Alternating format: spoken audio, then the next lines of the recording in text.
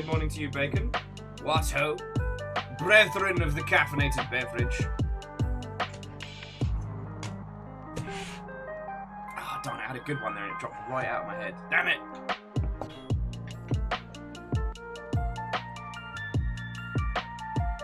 I guess I could go with Battle Forge as a brethren of the caffeinated beverage. That's pretty good. It was right there. Right there. And I lost it. How are you doing, Bacon? This is my first cup, so forgive me if I'm sitting up. It's not cold. It's not a cold. There wasn't a cold to start with. There's not a new cold.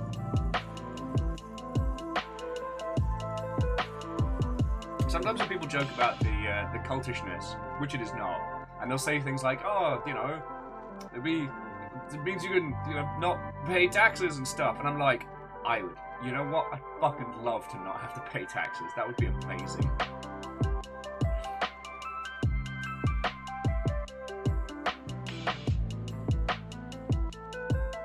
I'd have to physically own land, by the way, just in case you're wondering where the through line is that. I'd have to own land in my own name. God. I'll play the Church in the Darkness again. And Megaboss, hello, hello. Dastros, Watto.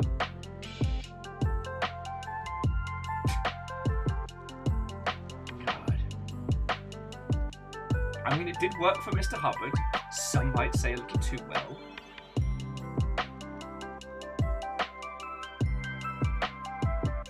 Reactor online. Sensors online. Weapons online. All systems nominal. Work has been killing me, but everyone's favorite Katie is back less than 3. Well, Katie, it is lovely to have you back. I'm sorry work is being an arse at the moment, but coming in. I know, it's a kind ball. I'm supposed to be starting at this I'm supposed to be starting at noon, because that way, you know, it's the right kind of time for lovely people over here in the US who are working or need some company. And, hey! Happy 26th anniversary, baby. I hope you remember to tell your loved ones about us this time, X.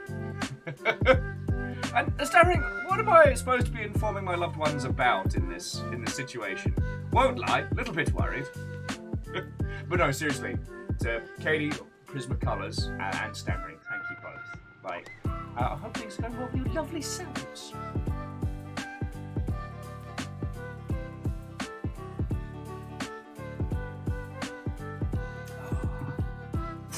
Everyone's saying I'm early. I'm supposed to be starting at this time.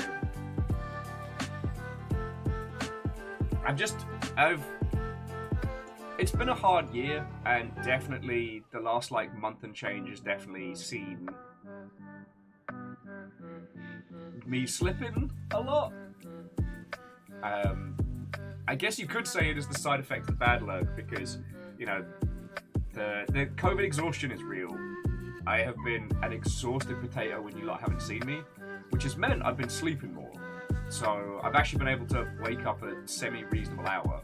Not reasonable in the grand scheme of things, but reasonable for the long shit. So the goal has always been to start around about this time. So that, again, peeps in the UK, Europe, places like that can come hang out for a few hours before they go to bed, and then I get to spend the day hanging out with everybody. So it's fucking good. Okay, firstly, Stammering Gamer, if I drunkenly promise to elope, we are not eloping in Tunbridge bloody Wells. We'll go to Vegas and elope like people with some class. Thank you, Tunbridge Wells. God. I've been drunk in Tunbridge Wells before. It's a very weird place. And Prismacolors, I'm sorry it's still kicking your butt from January. I hope it's not kicking my ass 8 months from now. Fuck you, time travel. Ehrman, Watto, and good morning. Sky Aegis, Watto, and welcome. Hello, Vanderbeest, and a household of Watto friend. Dari Quill, Catastros, Watto friend.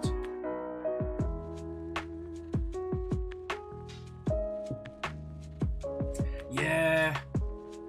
Sorry, friends. Catastros was saying they were replaying Call of Cthulhu: Dark Corners of the Earth, which it is not one of the great horror games, but it is a very important horror game. It's definitely worth your time.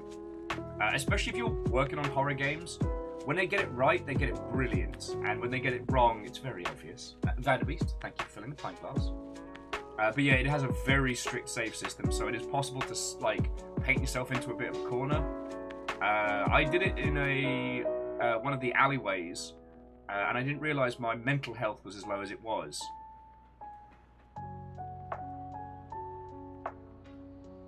Oh, Prismacolor's way cool. So Prismacolor's currently our goal, I believe, is November 18th. Hang on, let me check the date on this one real quick. Yes.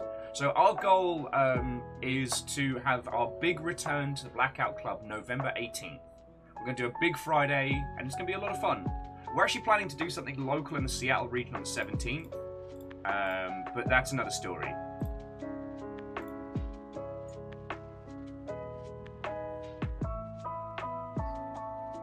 Yeah, Wolfgrad, that'll happen.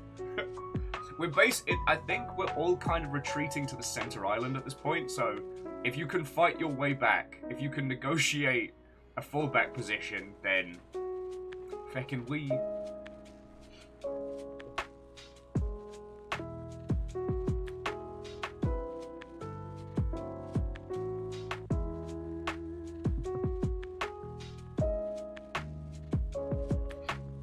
That's what I've been doing. Caffeine gave me a village so I could start like building up a force to help with what will eventually be the great final fight.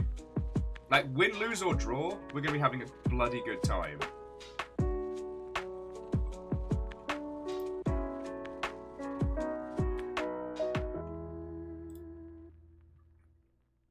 Anyway, friends, coming in. So, news-wise, video gaming and otherwise, I guess the happy little news for today is the Outer Wilds team are going to be releasing some of the music that didn't make the cut.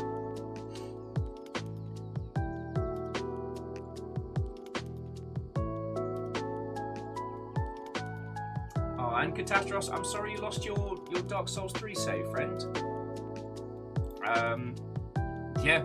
For those of you who don't know, after an exploit was revealed earlier in the year, before Elden Ring's launch, if I remember correctly, From Software took down the multiplayer support for a bunch of their games, including Dark Souls 3. Now, we've been doing what's called the Running of the Numpties, the class of 2020. We started a group playthrough of Dark Souls on the height of the height of plaguey flavored bullshit. And we were playing it through pretty much like every other week, sometimes once a month when things were busy. But we'd get everybody together, share group password, and help everybody get through Dark Souls 3. And I think we were into second DLC, if I remember rightly. Oh god, we were into third DLC. God. Anyway, the goal was to try and create some kind of, I guess, like a yearbook at the end of it, kind of a little testament to I guess a little testament to surviving 2020 for certain, but also like our own little like special setup. Yeah, we definitely reached the Ring City.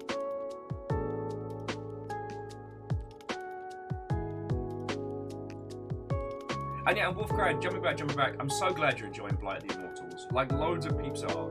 We did have one person drop out on the main game, and I wasn't keeping track to see who it was. So we might do 10 people for our next one rather than 12. Or we do smaller games with squads and see how people feel about that. But it's been a really good thing to just have, you know? You know, you only really need to play it like once or twice a day.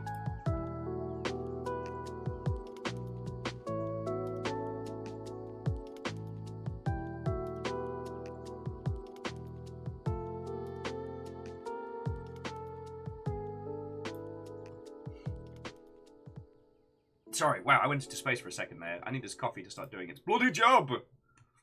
Right. So, video gaming news. I hate that I was right about SD Gundam Battle Alliance.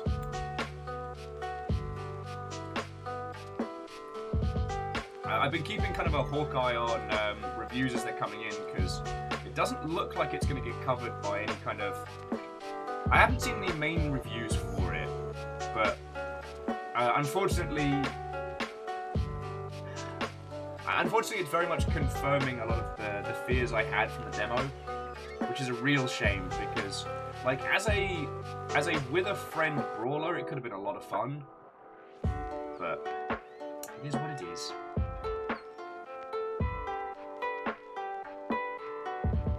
Oh, I'm so sorry.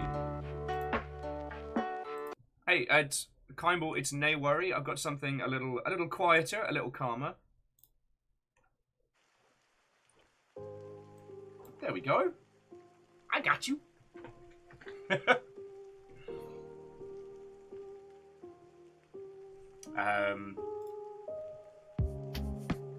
where was my brain? The interesting one is that we're going to be seeing a price increase for the PS5. That's something I did not expect. The US is one of the few regions that won't be seeing an increase in prices, which is interesting. But what's curious is that, oh, Captain Stephanie Barnes, Watto and welcome. Head of House Valkyrie returns, Watto. And Biggs, a good morning to you, friend. Yeah, PlayStation's going to get more expensive. And well, I can understand it in a lot of like the smaller regions. Like Sony has always had such a massive market domination in Japan, and now it's boosting the price. Like this is not good. This is not a good play. I mean, it's understandable considering the state of everything. It's just, oh no.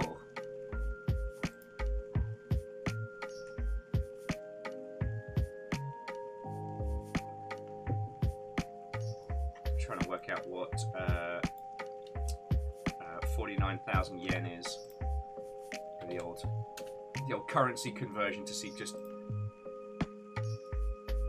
Okay, so from Japanese yen to American dollars, convert.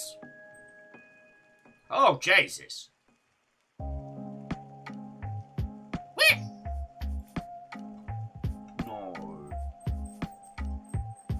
Oh, okay, sorry, that wasn't the increase.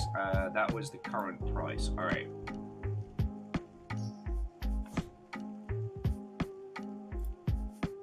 Sorry, I need to redo those calculations.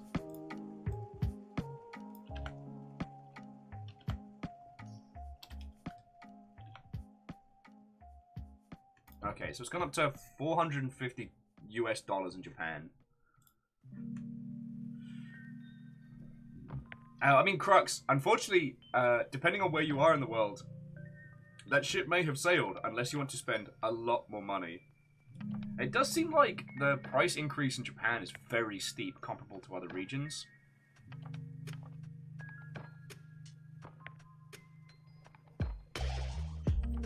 And it doesn't seem to be an arbitrary amount. Sorry, it doesn't seem to be like a percentage as well. It does seem to be, you know, with... It seems to be an increase with, like, consumer regions in mind. In the UK, the Ultra Blu-ray version will be going up to 480 quid in the UK, or the digital version will be just shy of 400 quid. It's a lot of money.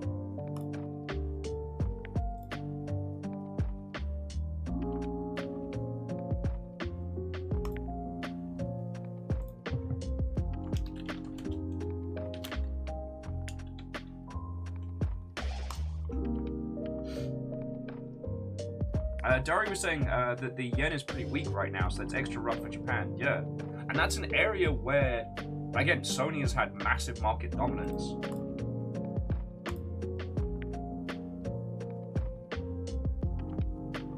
Oh. I mean, that's the other interesting thing. So, friends, where was it? I want to make sure I'm getting the dates and times right, but the Steam Deck has done so well that I believe the pre-orders are like reaching through into like end of 2023 now. So those of you who did manage to get Steam Deck, congratulations.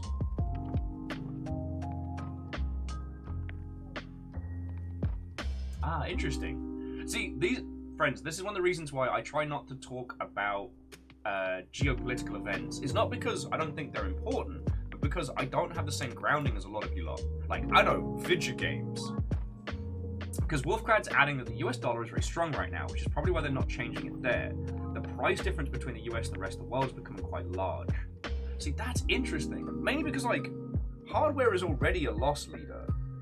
And we're about to potentially be heading into... Well, we're all going to be seeing a downturn throughout this year, possibly into next year. Whether or not this leads into a full-on, feck, it's a recession, who knows? Again, I'm not a... I don't understand, you know, geopolitical impact on financials and stuff like that. I have as much grasp as anybody, you know what I mean? But this doesn't seem like the time to try and do a cost offset unless they're really worried. You know, we all know video game consoles are already sold at a loss. The idea is that, you know, you purchase a console and then you buy everything else that goes with it, you know, software, DLC, a little cozy for your PlayStation controller, I don't know. But the idea is that by making that direct purchase on a console, you become that household. And you make all your purchases in that ecosystem. God, it's fucking fascinating. Again, it means that the Microsoft philosophy is probably going to weather the storm a lot better if there is a storm. Because, I mean, right now, friends, I don't have $500 to throw around. I have scary letters asking for that kind of money, you know what I'm saying? And again, friends, after my birthday and the 300,000 views celebration, we're no longer in scary times, so that's why I'm talking about it. But like right now, there are very few exclusive PlayStation 5 games that warrant that kind of price point. But you know what you know what I can afford? I can afford $15 a month for Game Pass. And the rotation of titles there that I do not even need to own a Xbox console for. But if I was to ever purchase one, if I was ever to purchase another console for this household, you've got to look at the choices there and be like, ooh, okay.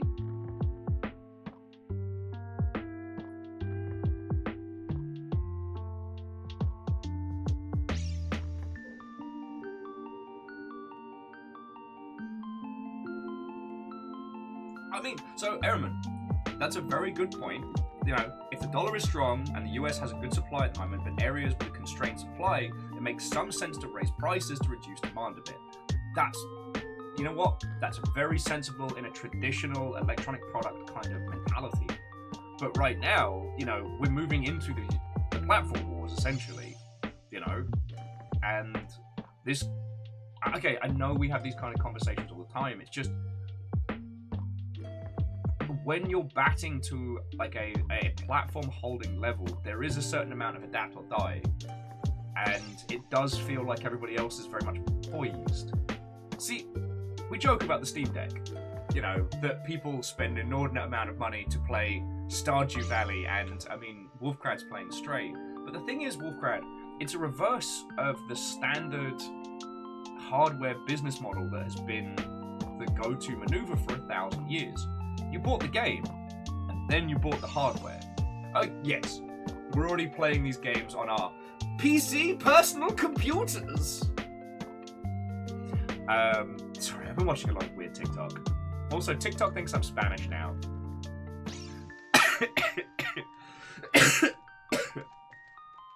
Probably because I've been watching Marty Cow's Quake videos. Anyway. The traditional business model is one you well know. You release a console, and then you release software and accessories, and that is the bulk of the money that you make. Now, whether it's people releasing them third party, whether you release them in-house, doesn't matter. It's those video game sales that gets you. In more modern times, we also have digital distribution and digital download. So you can spend money in an ecosystem without physically having to move things around, which is fucking cool.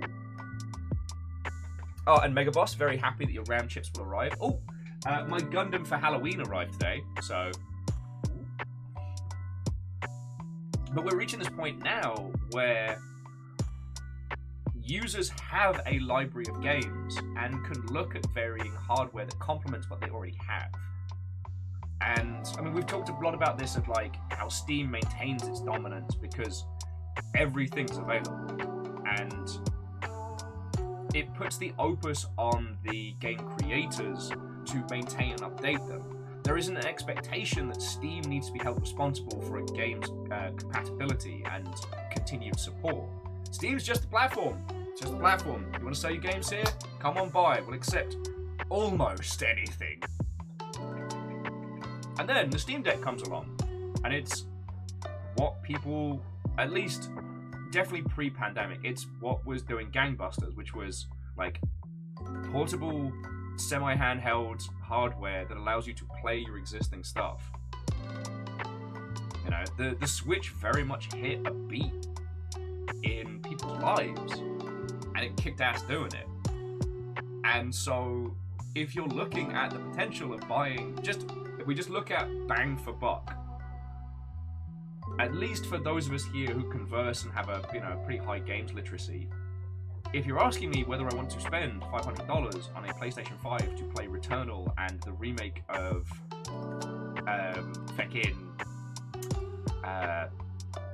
Demon Souls, thank you. Sorry, I was looking at Dark Souls over here and my mind went blank. Or I can spend less than that, get a Steam Deck, and I'm able to play everything that I have wherever I want. It's a piece of hardware that locks into the life that I already have, rather than asking me to buy into a whole new ecosystem and kind of hope and pray. Like, and this could just be me showing my age a little bit, but, you know, I have bought into, systems that didn't make it. I love the Sega Saturn with all my heart, but it did not make it.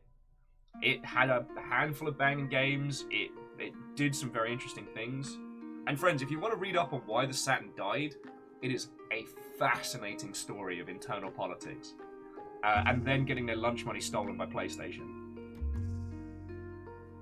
But it puts you in a situation where you've got to try and make as educated a guess as you can when purchasing a console. Unless you're one of those, loopy flush individuals who can have, one of everything. Now, Catastrophe was saying that consoles always feel pricey. They cannot wait to sink their teeth into the PS5 Ratchet & Clank game, but will not pay a marked up price for the privilege. Doubly so when they want a disc drive version to have some level of ownership of their games. Yes. And, I mean, we're in uncharted territory. This is all theory crafting, friends. And this is the reason why I love talking video games with you all. Like, I know it seems like I'm being like the wise meditating monk on the hill, like, yes, only with my white guy powers of the games industry can I possibly understand these genius things that no one else does. I know. But the reason why this is so fun to talk about is because it's not solidified. There's history, but there's no precedent. Anything can fucking happen. Like... And this is the reason why I love talking it with you. So, like, any thoughts or feelings you have on this are incredibly valid. Where was I going with this level of banter? Oh, yes, just that with both Sony and Microsoft, we have seen that they do have a penchant for abandoning support of online systems. Alright? Now, I understand, even though these are big monolithic organizations that have existed for ages, they go through radical sweeping changes. But during the 360 era, we saw a massive shift in priority for how, Xbox presented its games, essentially killing this burgeoning indie market they created. And Sony has had no qualms in shutting down old online stores, essentially removing people's access from digital games. For as long as Valve is kicking around, their dedication seems to be, if you want it, you can buy it. So long as the people who made the game, or the publishers who made the game, make it available. Now, the flip side of that is, in terms of products, it is on the game creators or us as consumers to know whether or not it's going to work. And sometimes it's infuriating. you all know my feelings on Lost Planet 2. It's such an incredible game, and if it was available on Steam to play with people, God, it would be gorgeous. However, and here's the irony of this one, Lost Planet 2 is not playable. You might be able to get it working on Steam with some serious hard work. I mean, but we're talking like messing with Windows files tier hard work. We're not just talking about like running a compatibility box, because do you know what they jammed all up inside the PC version of Lost Planet 2? Games for Windows Live. And I know it's a butt of a joke thing, but we're still feeling the ramifications of Games Windows Live being bad and then being abandoned. Oh god, yeah. And Ehrman, I know you know this, I know all of this lot knows, but yeah, like, the cost and engineering time to maintain compatibility with a game, just in QA alone, is massive. Like, a good compat lab, which is to say, like, a good collection of myriad of different PCs of varying configurations for testing compatibility, is not cheap. Honestly, friends, it's why most of the people outside of big publisher-owned studios will outsource QAs for those very reasons. It's a very real cost. I mean, Megaboss, you've seen... Okay, Megaboss has seen through my my ruse. I'm sorry to inform you, friends, that no, I do actually think that that nufters are great and amazing and wonderful and have no downsides. I just don't want to pay premium on GPUs, so I need them to die so I can afford fancy graphics cards. Maybe even some liberated Gundam graphics card. I'm joking. I'm so joking. Oh yeah, and Kaiba, you're right. They do, like, okay, smart players will outsource porting to older platforms. Make that somebody else's problem. Honestly, friends, the most telling death of nufters. So last night, I just decided to choose chaos. Like, I wanted to...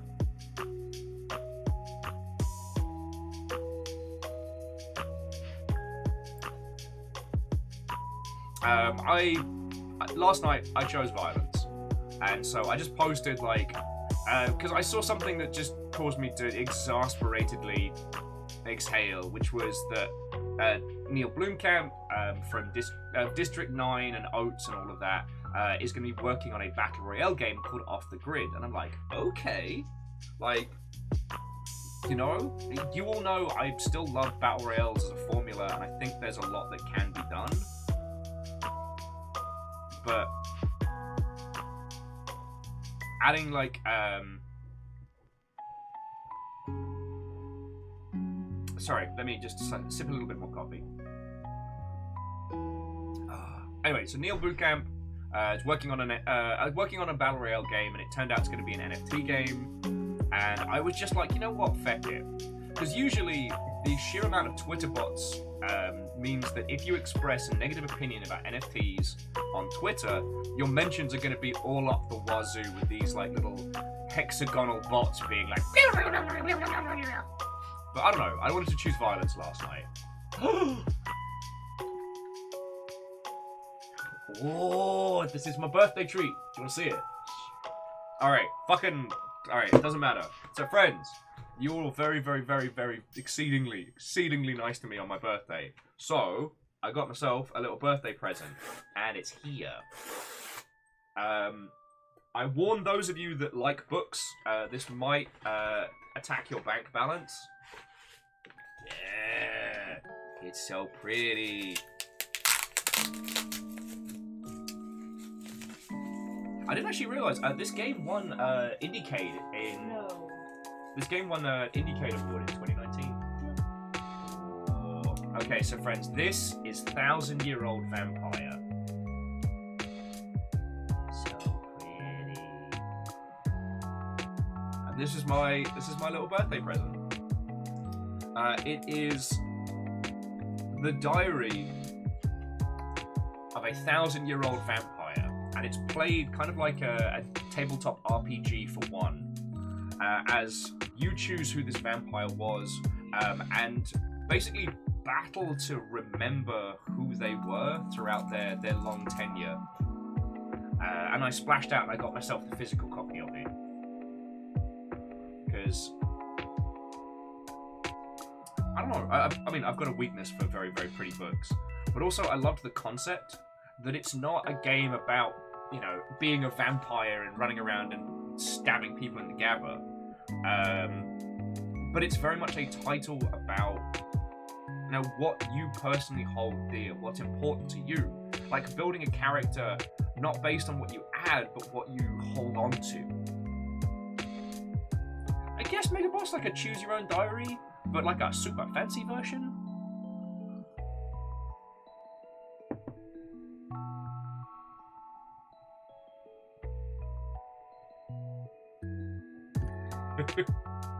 So yeah, this was my little birthday treat to myself, and it's utterly gorgeous. Let's see if I can find some good pages to show you.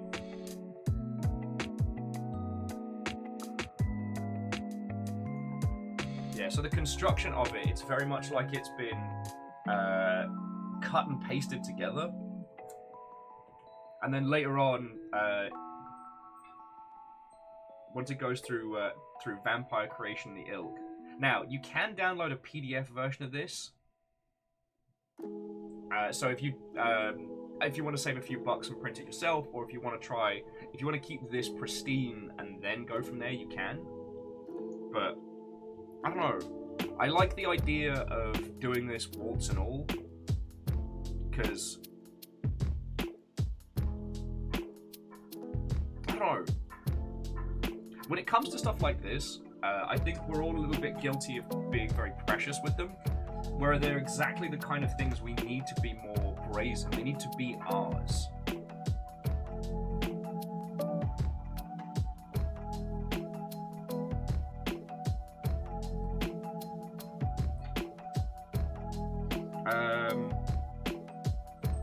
Well, they're in Roman numerals, Kimball, so it might take me a while to translate. But yeah, I just wanted to let you all know that was the little thing that I got for myself for my birthday. I wanted to say thank you. Oh, lovely boy. Are you okay? Amos hurt his leg running around too much yesterday, so he's very sad boy. He's very, very sore, very sad boy. I know, it's very hard being Amos. It's so hard being a baby boy.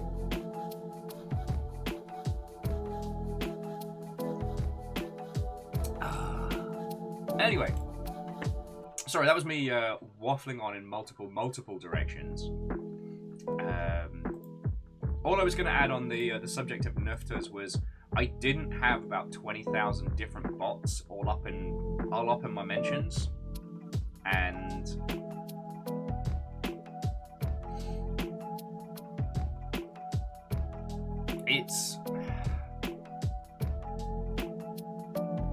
it's an interesting one because it means that there's no longer a value in running bot farms to create the perception that Nufters have value.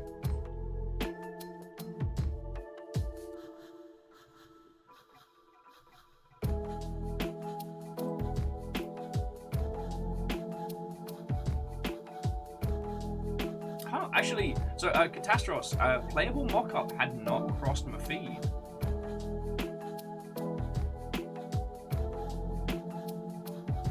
So thank you for letting me know on that one. I'll add it to my wish list. We haven't done a lot of horror games because, I don't know, I love horror games, don't get me wrong, but I feel like we've all been going through so much shit in the last couple years that a little less horror is not a bad thing, you know? Like, I can see us going back to horror games. Well, I guess I've been playing Bloody Depth intermittently, which is my greatest fear, so...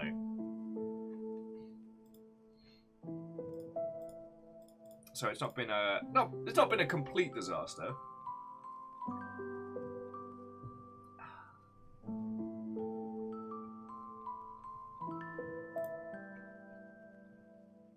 Okie dokie. Roman numerals? What's that in real numbers? XLIV. XLIV? Then why not say that? Who can remember 44? You're right, Bacon. You're right. The fault is with myself.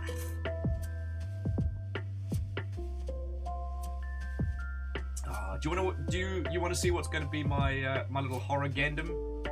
Well, what's going to be my my Ash from the Evil Dead gandom? It just struck me. I don't know Ash from Evil Dead's second name. My brain keeps saying Ketchum, and I'm like, no, no, it's not. That's a very different Ash, and I hope for both their sakes they never end up in each other's worlds, because poor Ash and Pikachu are not ready for the Deadites, and the world of Pokemon is not ready for the chin that doesn't quit. Ashley Williams, thank you, Fred. God, I'm just not with it today. It's coffee to do its fucking job. I haven't actually had the chance to try the new Evil Dead game. It seems like a fun group experience, but I wonder how much more there is to it. We're kind of in a strange point these days where it's not always possible to have a true understanding of online titles and how well they're doing. Like, Twitch is not always the be-all and end-all measurement for how successful a game is. And, like, I guess Steam stats can be good, but as we saw with Evolve, that doesn't necessarily indicate whether or not there's an active community for that game. So, I don't know.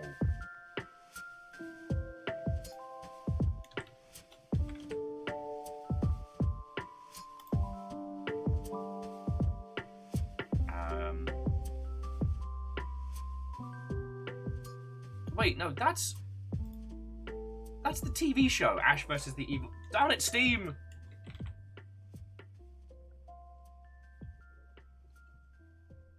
Ash uses boomstick. It's super effective. I have seen some of Ash vs. the Evil Dead, the show, and when it wants to go horror, it's like they bring Sam Raimi back in for a couple hours just to fuck everybody up.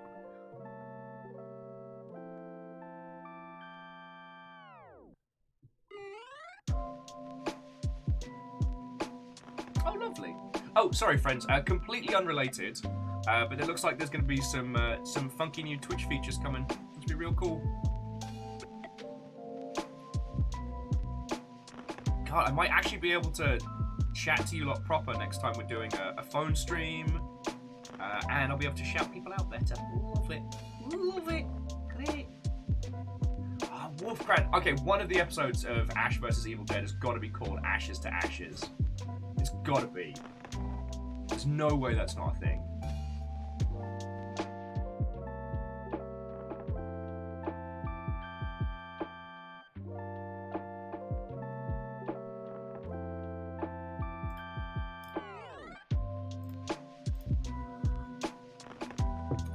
Oh, sorry, friends. And the other bit of random news. So Megaran, Longshipian frequenter and exceptional musician. Turns out he had one of his tracks on the new Clerks movie, which is fucking cool. They're doing a screening with Kevin Smith in Seattle, but like tickets are $150, and I don't know. Sorry, that was me going off into. Okay, quick question. Have any of you seen the Jay and Silent Bob reboot film? Because, I mean, if you have, you know what I'm talking about. It's simultaneously terrible and brilliant. And I don't mean that lightly. I mean, it's almost like it's two different films. The first one being very much kind of like a retread of Jay and Silent Bob Strike Back with the same beats and humor. A lot of returning people, and a lot of, I guess, Kevin Smith's friends. And then the second half of the film is a meditation on growing old in nerd culture and what it means to be in that space. And it's simultaneously the most ridiculous film, but also some of the most poignant to individuals like ourselves. And I guess the reason why I don't want to meet Kevin Smith right now is it very much feels like as a creative and as a nerd, he's kind of said his goodbye to nerdery and nerd culture, and I can't see myself doing that. You know, I can't see. I think I will probably end up living disgustingly old because only the good die young. But I can't see old Will not wanting to still go to PAX, even if I gotta, walk around in my little power armor. Do you know what I mean? Sorry, I didn't mean to get all philosophical at you at before 1 o'clock in the afternoon. And Ikoa, I'm exceedingly glad that you got to play some Operation Tango. That game is feckin' fun. I guess you don't need me to say that because you played it as well, but... Oh, and jumping back, like Catastros, telling me about a game I don't know about is genuinely an achievement. I go to a lot of lengths to keep up on what's coming out. Now, obviously, we live in a time where there's now more games than ever. Like, I don't keep up on itch.io releases. Things need to kind of break out of the hobbyist sphere to kind of proc on my radar. But, like, I read the hot sheets daily. I use a site called Keymailer, if you haven't heard of it. And Keymailer is a site for individuals like myself to make requests of Steam keys and video game keys. But it lists everything that's coming out on Steam and the rest. And I mean everything. Like, there is absolutely no chill.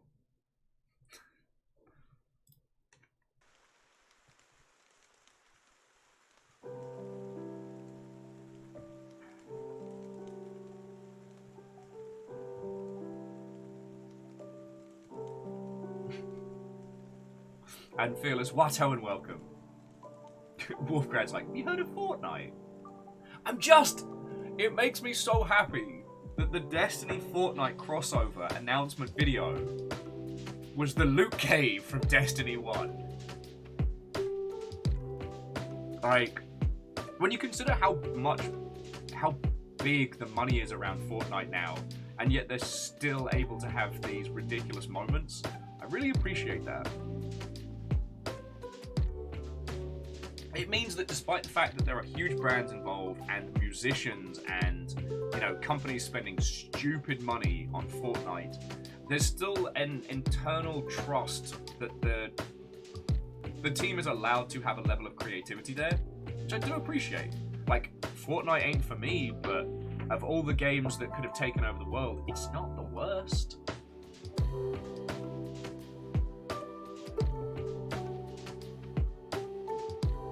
Oh yeah, Bacon.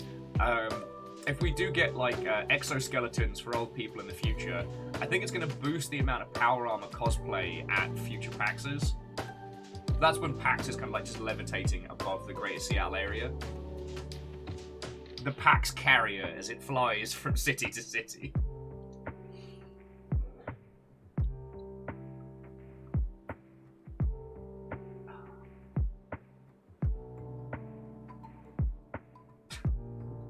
Okay, that's hilarious. Fearless was saying that even in Elden Ring, you cannot escape it, with every 5th soapstone message being someone saying, Fortnite. Bravo. Bravo! Oh. Sorry, my phone's digging into me. Oh.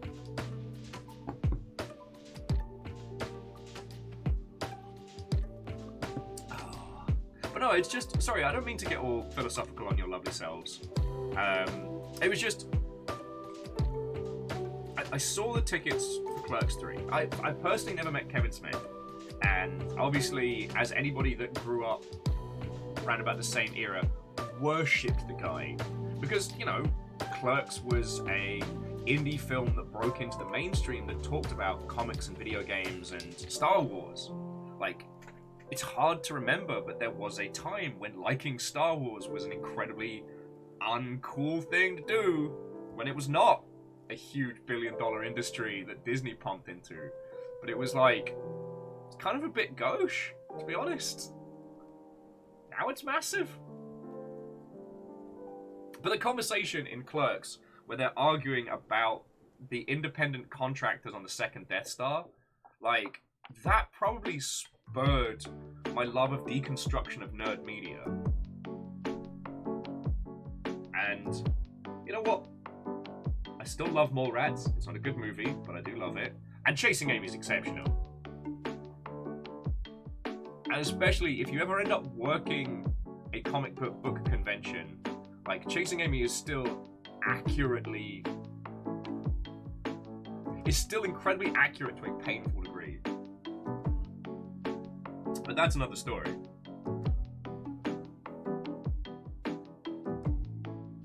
So Wolfgrab was saying they don't know much about the working conditions at Epic, but they get the impression that they're having fun.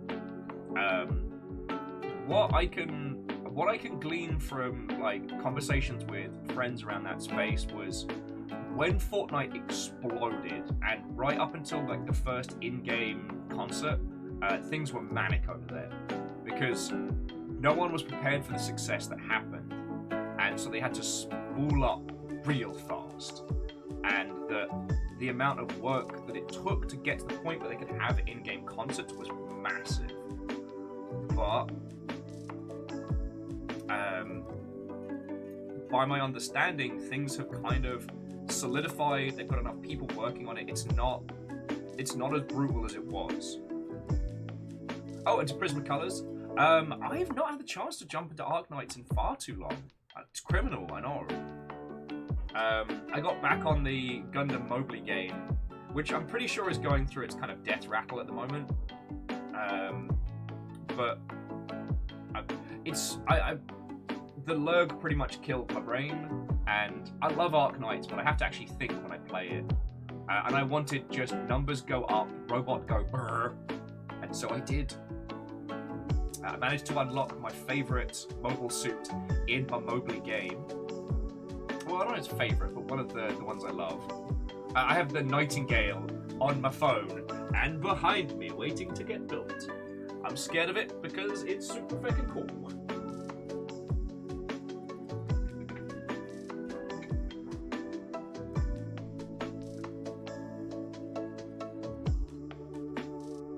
Oh.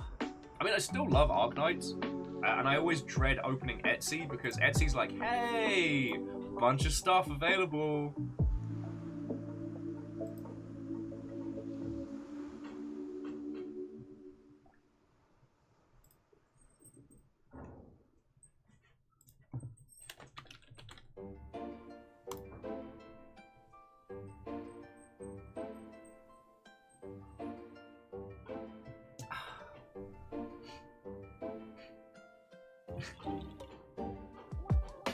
Oh, Prismacolors, I'm so sorry. Yeah, Etsy has a ton of Arknight stuff. I think the only thing that I would have cracked on would have been No, you know what? I am not going to finish that sentence because it's going to sound like I am fishing for stuff, and I am not. I am an individual doing very well in want for very little. I mean, if any of you happen to fall upon an entire Spanish galleon full of gold, then let's talk. But right now, I am not a person in want for a lot.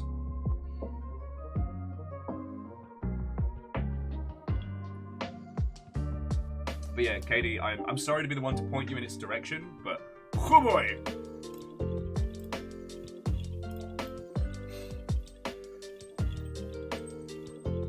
You okay, baby boy? Amos just limping around the house. But yeah, friends, like, aside from, like, Video Gamery News, which has been kind of, like, everybody got all of their Gamescom announcements out of their system. I guess it was the PC Game Show, which was primarily horror-focused, weirdly, but all I really did, I played a lot of the Caribbean Sails some more last night. I've reached the point in that game where it won't be fun to watch. You have to do a lot of back and forth to, like, upgrade your ship and get cash. You basically have to go from, like, Iceland, or I think it's might be Cape Town, to New York, and you just stock up on luxuries and then sell them for a huge point. Yeah, Prismacolors, Katie, I'm sorry. I didn't mean to personally do a damage to your paychecks, but there's so much good stuff. Says Will, bringing it up now.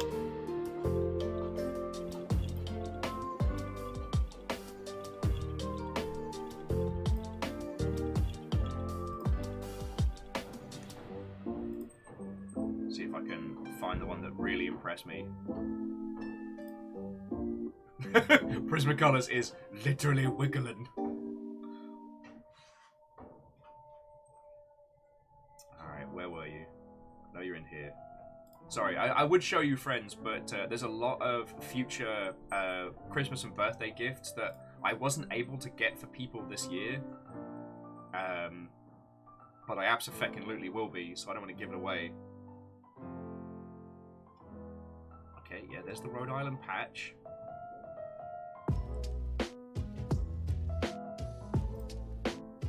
Yeah, sorry, you've got to kind of look at things from second screen mode.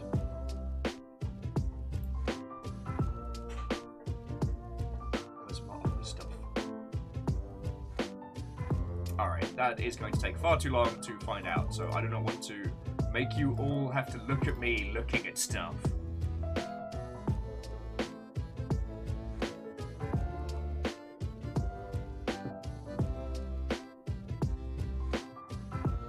Yeah, and Katie, we get the Arknights anime at some point this year, right? Right?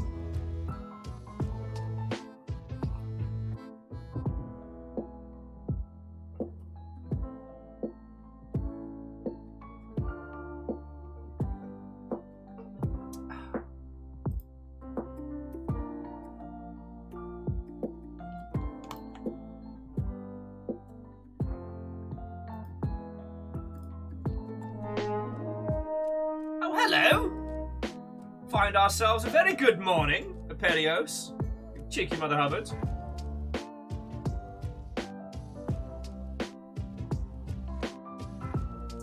Wellity, wellity, wellity. If it isn't Mr. Takes pictures of me while I'm eating.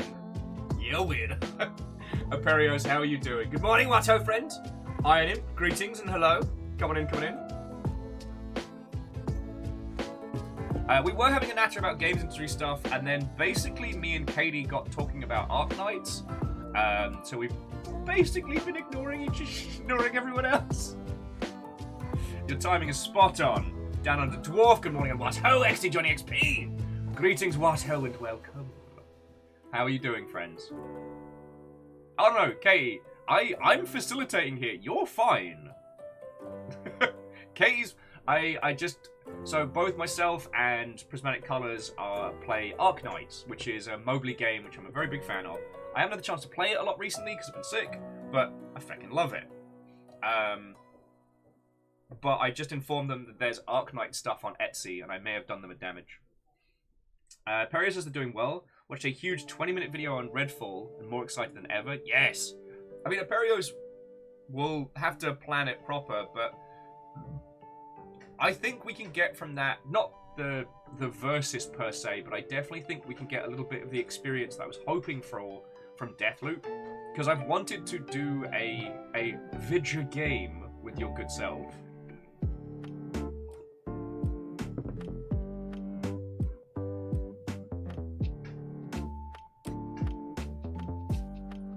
I'm not sure what you mean.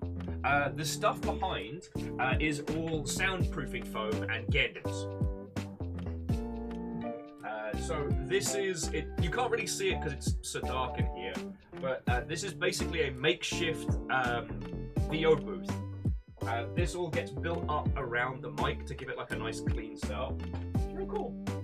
Also, Miss Spooky Gundam's here. Got it from U-Tab. I mean, I'm going to show you lot anyway, maybe so I can write it off on my taxes.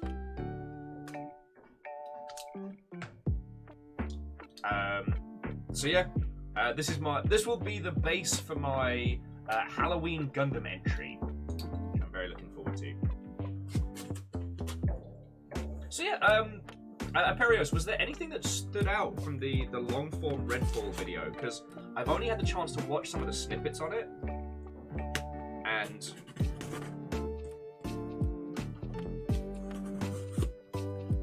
I won't lie, like, I'm getting very excited for the idea of kind of like session-based open world stuff. I think they got it down pat with Deathloop in terms of like turning a small area into kind of like a repeatable playground.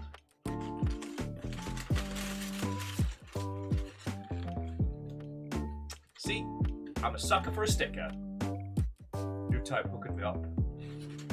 It's based on that thing with the people in the fucking clothes. Alrighty. And I know it doesn't look like much now, but this, dear friends, this will eventually be Ashley Williams' mech. This will be the Ash from Evil Dead. So I kind of went for like the swole chest. So that's going to get painted, that's going to get customized, all the good fun stuff there. Also, Aperios, I don't know if you've been keeping up, like, Twitch have announced a shit ton of stuff this morning. I know we don't really talk about Twitch in the general here, but there is a ton of features that they've added. And last night, the inbuilt charity system got rolled out. Sadly, it's only available to US charities at the moment, but like one step closer to making everything a lot easier for, you know, raising money for good causes.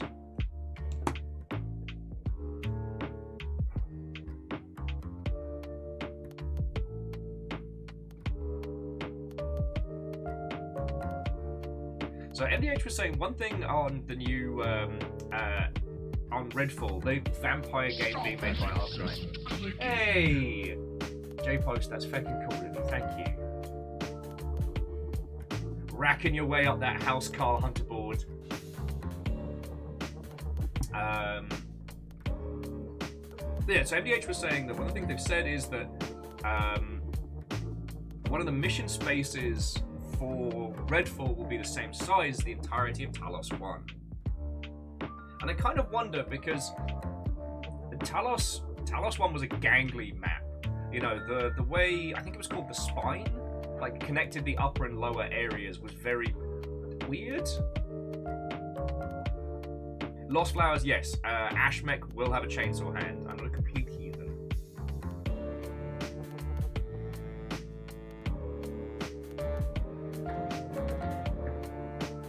Though I haven't decided if I'm going to blood splatter it yet. I reserve the right.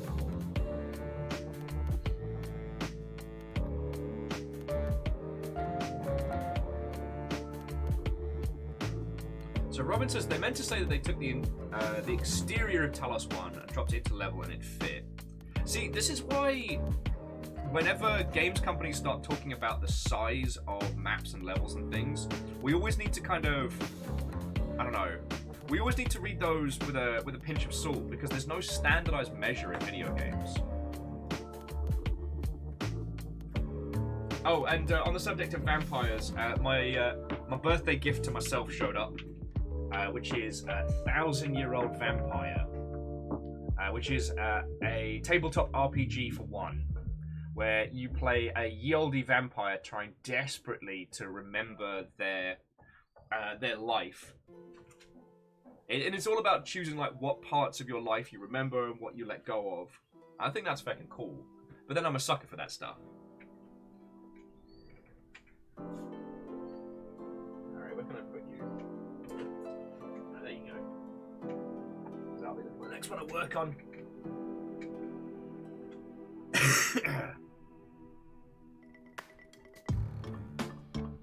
Okay, and that's cool. Perios is just adding as well that for Redfall, it's not designed for vehicles, it's designed for foot travel. If you haven't seen Redfall, it's a really fresh-looking, like, people versus vampires, kind of a open-world multiplayer. So designed to be played with, like, 2 to 4 people, with a myriad of different characters, with kind of like quirky ghost powers versus over-the-top vampire nonsense. It looks like it's going to be a lot of fun. I will say, on the subject of things that look like they should be fun, sadly it does look like the Gundam SD Alliance game is not, which breaks my little heart, but sadly it is what it is. if you are considering picking that up, I would seriously ask yourself how much you're okay with very repeatable kind of Skylanders-esque combat, and then weirdly overly complex Sekiro-like bosses.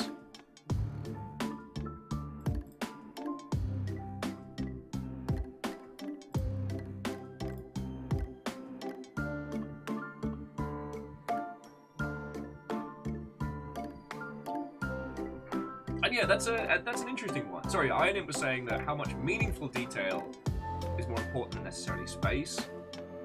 But it's more the case of, like, inside of a game engine, there is no standardized measure of size. And so when video games start talking about, like, areas being big, it's kind of a bit of a... It's kind of a bit of a PR doublespeak, you know? If...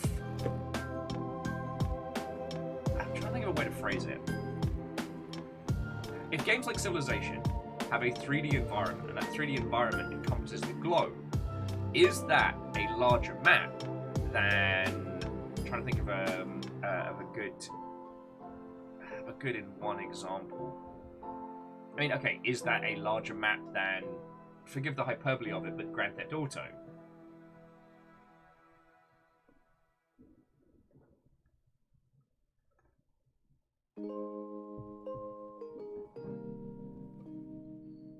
And again, I apologize. I don't mean to just throw out such like basic banter, but it's something that's very interesting. People only really start talking about the size of maps when it comes to open world games, and even then, like when you think about it, things aren't to scale. You know,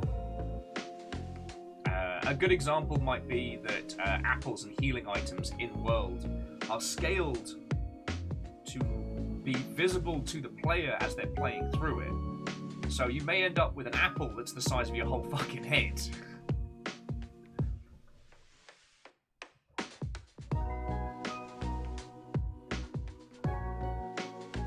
I guess I'm talking more about scale.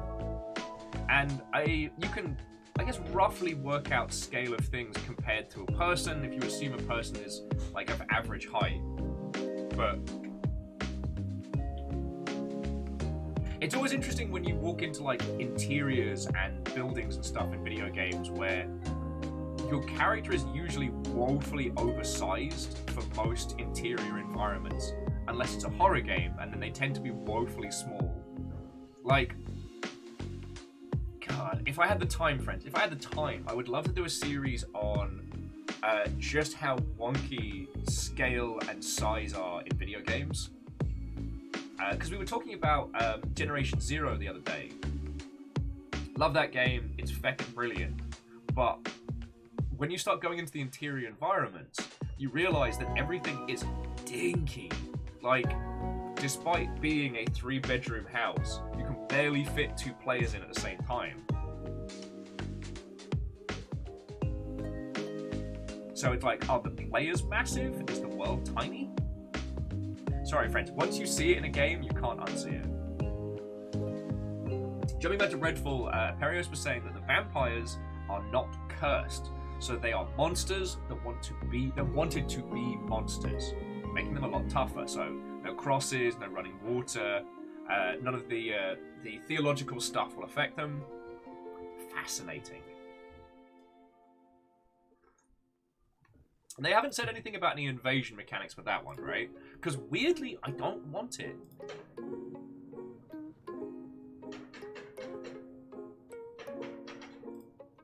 Like, I don't know if that's a strange thing to say.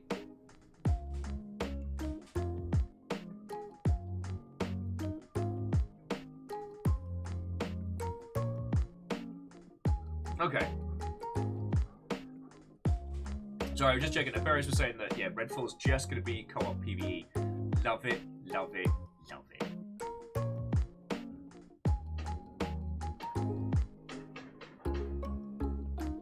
Because I felt like Deathloop was a great concept that really struggled to make it all fit together. I've been playing a lot of Sniper Elite, as you well know, and while I hate the thematics of the invasion mechanic in that, mechanically it's very good.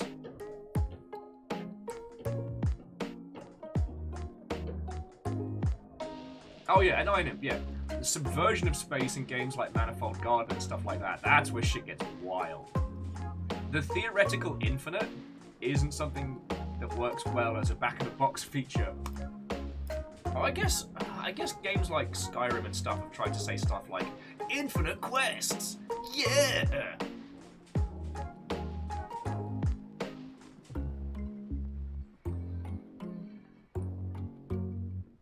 Sorry, friends. There's this weird no man's land between like feature implementation and excuse me, buzzsaw sound coming through. And you guys, I don't want to listen to your buzzsaws. Sorry about that. No, there's this weird no man's land between like what a game actually does and things that can be pulled out and used as marketing buzzwords or as back-of-the-box features. And sometimes those create some very, very strange half-truths. Yes, there is technically infinite quests that you can do in Skyrim. Technically, you know. Manifold Garden technically can go on in infinite environments.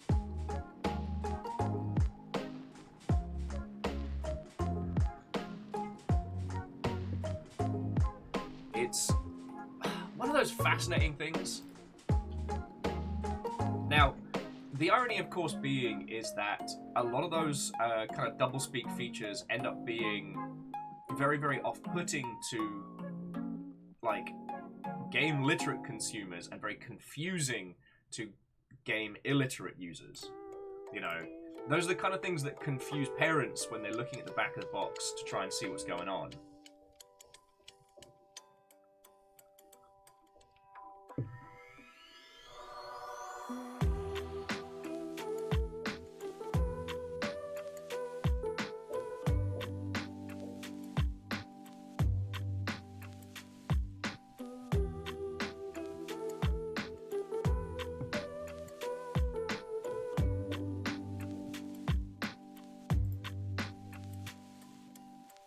Sorry about that, friends.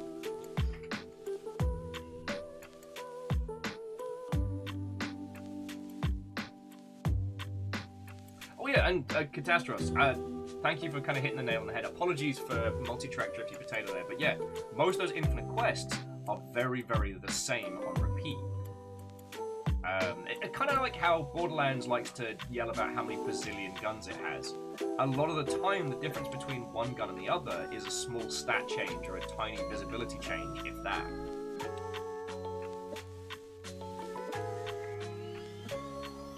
Oh yeah, Sorry, Iden was saying that Quad, aka Kaiser Quad, which is an ASCII-style open RPG, I highly recommend it.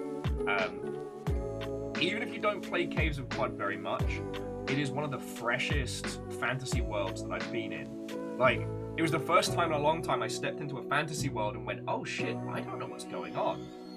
Probably since, God, Morrowind? God, Morrowind was so good for that. Even if I did die so many times in the opening area of Morrowind just trying to work out how to play. Okay, sorry, I'm still mad about this. I'm still mad. So I walk into a guy's shop.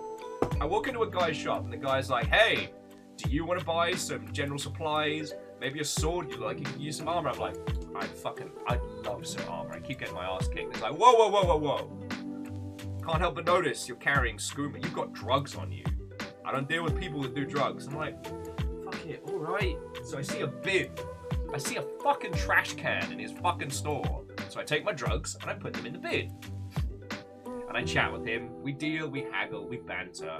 I assume that we share stories from times gone past. And I go to leave. So I take my drugs out of the trash can, and the dude's like, stop! That thief! He's stealing the drugs that I hate from my trash can! And calls the fucking guard on me. I'm so mad. I'm so mad!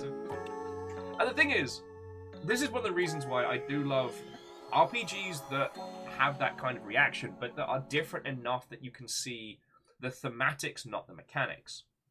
Because there's two ways to look at that. One, it's a janky Bethesda game, and the game doesn't understand the difference between my things in someone else's storage bin. But the other is that guy just shook me down for drugs. That guy's like, nah, I ain't dealing with any no drugs in here. Boo, drugs are bad. Drugs are bad, okay? Put those drugs in that bin right there, otherwise I'm not talking to you. Which I fell for. And then when I went to take them back, I was like, hey, that guy's stealing my drugs! Like, I just got hustled. I love it.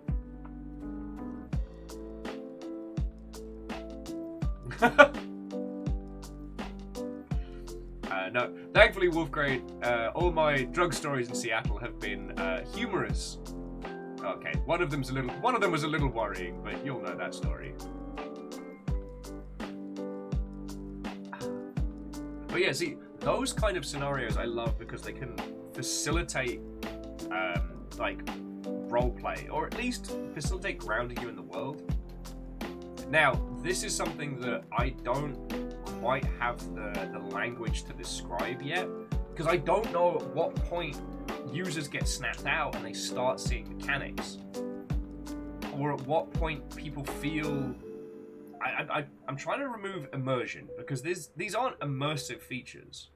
You know, these are, you know, mechanics that sometimes go a little screwy, but when the person feels that they are the character, like, that's the goal, right?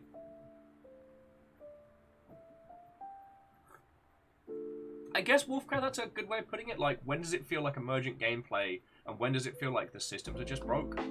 I don't know where the biting point is on that line. I'd love to deconstruct it at some point, but it would involve a lot of work.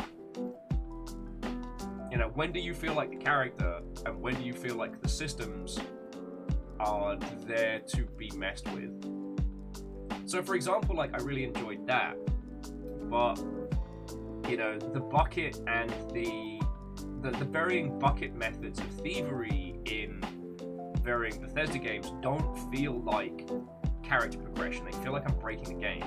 And if you're wondering what I'm talking about, so in Skyrim, take a bucket, flip it upside down, you put it over an NPC's head. If they can't see you, they can't see you committing crimes. So you just steal everything that's not nailed down. In Fallout, God, I can't remember if it was... I was definitely in 4. I can't remember if it was in New Vegas. Bethesda games have a system where you can physically pick something up in the world and drop it without taking it and putting it into your inventory. So what you could do is you could grab a crate, just an open milk crate, and you could pick up items and drop them in the crate, and pick them up and drop them in the crate. Because you own the crate, you can just pick that up and then trundle out the shop, and biggity bam, you've got free jam. And that doesn't feel like I am being a master thief and being clever. It feels like I just broke stuff. Like, I basically just put all the shit into a shopping cart and went, pay you later! Kyball says, New Vegas, you can hide behind people and kill everyone. Yeah. Actually, Kyball, on the grand list of things I wish to stream for everybody is the Fallout New Vegas Kill Everyone project.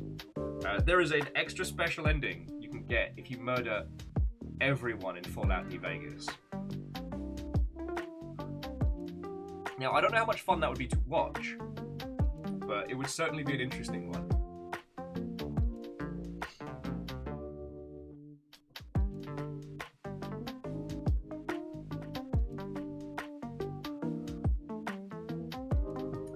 Now, I wonder if it's also due... So, we're going back to Morrowind. Morrowind was very good for random encounters that felt like they could have happened anywhere. I think the wizard that that falls out the sky and dies is a really good example of creating things that allow the user to treat things as thematics rather than mechanics. Sorry, friends, and please, like, you know, get the fucking squirt gun if I start getting too highbrow on this one. But the idea that things within the story can help ground us in the world and help us stop looking at the mechanical effects of it. So if you haven't played it through, In Morrowind, as you're walking around, a wizard will fall out of the fucking sky and just die on impact. And it turns out he's been working on a spell to help him jump really high, which worked. The problem is the spell did nothing for the landing really fast part. And it's just this surreal moment where you're just trundling around and the wizard just goes, duck! Dead. It's spontaneous and weird and odd, and it creates a situation where you start looking for these weird parts as part of the world. And it also helps that Morrowind's kind of got that weird, we built everything out of strider bugs kind of vibe to a lot of the areas. Okay, so Catastros and Robin were saying that he's at the very beginning of the game after you leave Starterville, on the road to Balmore. I mean, that's feckin' great. So that really gives you a grounding. I mean, Robin, I didn't have money for the Strider, which is why I had to walk. Yeah, at MDH, we would have to be methodical murderers. If we did a Fallout New Vegas kill everybody run.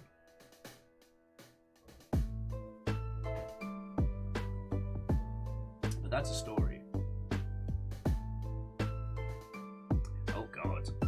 Sorry, Iron Imp said they did a completionist murder run of Fallout 1, and the hardest part was the Brotherhood Bunker Hill base. God, yeah. Tiny Will tried to break into the Brotherhood of Steel in Fallout 2. Like, they had their little outpost in one of the areas. I spent so long trying to break into that, and when I succeeded, I got very dead. God. But then again, like, Tiny Will had a lot more patience.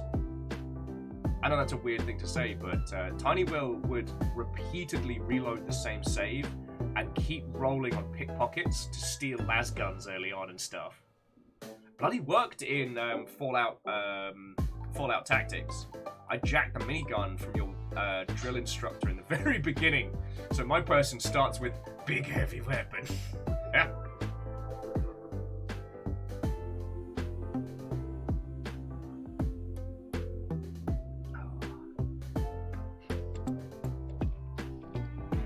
I also will say I missed the magical item crafting in Morrowind. I'm sure I've told you this story like 8,000 times because I love telling it. But I got a ring and enchanted it so I could see perfectly in any environment for 1 second. Because that's all I could afford. So I would go through these dungeons and stuff and I'd like cast ring and I could see perfectly and then black. And then so I'd try and run in the direction I'm supposed to go. Be like, cast ring! See perfectly, run in the direction I'm supposed to do. Cast ring! There's a vampire right there. And I'm like, meep! And then the ring wears off. I died in that cave.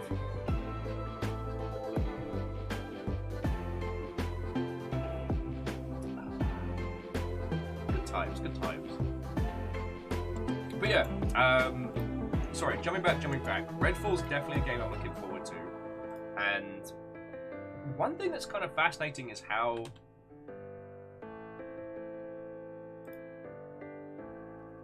Arcane haven't been just sticking to one through line, especially for a studio owned by Bethesda initially.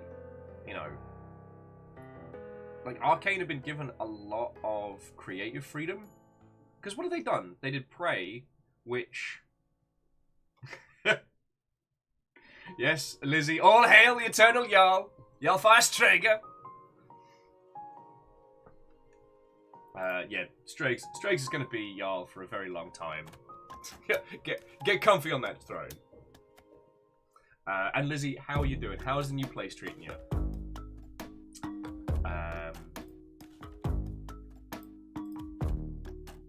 Shit, what am I nattering about? Oh yes, just that Arcane Studios keep being given so much freedom to just do what they want. Really kind of cool.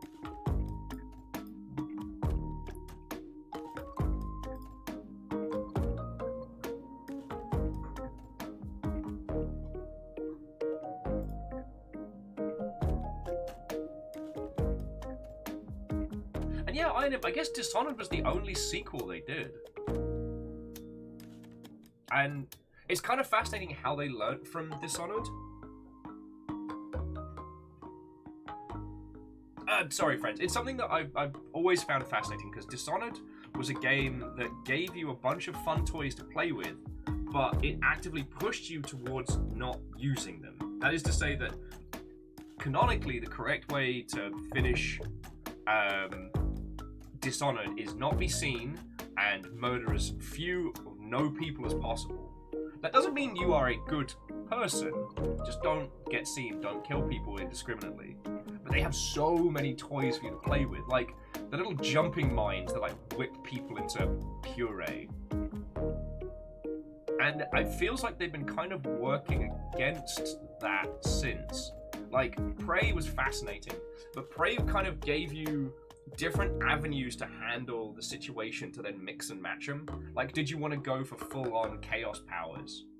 I did feel like Prey kept hinting that using the squiggly powers was a bad thing. But I wanted to go full-on turret friends, so that's another matter. I guess they underestimated what users will do to kind of keep to go for the correct path. Oh, okay, so Lizzie says they haven't moved yet, but excited to finally have seen it. Moving the stuff happens this weekend. All right, Roger. Well, Lizzie, just in case I don't get the chance to say, good luck, and I hope it goes smoothly. Oh yeah, and Catastrophe, I know we've talked about this like 50 times, but the non-lethal assassination options in Dishonored are so much worse than just stabbing them in the neck. Well, so Catastrophe, that's the weird thing, is Dishonored was, here's some fun toys, but here's consequence. And more often than not, users chose to adhere to the consequence of the thematics. Users wanted to do good, or at least wanted the stat screen to tell them they were doing good. Myself included. Like, I did a 1-kill, no chaos playthrough of it. And that one guy, it wasn't even me. He died of a dodgy heart or some shit. I'm still pissed about that.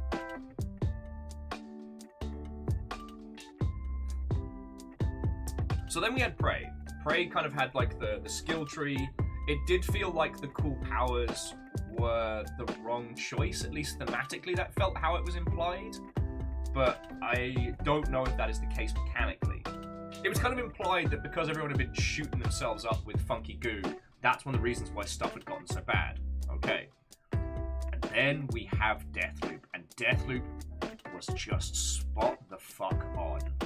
Now, with Deathloop, you can go through each mission stealthily, drifting through. You have all the same kind of powers that Corvo had. You know, blinks, teleports, look over there, distracts.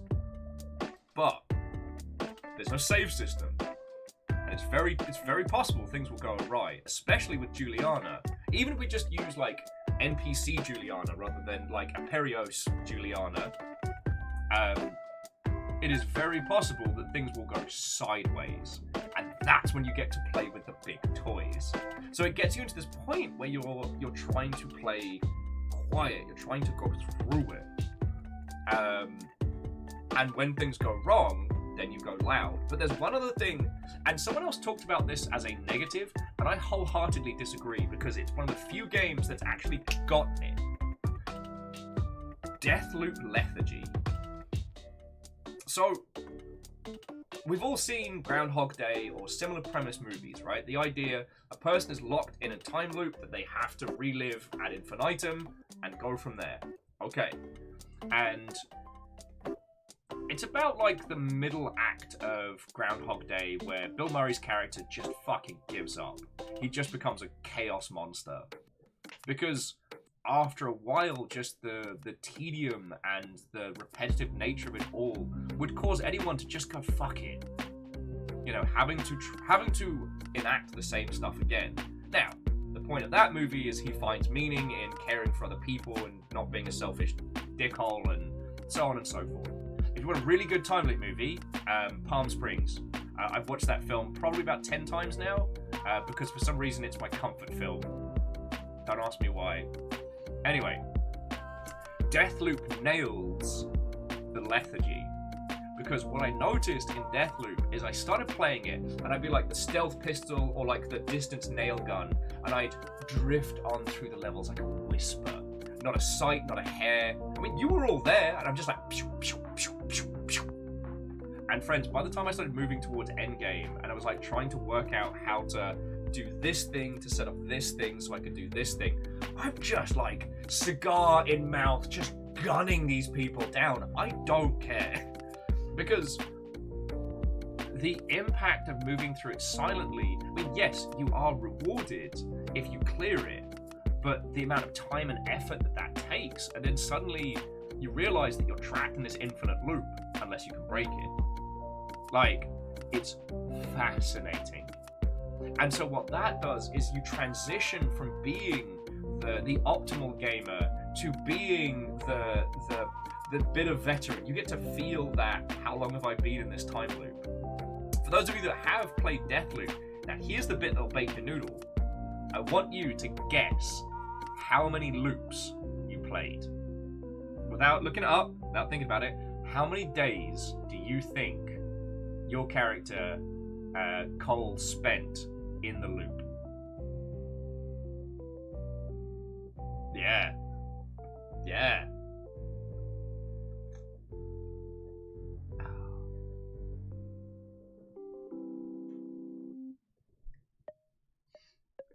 Sorry, fly buzzing around. Katash was saying like wild guess 10 years, maybe longer.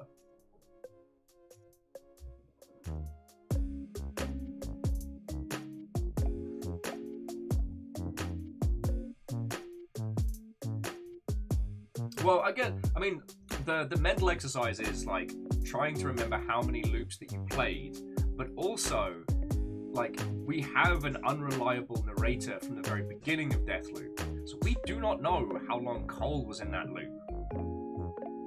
Fucking fascinating. I love it. So it's going to be really interesting to see where Redfall goes because of all these lessons learned. Like, Redfall seems like it gives each character like a lovely little play set of different abilities to get stuck into. I will be asking Aperios very nicely if I can play as the sniper. But there's a bunch of cool characters, so I don't think at any point it's going to be boring to play as anyone. I just like doing the sniping, I'm good at it.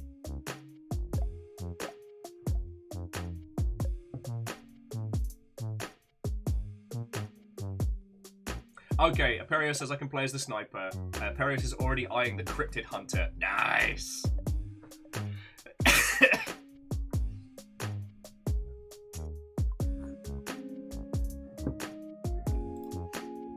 Okie dokie Lokis. So, on the subject of those video games, so I have a very, very weird title for you today. And you know what? I'm struggling with trying to find a better descriptor than weird or odd. This is the game I mentioned yesterday and the day before that basically just defies understanding. We will be playing a 2D platformer in a glitch fragmented world that will be attempting to reconstruct while also exploring. To quote, it is a glitch venture game where you explore a lonely and unstable world with glitches, forgotten ruins, and unknown lands of and abandoned in a lonely bulletin board system. Corrupt the world to find new paths, find the worlds behind 1,000 doors. Like, feckin' yo. We're going to break and reconstruct a feckin' forum to move through a labyrinthian glitch maze.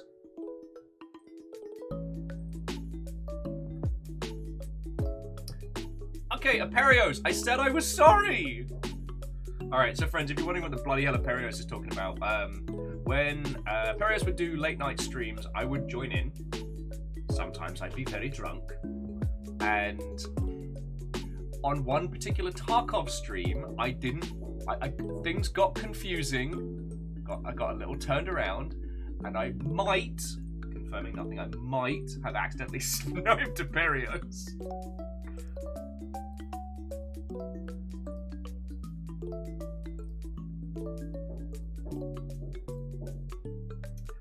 Thrame, I don't know if this is going to be End of Evangelion again, but yesterday's game was so good. Like, honestly, this just looks like a little mix of Super Dust Force N+ meets just a deconstructed glitch venture. As I said, I mean, this game came out in 2016. I don't know anybody who's played it, and every review of it says this game kind of defies description.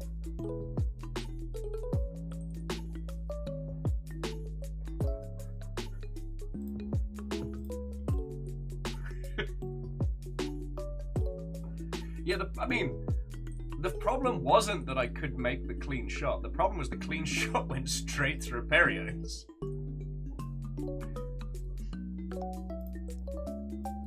God.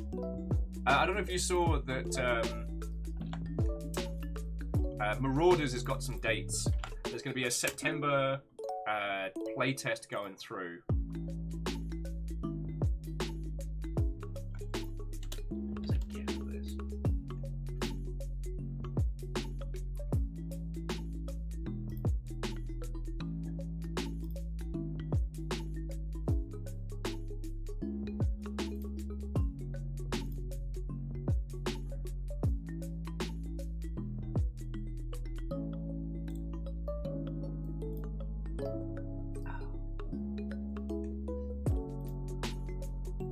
Sorry, bear with me a second, dear friends.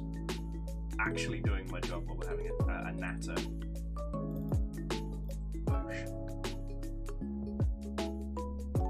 XT joining XP, I would love to do another round of Blight of the Immortals. And we'll definitely do what we did this time as well, which is kick it off while we're all together on stream. Because I think it was a really good way to get everyone together.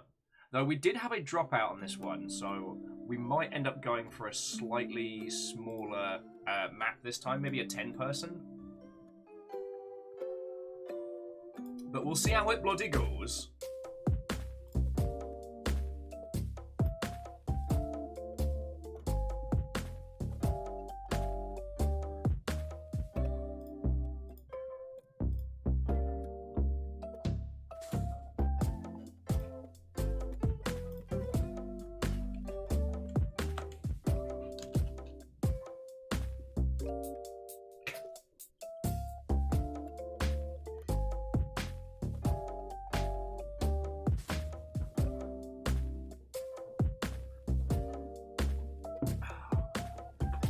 Controller for this one.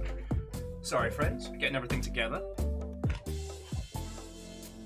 I will say, Aperios, it's weird to be excited for a AAA game, and it's the amount of times that Arcane has managed to impress me, despite being a AAA studio. Like, I really feel Deathloop deserved to win bigger at a lot of the Game Award setups. Not the Game Awards, but different Game Awards.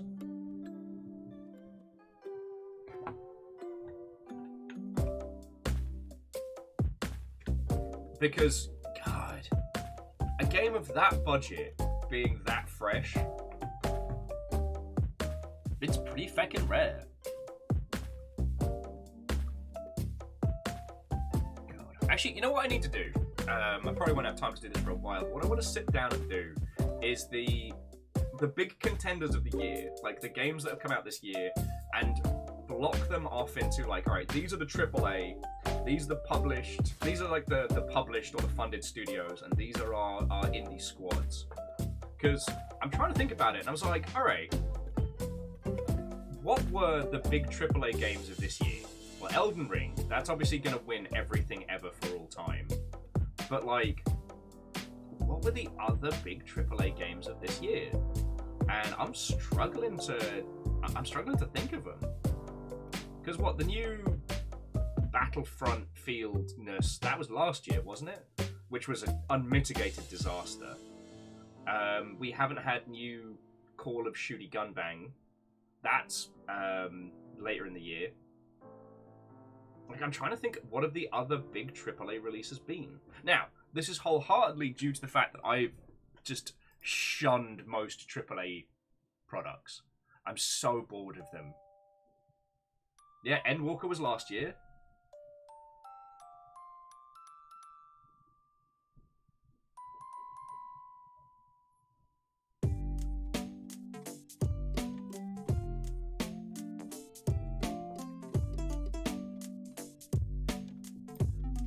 Yeah, and I wholeheartedly agree. The disco funk aesthetic of Deathloop was something we'd usually get from indie houses. I think it helped that We Happy Few was artistically inspired, but the game didn't quite match the same beat. Oh yeah, I guess we had Tiny Tina's Dungeons and Not Dragons. You know what? Dying Light 2? Horizon Zero Takeaway, or whatever it was called. Forbidden West. All I've noted with Forbidden West, a lot of enthusiasm going in, and it just hasn't really been discussed. And I don't know if that's because everyone's been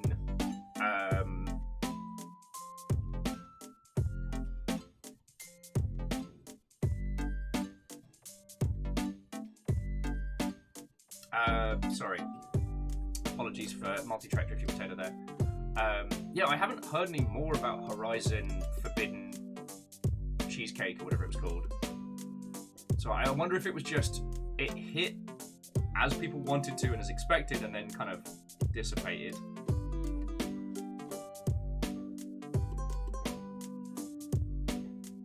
I'm sorry, I don't mean to be dissing on AAA titles. It's just,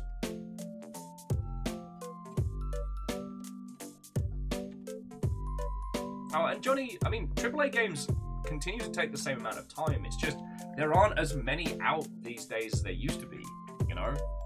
A lot of the AAA studios have gone for some big moves, and it hasn't paid off, you know? And those teams have seriously reconfigured how they do things.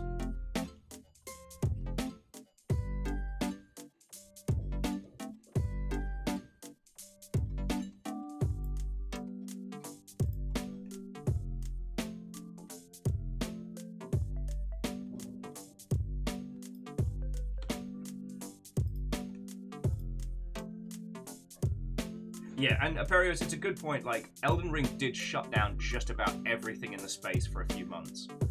Everyone smartly got out the way. Because not only was it that this time, not only was it that Elden Ring dominated the media space in terms of conversation, which does happen,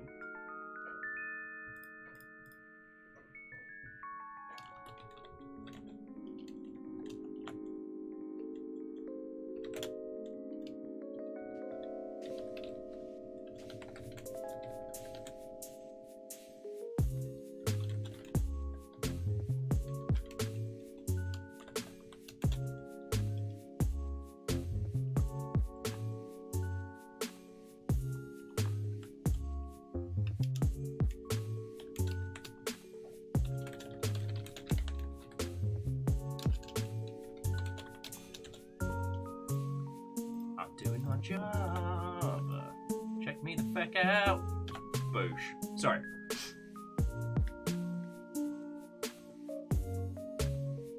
Oh, yes. Perios, that's a very good point. Horizon Forbidden West came out on the 18th. Elden Ring came out on the 25th. And it definitely sucked all the air out of the room. Sorry. Apologies for not finishing my thought there. So basically, Elden Ring wasn't just successful for a Soulsian game, it was successful across the industry. It was YouTube's most watched game of everything this year. Like, more than Minecraft, more than Roblox. It absolutely dominated the space. And because of the way it was put together, it seems to have reached an audience far larger than previous Soulsian titles.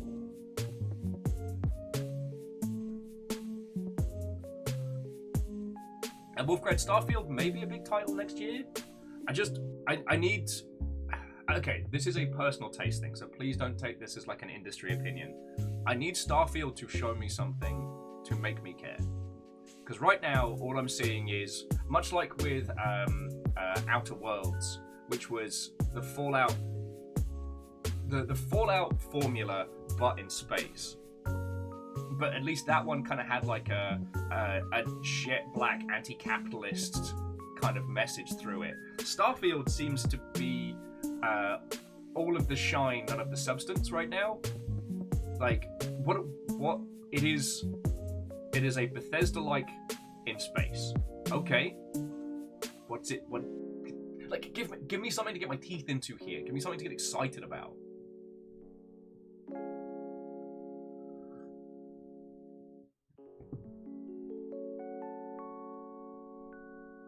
I've been wanting to do a modded run of Fallout 4 with all of your lovely selves. Because I've been seeing there's a lot of like horror mods and things that will make things far more interesting. And I'm very, very down for that, let me tell you. Alright.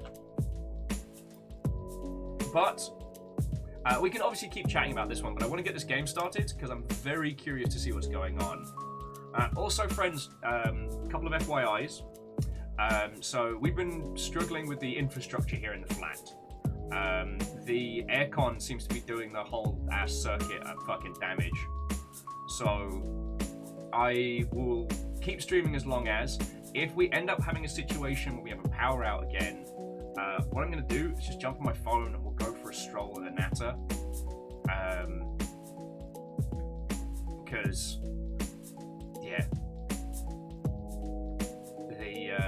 The big power resets have been very, very tricky. Yeah. Anyway, without further ado, here's a game that no one else has played yet. We get firstsies on this.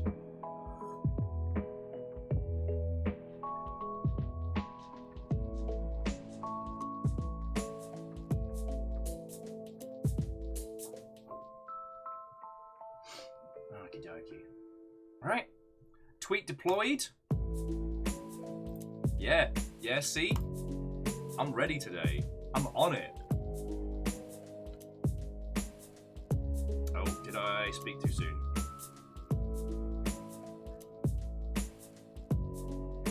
Okay, now we're good. So, yeah, dear friends, if you wouldn't mind weaponizing your varying social media powers, I would sincerely appreciate it, because we can trick the bird app. Without further ado, let's get this game started. Please don't be massively loud. Jumping back in, Wolfgrad says they're very curious about Alan Wake 2.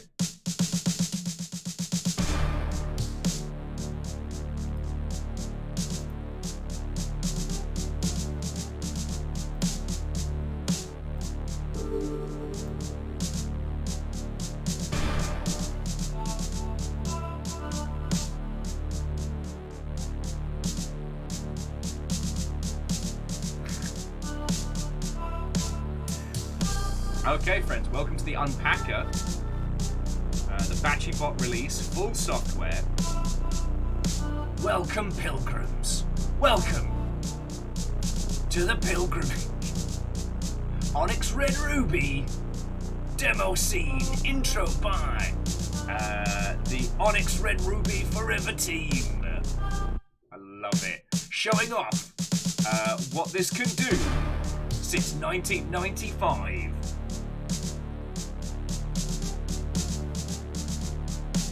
Oh yeah, both earphones are going in for this.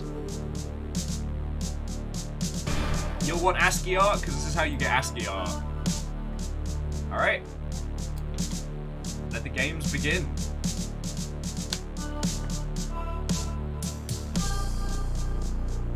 Oh shit, friends, we've got to extract 345 kilobytes of information.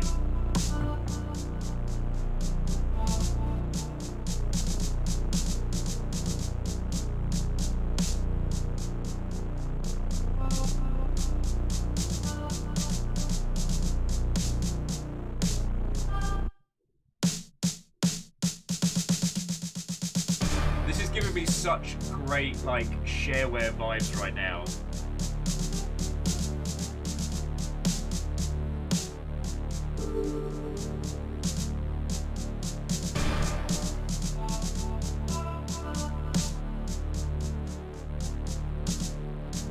Yeah, Catastros, we need to free up some space for all those bites. Alright. We're in. Press Y to begin the game. Oh, ah! 345 kilobits. Holy crapola, that's almost a full floppy. Yep. I hope you all brought spares, because we're gonna need them.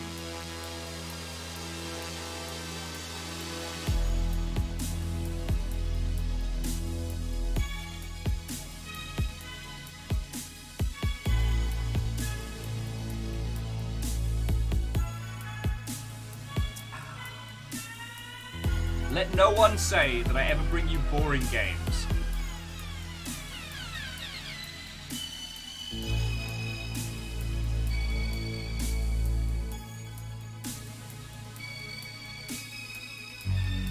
I guess let's just get started. Oh, shush, Wolfcrad. Alright, press Y to start.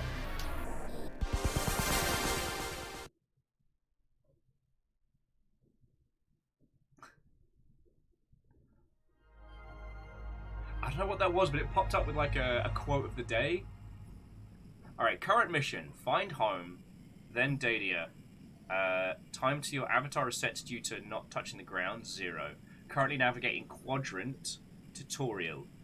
Press G. Oh, do I have to wassad my way around this? Wassad!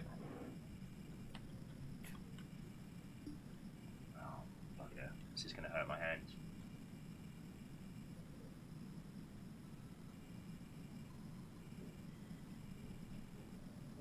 Okay, press I to bring up the deity coin miners. Oh, of course. Just gonna...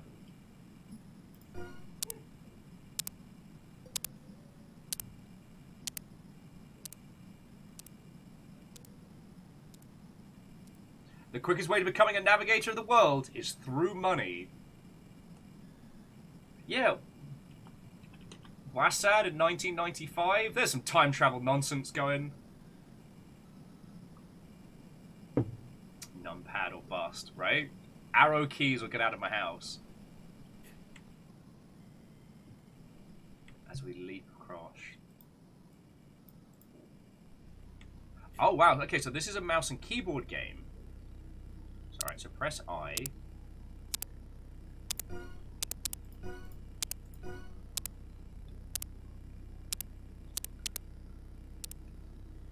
I might bring the sound down just a little.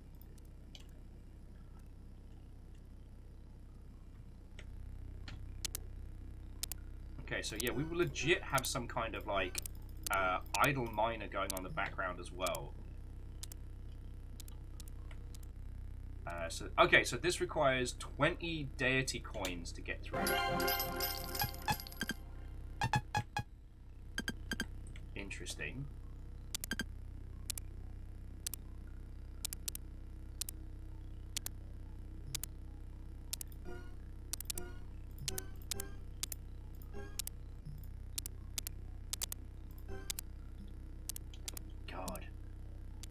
I guess this is kind of like a, here's what you can do with an inordinate amount of... Oh yeah, who learned how to do wall jumps? This guy.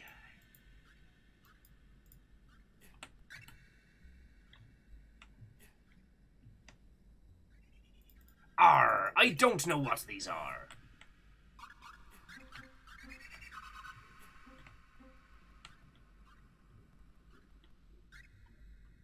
We're in a strange and terrible land, my friends. Oh, space to open. Cool. I'm gonna go get this treasure. I'm a man of treasure.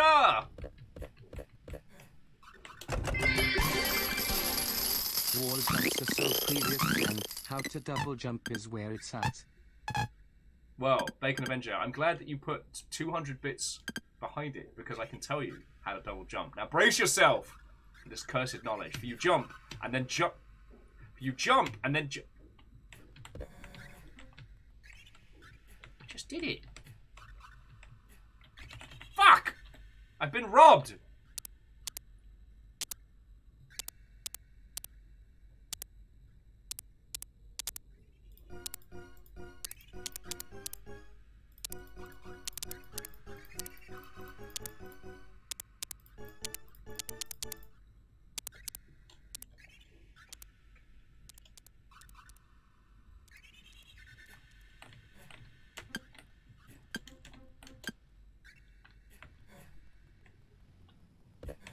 Well, you can definitely wall jump, but I could have sworn I managed to... Oh. Well, I must have been hallucina jumping. Oh. Yeah, brace yourselves, friends, because we're going to get real shareware real fast. We're also generating an inordinate amount of coins.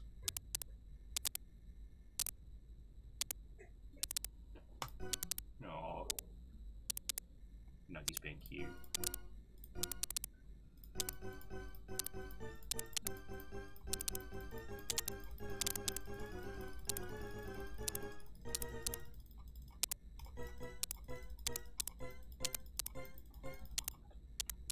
Now, the question will be, do these varying, like, idle miners continue from level to level? Press I to buy more miners. The more machines, the more money made. Alright, so how much does this need? 100. We have 13,000 right now.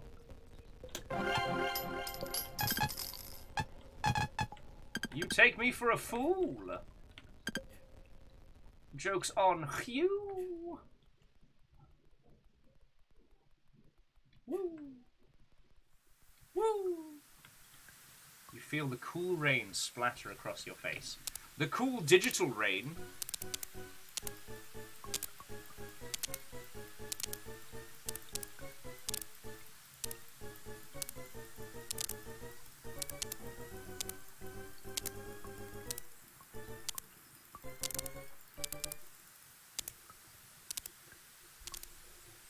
Friends, at this point, I'm just intrigued.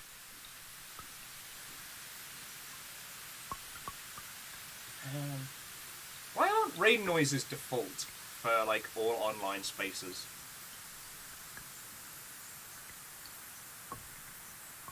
Alright, let me get a hand brace.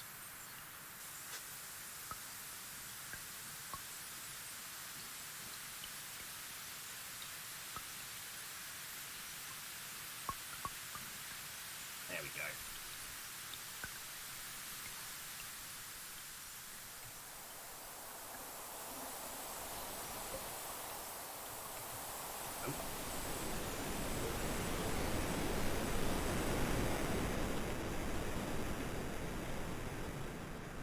Press W while you're on walls to jump off the walls.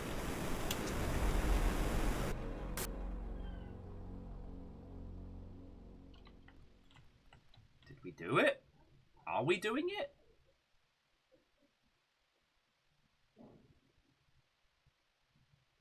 I jumped through a door and now I don't know if we're winning or not. Oh god!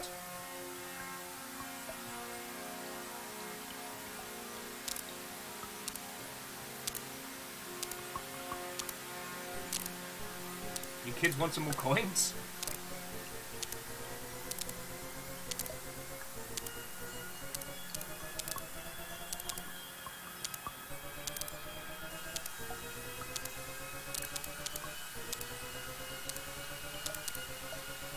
God, I can't spend it fast enough.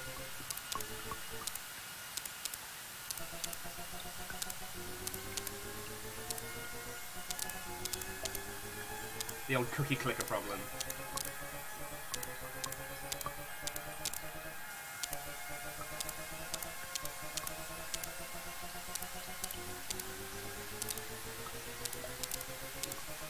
Item saying this is almost giving me like another world, out this world, eternal castle vibe.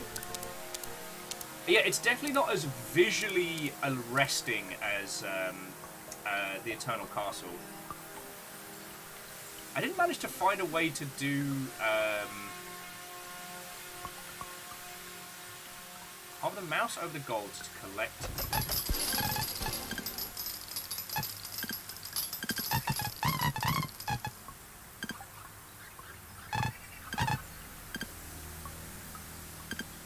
Oh wow, that dissipates very quickly. All right.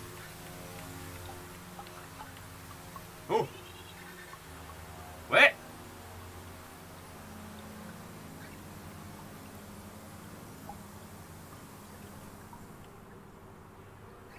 What is this?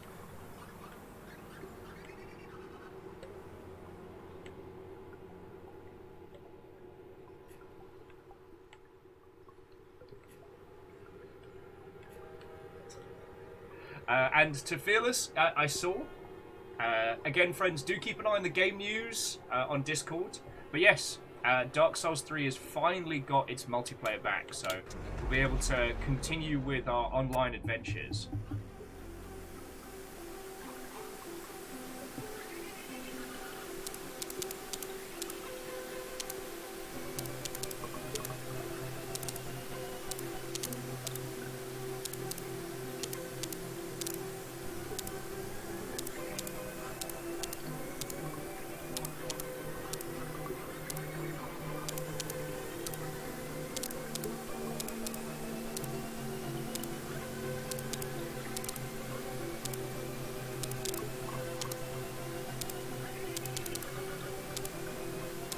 Not entirely sure what we need cash for at this point, but we seem to be generating an inordinate amount of it.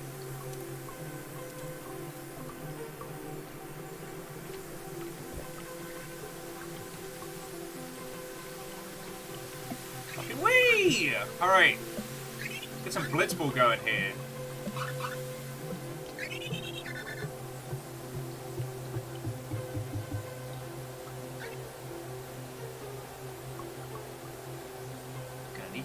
Sir. Now, come back here!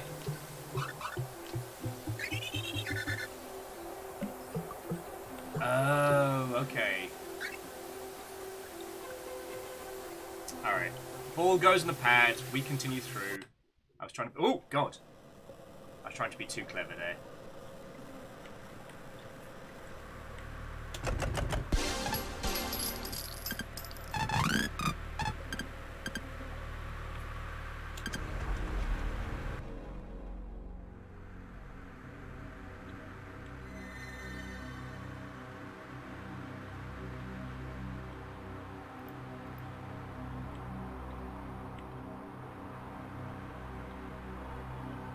Friends, I don't know what to say. I am intrigued, I'm confused.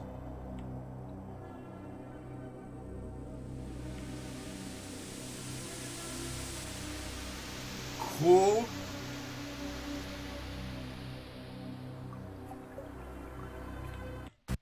Oh, God. But currently this feels less like going through the remnants of that which was broken. This feels more like, I don't know, leaping through some kind of unhinged raw creation. Alright, Mega Boss, sleep well. I hope you have a lovely rest of your evening. And yeah, I'm glad I got to show you this. This is something else.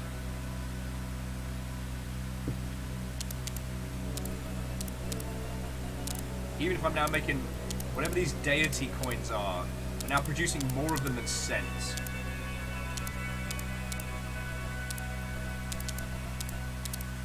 The thing that I do want to highlight so far is that I don't find this to be overwhelming.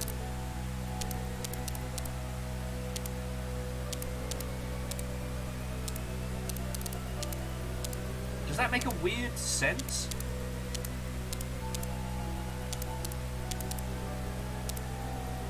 Like, the game that Iron was talking about is called The Eternal Castle. We tried it a while back and it was fascinating, but it had such an aggressive, like, arresting art style that it was painful to look at.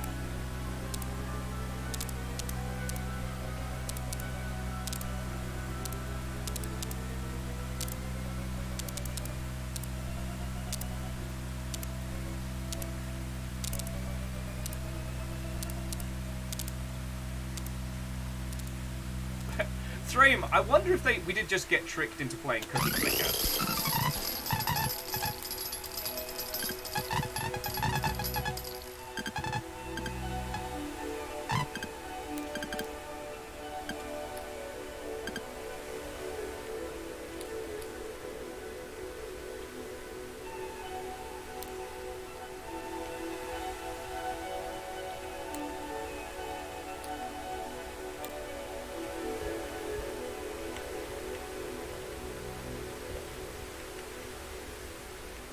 I mean, the movement style, as I said, is very evocative of N+. Like, even though I'm having to use WASD to move around, it's comfortable.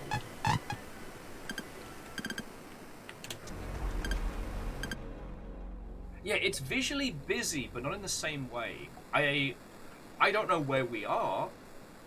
I couldn't tell you what this is, but I feel like I have enough comprehension to understand.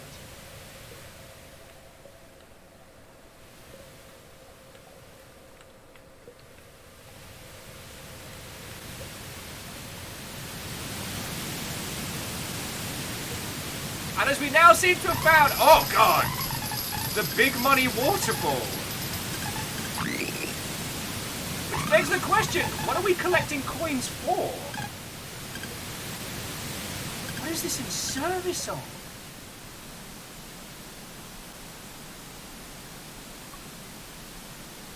Oh shit! Sorry, Bacon was saying that they figured it out. The sound we pick up items is sounding like when you pick up gems in the arcade game Crystal Castles. I mean, shit. I can't remember when I last played that, but I definitely played it. I knew there was a familiarity to this.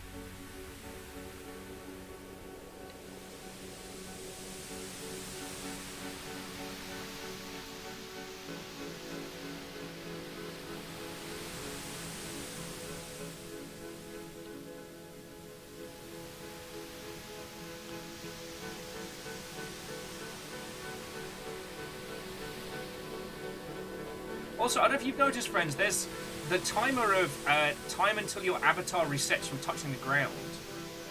It's a percentage ticker that keeps kicking off each time we're in the air and then resets.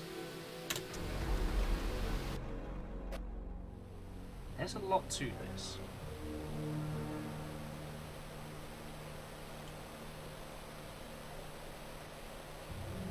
The thing that's striking me already is how weirdly familiar this is. I feel like I've played this already. And I know that seems weird, like, oh, well, of course you played it, it's a fucking platformer. But nah, this feels like... there's something very raw about this. Very primal in a gaming sense.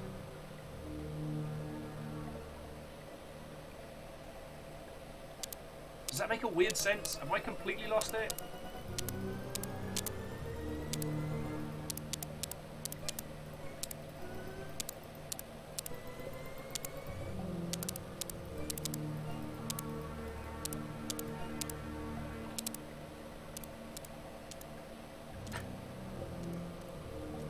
Okay, yeah, and down on the dwarf, you're right. Why collect the coins? Because they're shiny.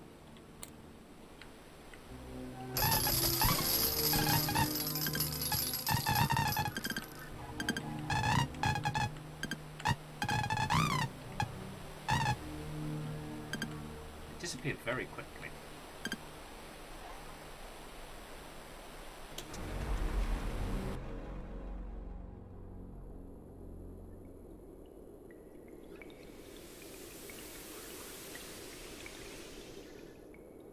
There's something about this that just has, I don't know, a grounding? This feels like a game that was played and loved and distributed from, you know, computer class to computer class back in the 90s. This feels like it was, you know, an ancient cult classic that a handful of people heard of. You know, the kind of thing you found on like one of the old like BBS hubs that somebody just mentioned offhand and then you lost a weekend to it.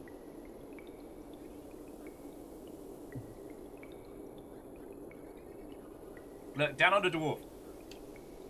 I wasn't going to tell anybody that you're actually a magpie with a keyboard. That's your choice.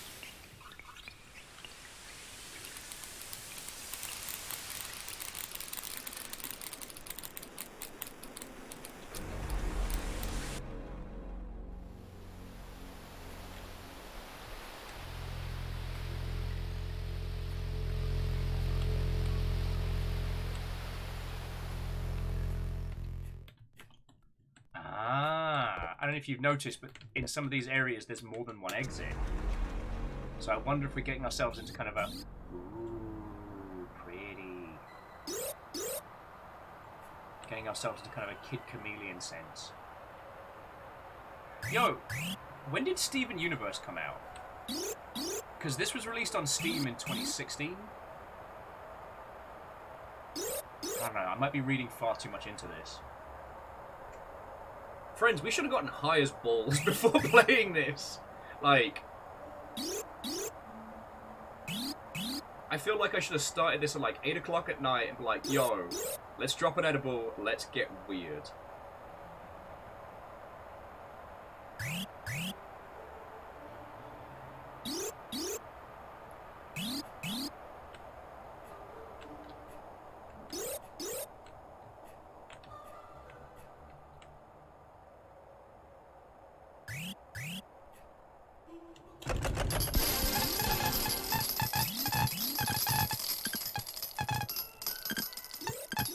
There's a really strange juxtaposition between...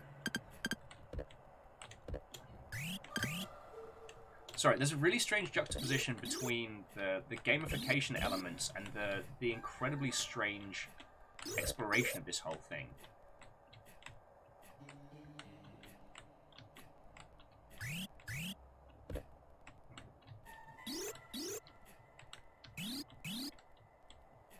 Faded Friday nights. Ah! Will gets cross-faded on a Friday night and play something really feckin' weird. Alright, doesn't want me going that way. Alright, friends, I'm going to try doing something weird. So I was reading the top area, and so it currently says, like, mission, find home. Then, DEIDIA. Time until Avatar resets, not tracing the ground, 0. Currently navigating quadrant WWA 248, and then it keeps ticking up. Press G to corrupt the server you are in. Alright. Big warn! Save before using these commands. They are guaranteed to corrupt your world. Press the following key to apply. Distort world, recolor world, shake world, mega shake, ghost world, distort player, player stats.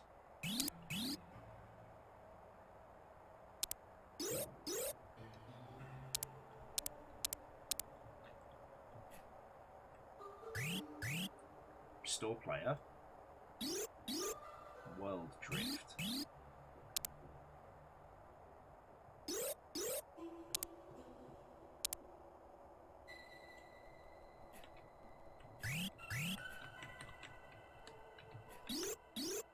Okay, so I've just sent all of the objects in this world floating around, and I can just go.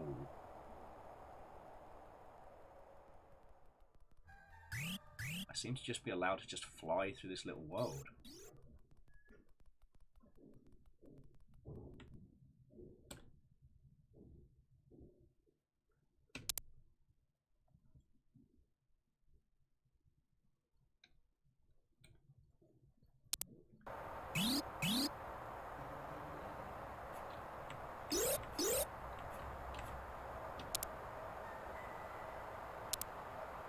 Oh, no. Don't like that one. Oh, no, that's a bad one. That's a bad one. Where's Restore World? Where's... Ah, that was bad.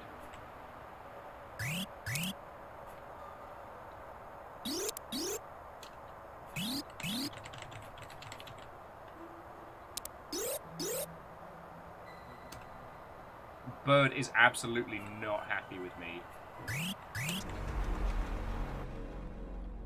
Okay, so what have we learned? The glitch menu is feckin' ridiculous, and we can We can hyper remix everything about this world. To what end?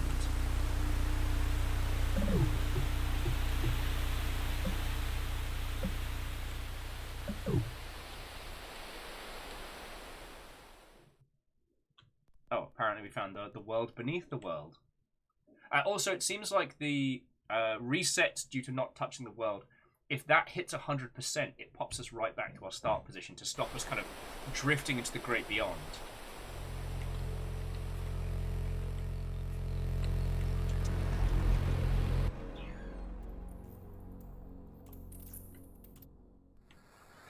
Wait!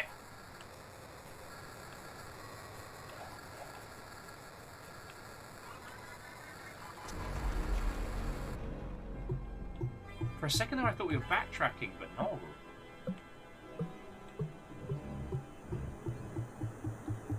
I think it's safe to say I'm a little bit afraid of this game.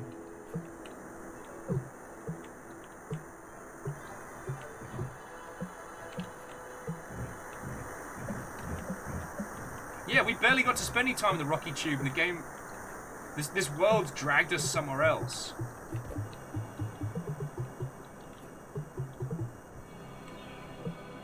Man, these new Blitzball rules suck. Sorry.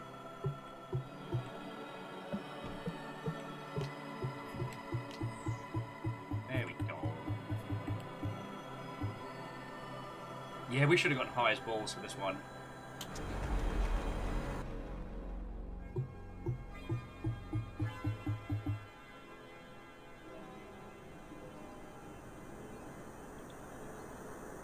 Let's go back to spending inordinate amounts of cash on secret cookie clicker maneuvers.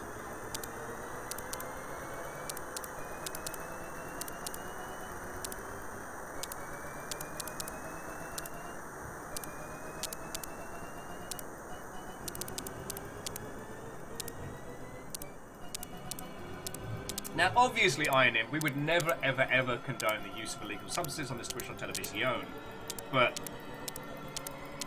this whole thing plus psychotropics is a concept that scares me a little.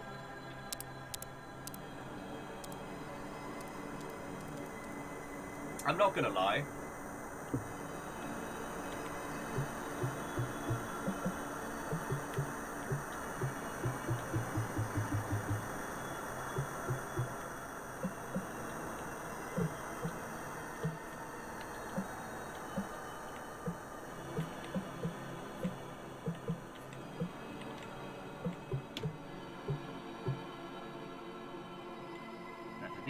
Okay, so these only work when the glitch menu is up. So we can recolor the world to be more rainbow, like it. Give it a little shake. Give it a mega shake.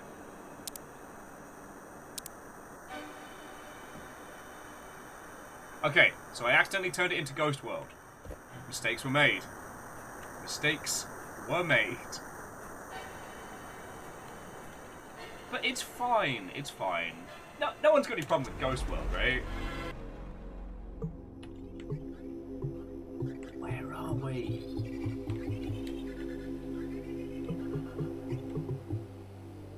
Sorry, friends, I find myself just in confused awe.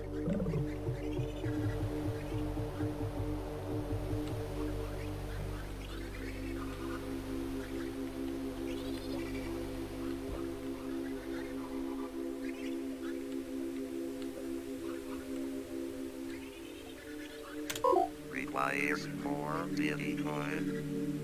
How? Requires more Bitcoin.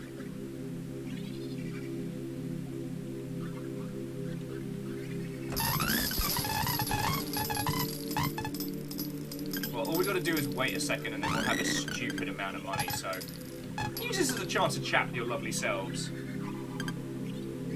Yeah, you know what? Down on the dwarf, at least this is a completely shark-free environment, so I don't gotta worry.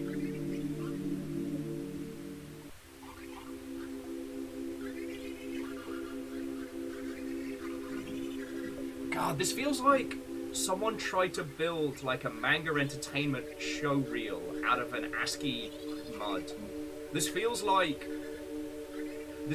someone put a visualizer over a classic, you know, like Telnet to a Sturva type RPG.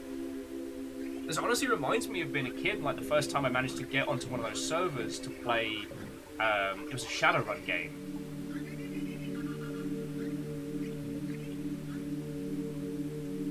So friends, I've had well over a pint of coffee, so I need to nip to the loo. But I'm going to leave you with this world for a second. I don't know what else to say about it. And I'm not going to hit any glitches. Alright, well. Require more Bitcoin.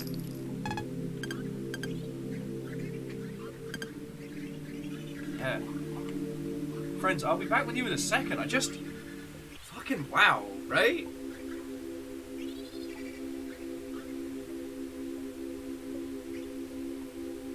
Fucking wow.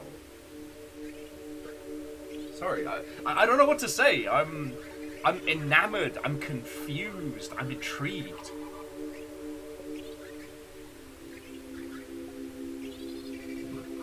I'm genuinely fascinated by this. Okay. I nip the loo. Be back in a second, friends. Be back in a sec.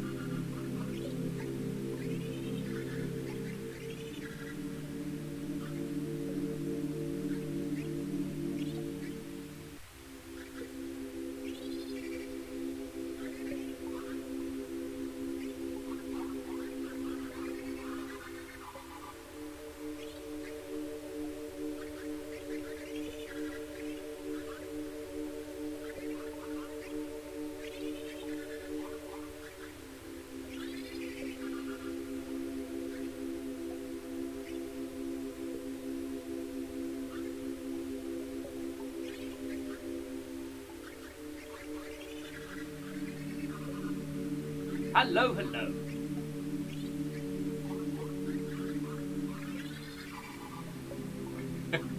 Wolfcrowd, thank you for the sneaking 100. Like I was saying earlier, you all have blown the doors off the last couple of weeks, and you all do not know the levels to which you have been feckin' cool, so thank you. Now, we're at 20%. So what I'm going to do, friends, I'm going to hang out, I'm going to natter with you all, because if we take our time, then we can get through this in a little while. Wait, no. This is one of those things where I can't calculate the number of zeros.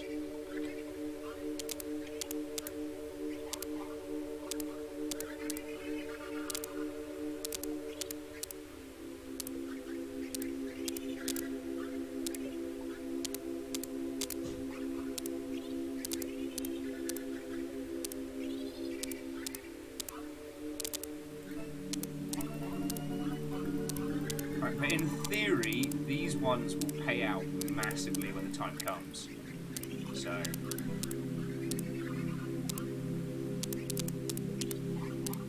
Okay, yeah, sorry. And I'm back. Oh, so how are you doing, you lovely mother hubbards? Whilst we enjoy basically just an ambient glitchscape. So what have you been all up to? I know we've been talking a lot about Blight of the Immortals, and I'm very, very, very loving that game.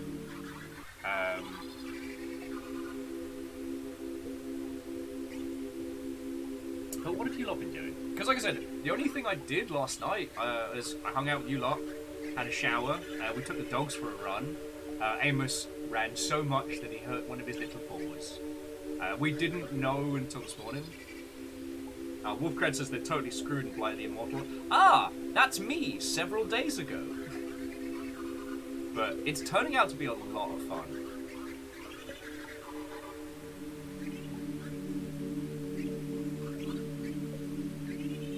Down Under the Dwarf, that sounds lovely. Sorry, Down Under the Dwarf was saying that they're moving out their flat in just over a week. Moving obviously being monstrously stressful, but gonna get through it, gonna kick ass, it's gonna be great.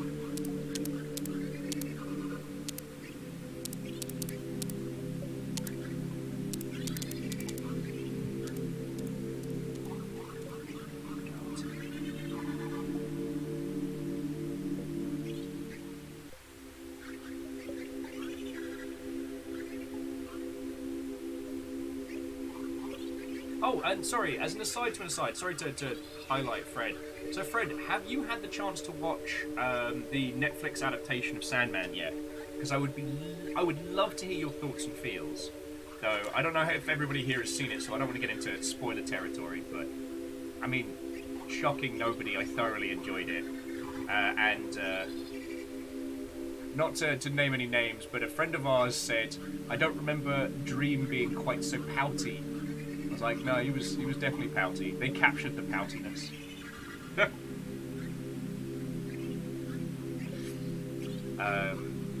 yeah, I don't know what it is. I think because the Caribbean sale has been just perfect for like the mental exhaustion from post-lurg. But as I was saying, I'm glad that we didn't try and finish that game on stream, because right now I end up doing so much fishing and so many runs of taking luxuries across to the Americas, and I have battled the ghostly pirates. I don't quite understand the ghostly pirate fight, but I've managed to come out unscathed.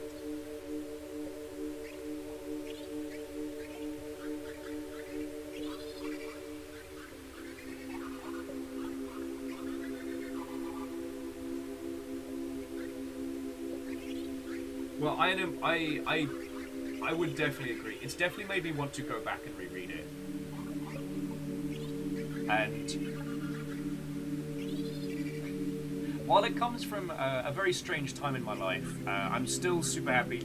This was a gift from Fred from 1,000 years ago that I keep on my desk on the daily, and it's a little mini statue of Destruction from the comics.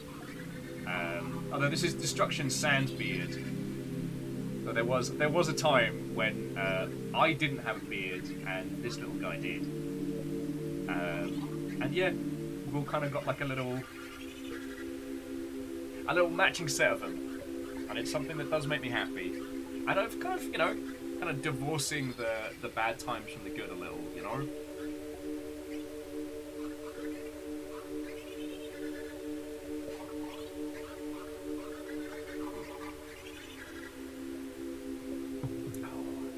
It's a tricky one because, well, okay, we've talked about this before. Discussion of projects without spoiling them is hard. Like, the temptation to put together something that's not too dissimilar from like a Longshipian book club is something I've been pondering for a while. Well, we do have the spoiler territory, so we've got space to be able to discuss a lot of these things, but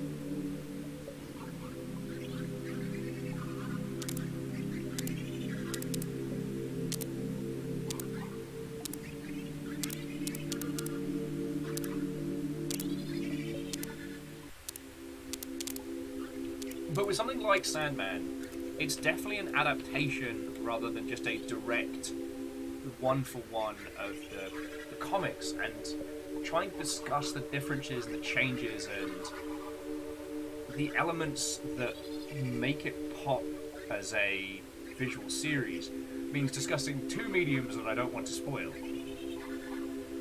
I don't know. Sorry, I don't mean to get into this, and I'd love to know your thoughts and feels, friends. But there was a discussion the day that whilst posting spoilers for shows on social media is a real jerk move, that there's something...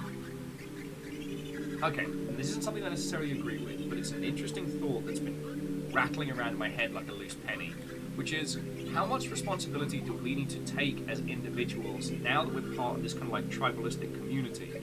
How much responsibility do we need to take to be involved in these varying mediums, these varying pieces of art? And how much responsibility do we need to put on others to not spoil it till we can? You know? Someone likened it to essentially being part of a class or otherwise, that, you know, if you didn't read the homework, who is at fault? And I dislike equating the consumption of media, of art, to a chore that one must do to progress. But then we've never reached a point... Okay, I mean...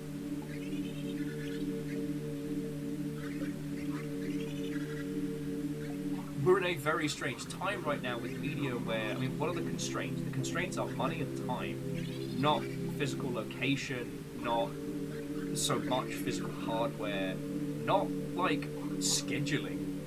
Do you know what I mean? The friend who was talking about this used to be a huge, before we found out that he was a bad word, was a huge fan of all the very Joss Whedon projects, and was a massive Buffy and Angel fan during, like, the peak of its success.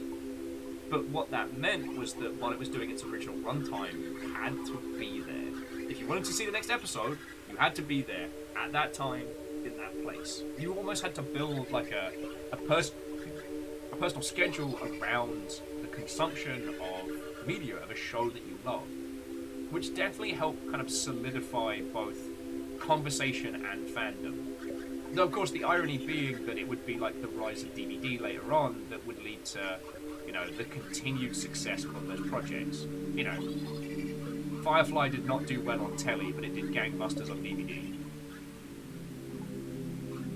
So it's just that interesting question of, like, how much responsibility do we have to take ourselves to become involved with these things in a timely manner? Because, yeah, the limit on speaking potential spoilers of older works in an age of global communication, right? You know, someone I worked with got shunned for like a month because they had read through all of Game of Thrones. And whilst we were all starting to watch season 1, he's like, yeah, well, you know Ned Stark's gonna, you know... Everyone was livid because the show very heavily leaned on the idea of whether or not Ned Stark makes it. But this is an adaptation of a book. Now, the thing that Sandman's adaptation does so well is the visual representation of dream logic, dream environments. Not the character of Dream, although Dream has done very, very well. I'd say spot on, personally. Like, circa time-traveling, The Cure, what's his name?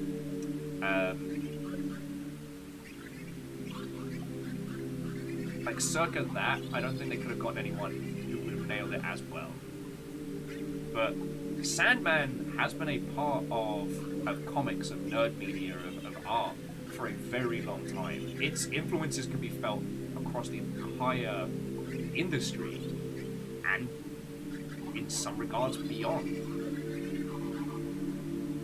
I was trying to talk about this with Fire Strager, and I was saying, like, basically Sandman's kind of... Oh, Robert Smith, thank you, Van Beet. That Sandman as a comic's kind of like dire Alan Moore, in that and I'm not saying Alan Moore is a good person or anything like that, no comments, but, and I know Alan Moore was involved in some of the earlier stuff, but if you've read Alan Moore's run of Doom Patrol and some of his weirder works, you know that he could get out there. And his personal war on the comics industry and things like that is a fascinating thing to look on. Whereas Sandman as a comic presents us with things that would be, at least until recently, impossible in other art mediums as a graphic novel. Oh, right, Karma. Abso-fucking-lutely 100%.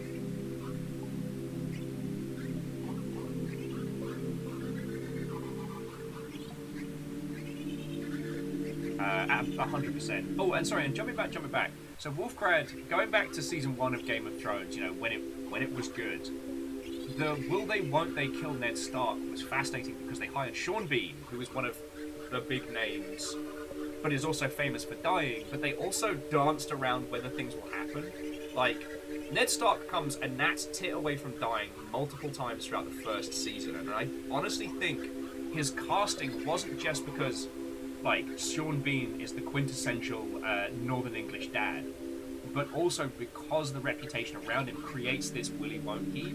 For those who didn't know, I think they lent into that aspect throughout the TV show, and to have that spoiled was a bit of a jerk move. Because, you know, Joffrey's killing Ned Stark is the indication that, oh shit, Joffrey's a lunatic.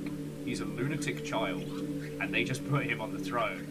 They expected him to be the controllable, you know, malleable child, but no, he's a fucking psychopath.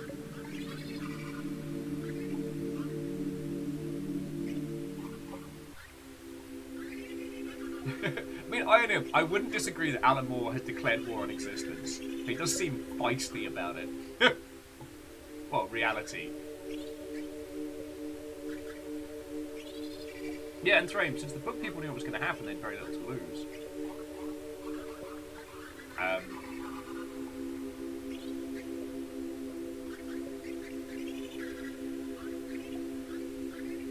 Hey, and Bright Karma, I think that's entirely understandable.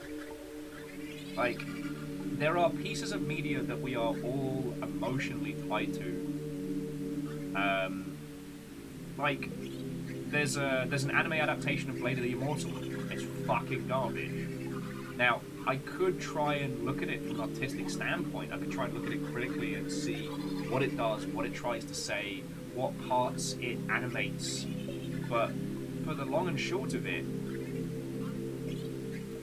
I'm too emotionally attached to Blade of the Immortal. It's too big a part of my... Friends! Everybody shut up! No, shh. There is a succinct possibility that I could become famous. Oh shit, but what about the famous? Oh no. If I become famous, what happens to the famous?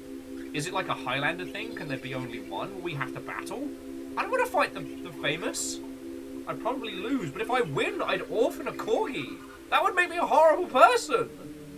No, I'm sorry, Lunez. You're gonna have to go. The lure of fame is too strong. I will not abandon my friendship with the famous.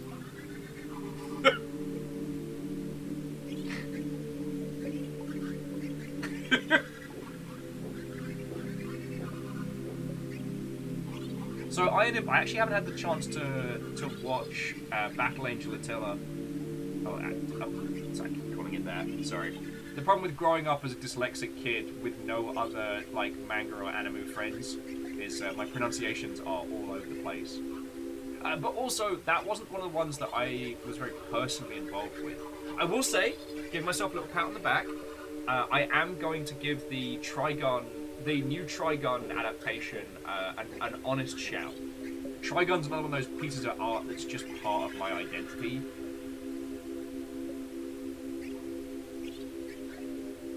You know, and that's fine, you know.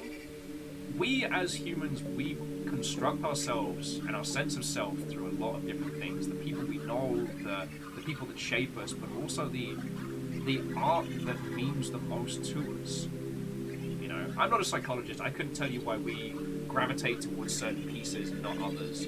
But I can say that there are pieces of media and pieces of art that are so drastically important to me as to be part of my personality. You know? anymore. That doesn't mean that I adopt the mannerisms, but it means that I cannot divorce my sense of self from that to look at it critically.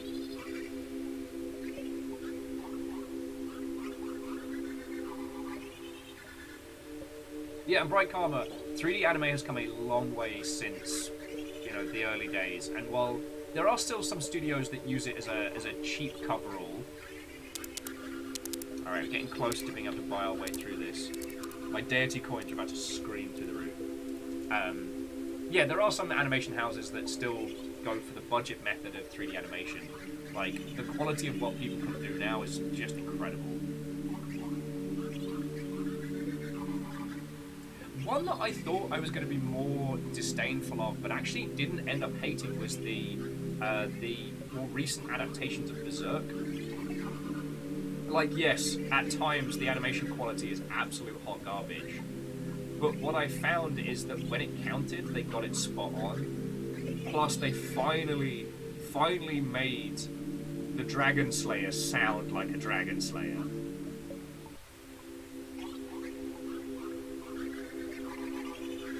Yeah, I mean, DX Man, there's a whole generation of people coming up who never really had to experience the more difficult growing pains of 3D animation. And yeah, there are tons of shows that just effortlessly blend 2D and 3D effects. And it's feckin' gorgeous. Although I was tangentially, and I mean very tangentially, involved in the first... Oh, Wolfcrad, have a lovely rest of your evening. Honestly, this feels like a digital space where I would just set up a fucking coffee table and just hang out with people. I don't want to progress. We've got this little flock of digital birds, you know, a waterfall but not too overpowering. I want to hang out here for a bit more and talk to you all. But yeah, so, here is a story from 1,000 years ago. A very, very good friend sadly passed away. Tony Luke was an artist back in the day who did stuff for, I believe, heavy metal, and eventually moved to Japan and did a series for Kodansha called Dominator.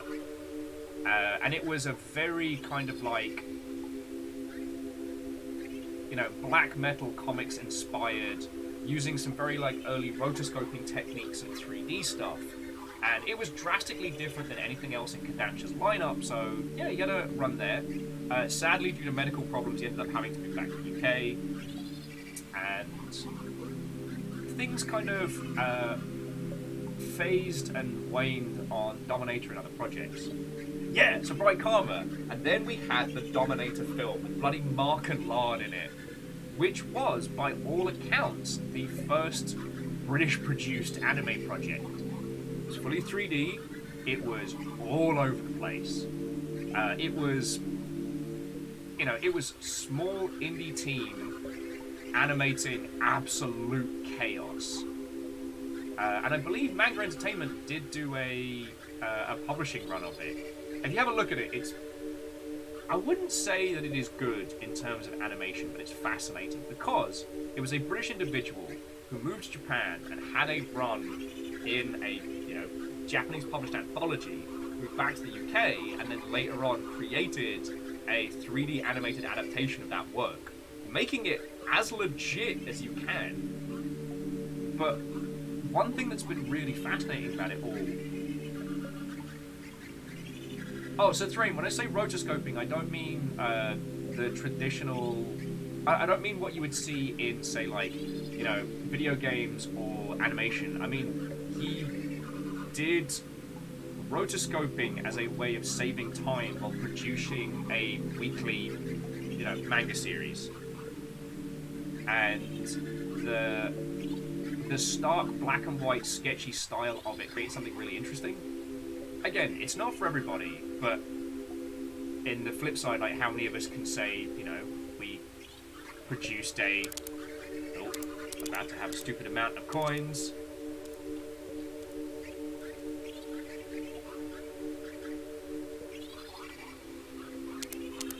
When that sapphire factory pops off, we are going to have all the money.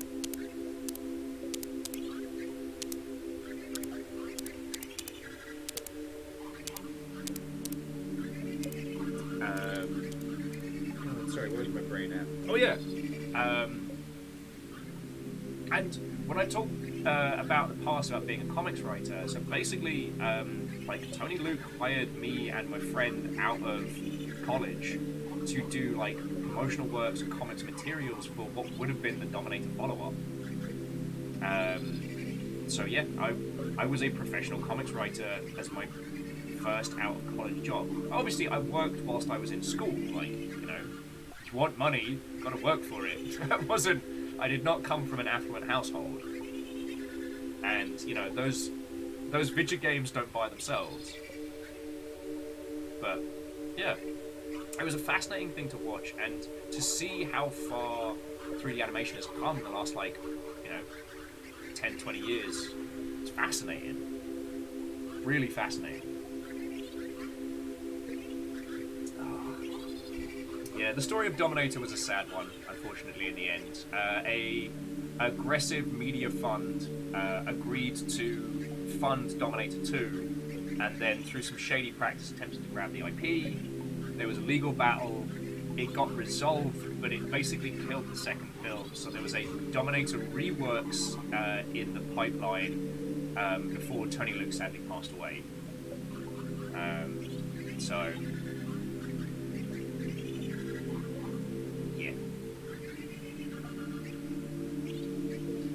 Sorry, friend, I didn't mean to bring up, you know, old stories.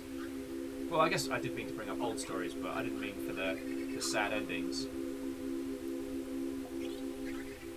And Bright Karma, while it is unfortunate, like, the thing I choose to take from the story is just fucking do it. Like, it's not as bad as it used to be, but the argument of, is it anime, used to be a violent battleground. I mean, I guess it still comes up every time people discuss, like, Avatar The Last Airbender and stuff like that. What makes it anime? What makes it anime? And, unfortunately... Okay, so fortunately, the Japanese culture worship around the anime industry has kind of dissipated a little bit. People are a little bit more focused on the art and not obsessing on the culture. It was something that second wave anime was really guilty of. I'm really guilty of. But because of the culture worship, it spurred a lot of fans to become, well, chronic dickholes. Sorry, forgive the turn of phrase, but I don't know a better way to put it. Where if it wasn't produced by a Japanese animation house, by individuals born and raised in Japan, and obviously it can't be anime. You know, some real, like, Champagne region bullshit there. Whereas, I mean, what we've come to understand is that anime as a whole is a style, it is an industry, it is a way of animating and producing works that is very visually distinctive. I mean, if you want to get arty-farty about it, you can, but no more arty-farty than all of the discussions of is it X genre, you know? Is Ross Kemp a MOBA? Which is still my favourite Eurogamer article.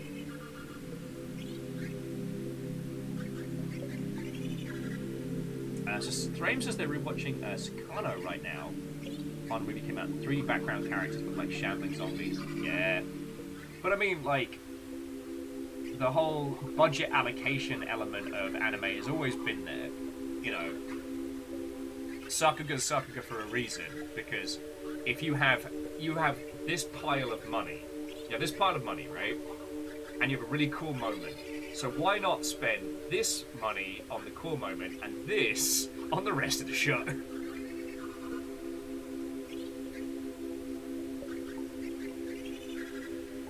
Oh yeah, I mean, Lizzie, I wholeheartedly agree with you.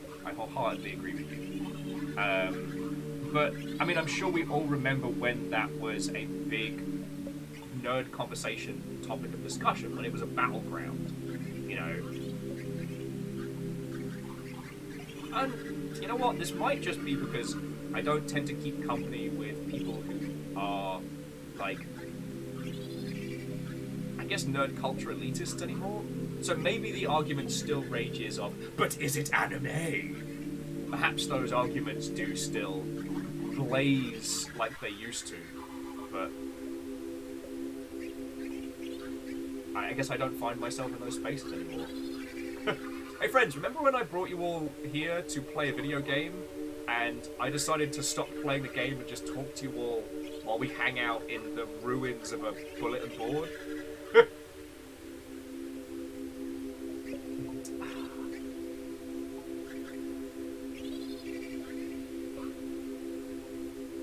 Fred, that's a good point. Is this discussion anime?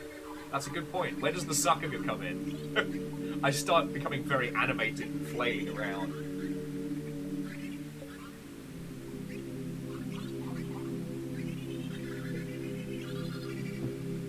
I don't know. I mean, if I have to talk about my personal feelings on it, I think it's because it's one of the plus sides of the digital tribalism that we kind of come to understand. Like, simulcasting, the fact that a chapter of a manga is released now, you can just read it immediately. You don't have to wait for a translation team to do it. You don't have to wait for it to be picked up, translated, and republished like 2-3 years later. So the conversation between, you know, individuals in the regions where this is happening in real time and us, like, that time has decreased rapidly. And so it's kind of removed a lot of the barriers to entry for being involved in these conversations, and therefore removed, hopefully, some of the elitism. I mean, for as much as I try and take it out, I still have pangs of it, you know? It's hard for me not to bring up being a fan of Zombie Powder. Although I did actually meet one other industry friendo who read Zombie Powder, which made me feel so much vindication. Like, so much. For those who don't know, Zombie Powder was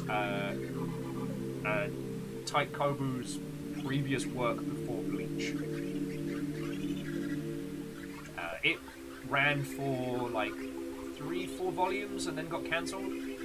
And a lot of the character designs and plot points kind of get reworked into Bleach when that became a super mega hit. There's also a couple of characters that bear more than a striking resemblance. But that's another story. Alright, we're almost there. We're almost quadsquillionaires. Then we'll be able to open that...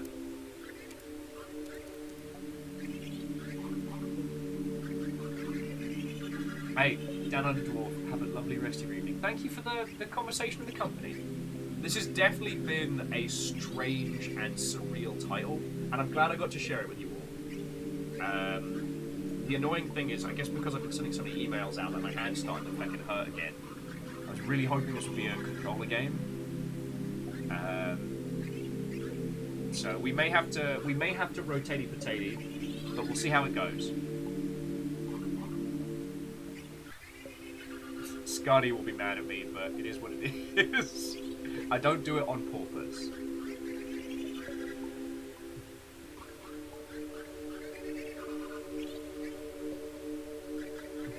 Alright, come on. Come on, big chunk of money. Here we go. You see the Sapphire Factory? There we go. Wait, what? That wasn't enough? Oh, you suck. Right.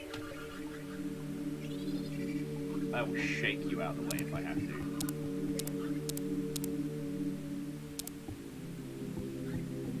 Yeah.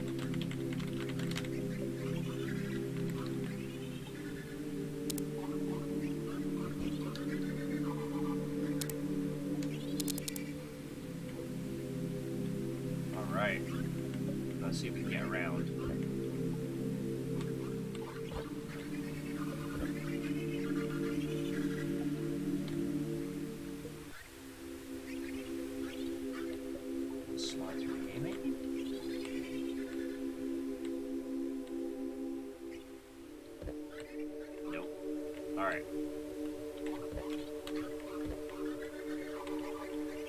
This looks like a job for Mega Shake.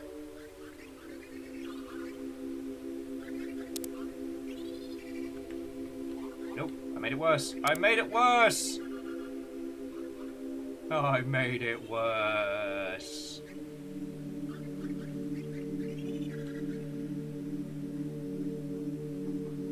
And I could start drifting the world.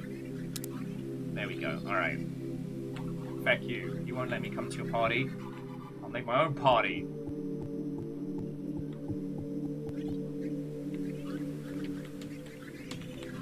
No! Get out of that rock!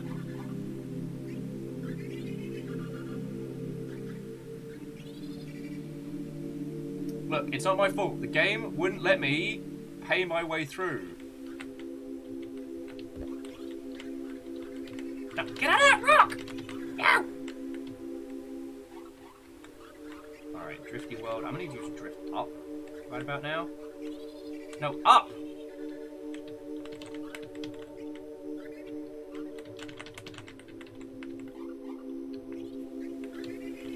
Alright, I've almost lost the door. Keep getting eaten by these floating rocks. Okay, now we jump up on there. Haha!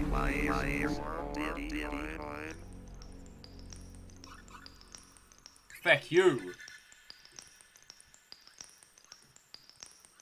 Alright, the robot said something at me there. I think I broke it. Orchazini, a good evening to yourself.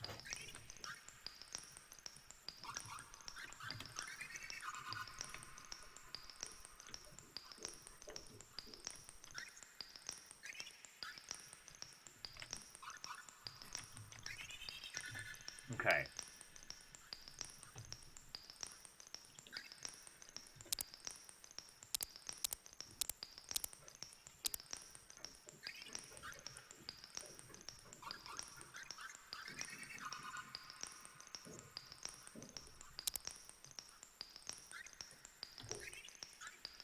Okay.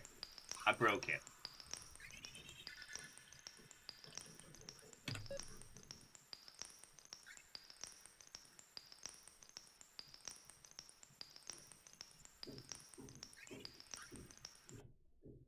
Oh, what? Alright, let's try that one more time. But, I might have taken it too far, friends. I don't know what to tell you. I may have done bad.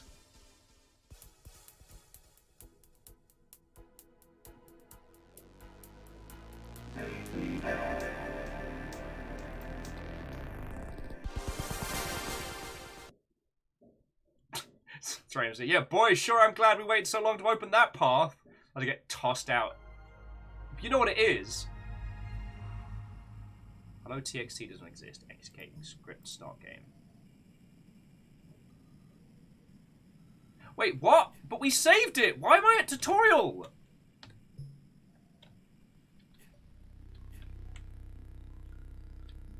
Oh, feck!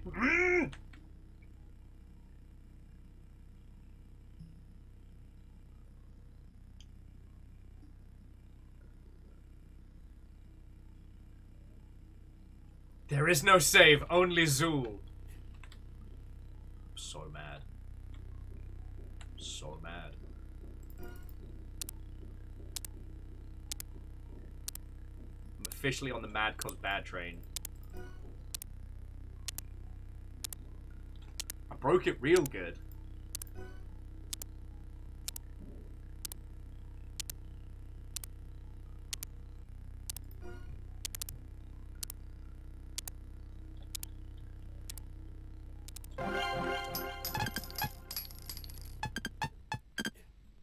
We found a happy little spot. We found a good place.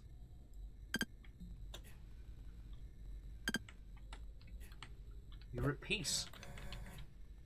Maybe I should just stayed on our little, like, coffee mountain. Okay. So while I understand that playing rotating potato with video games is not an ideal maneuver, and I do still recommend this game, but I definitely did something wrong.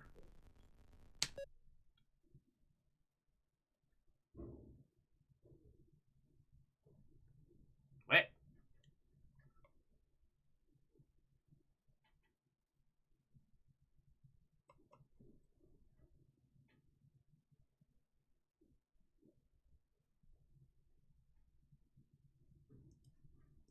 Okie dokie lokies. Let me bring some tunes back. Okay.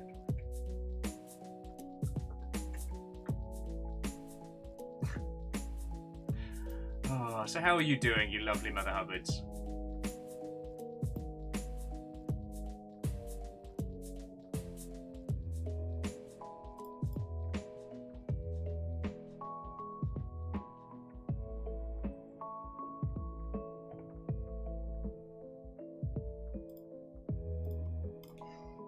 Okay. Yeah, I broke it real good, friends. I mean, okay, I knew I was going into a strange game. And this is back from 2016.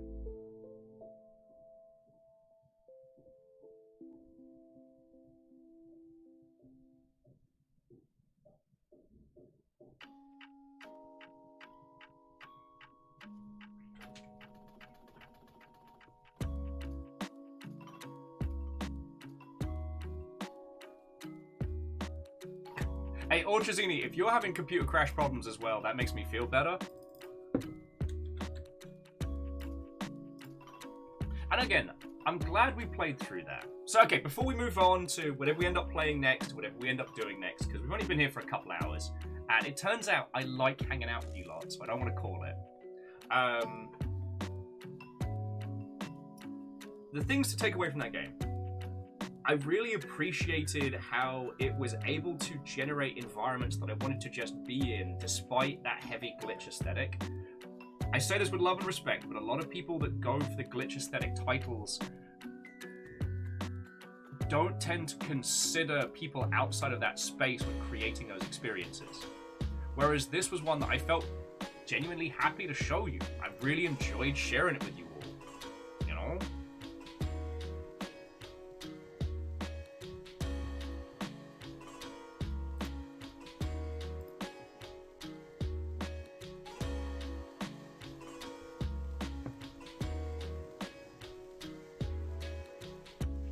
Like, I do wonder if perhaps this was one of those things that needed...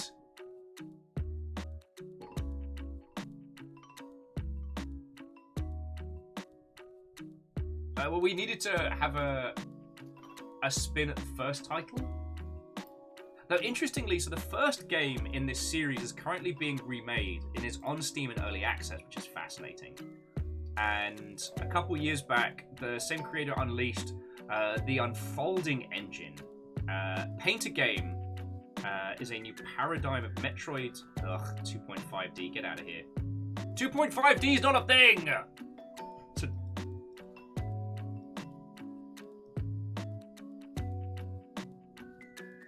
Sorry, I'm still grumpy about that.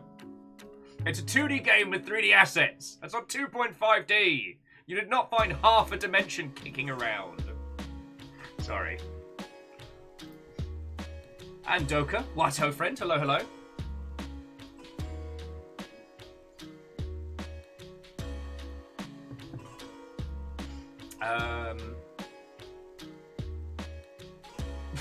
Berrios, get out of here. Then please come back.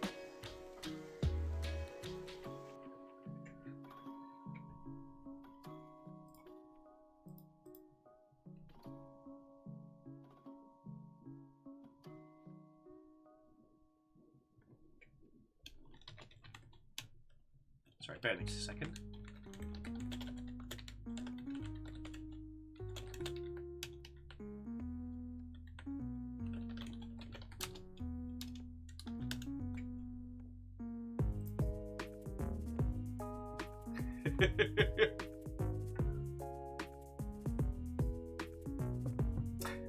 You're all terrors. Even Katastro's like, oh shush. You know what it means.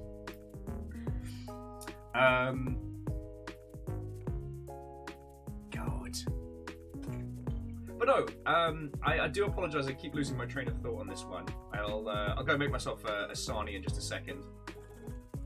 Yeah, Perios. I will admit defeat and get some food in my system. Get more for your weird coffee table book of Will's eating faces. Sorry. The things that I really enjoyed about that project was that it had a lot more regard for us than it did of other kind of glitch-like titles. You know, 0 Degrees North, 0 Degrees West is a game that I thoroughly despise because it uses the glitch aesthetic as an excuse. It uses it to create something that doesn't care about you as the user. It doesn't care about you as a person. It just wants to be there, and it wants you to say nice things about how arty and clever it is without actually engaging with the person playing it. You know, it felt like a rich kid's first art exhibition that was paid for by mummy and daddy, and I despise it for that. This game genuinely considered our involvement in that space, and I found the glitch aesthetics to be fascinating because you can enact them to break the world to get around puzzles, but the opus is on you. Now, if I had to make any... Okay, this is a game from 2016, so what does my feedback matter? But what I desperately needed was a reset back to 0. I needed a button to push to put our little character back to the start of that area so I could rework it. Because I kind of got myself into an infinite feckin' loop after we broke the door and went through it. Now... A shark walks into a bar. Yeah, that's right, a walking shark went to a bar. What are you going to do? Tell it can't. Absolute terror. Absolute terror. Hey, and this is the thing, I will not besmirch 3D screensavers because we had the Star Trek screensaver that was complete with a shit ton of fun games. God, me and my kids just used to play the shit out of that. It's great.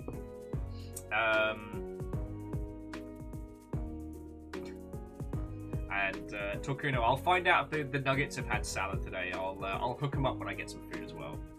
But no, this particular game definitely considered us being in that environment. Like, it felt less like going through the ruins of something, more like kind of skirting raw creation. This was less liminal space back room, and this is like the time before. I don't know, it felt like, and I don't know a better way to describe it, it felt like we were walking through the raw internet before things were carved upon it. Like, these are the spaces that would become, you know, forums and sites and things like that. It felt like the time before man, but of the digi-space. And that's a really hard thing to do. Yet here we are.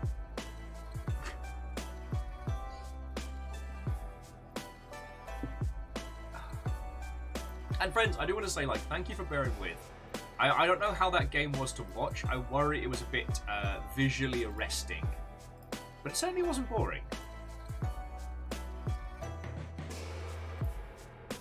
Right, you feckin' terrors.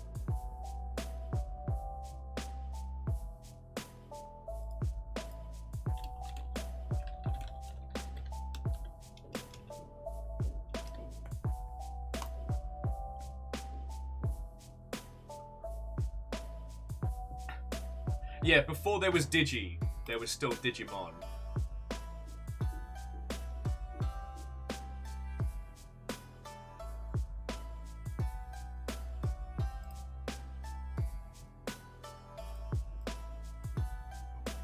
Okie dokie.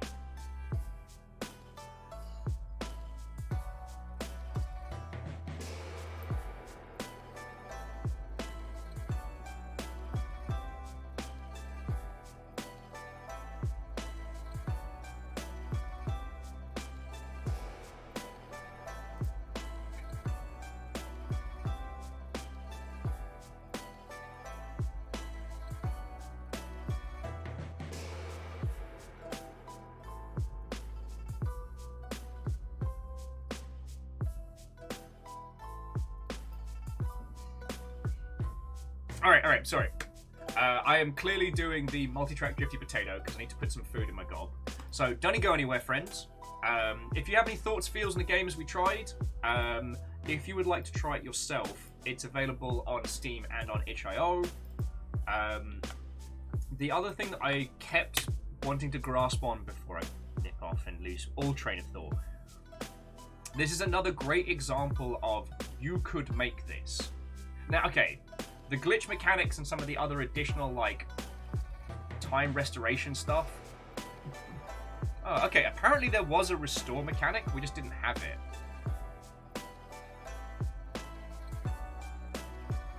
But yeah, there's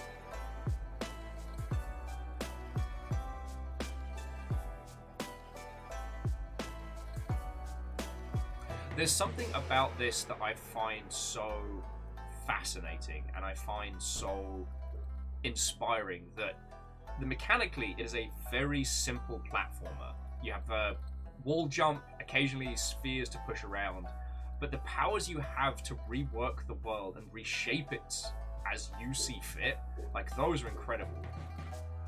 And it's amazing how much the aesthetic and the presentation, it's amazing how much work that did to tell the story of this primordial internet concept. I don't know.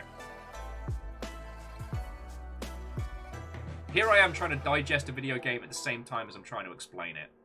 Okay, so friendos, I'm gonna get Sarnie. Don't go anywhere. I'll be back in just a second. And then after that, who knows?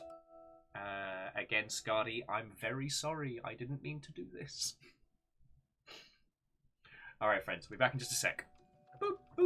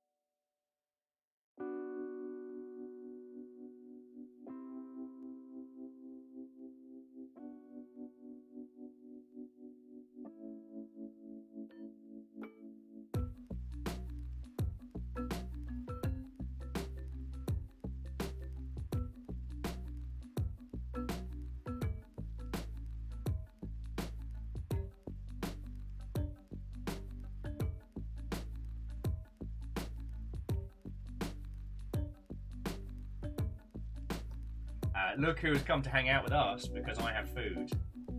Oh, you were so sore. Your feelings were hurting so bad. Oh, and now he knows he's not getting food. Of course he makes a bloody break for it. Catastros, one of my few skills is poison resist and intestinal fortitude.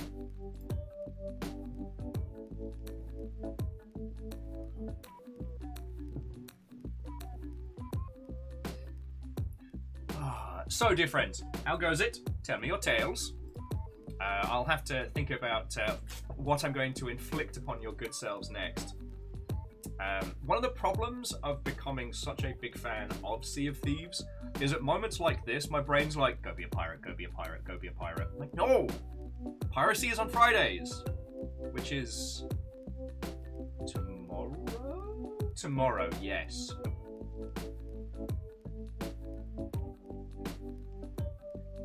We've got to get up more early in the morning than ever.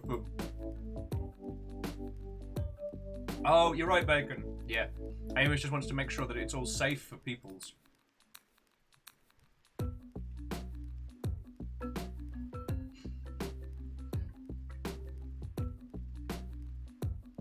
Ah yes, Torcuno. Midnight laundry. My great pastimes. Exactly the right time to... Fiona! No! I'm finally getting some food! Such a jerk!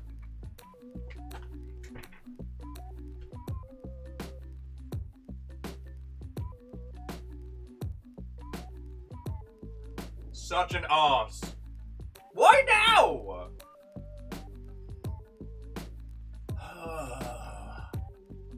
Such a butt. Such a butt. Having a lovely day, playing some arty games, but no, you gotta come in and be a chaos merchant. That's what you sound like.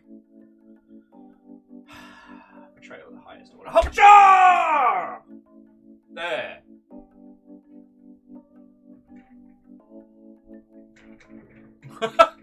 I heard it echo from the other room. Ah, lordy, lordy. I just wanted to come here, eat me bagel, have some food, get ready.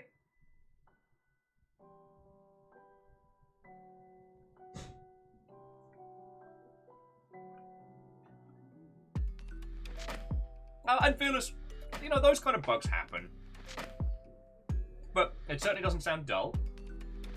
The Torcono has heard the dryer has chimed and must answer the call. So I do love having, living in places with an in-unit washer-dryer, because I do not remember to do washing during the day. I remember at like 8 o'clock at night.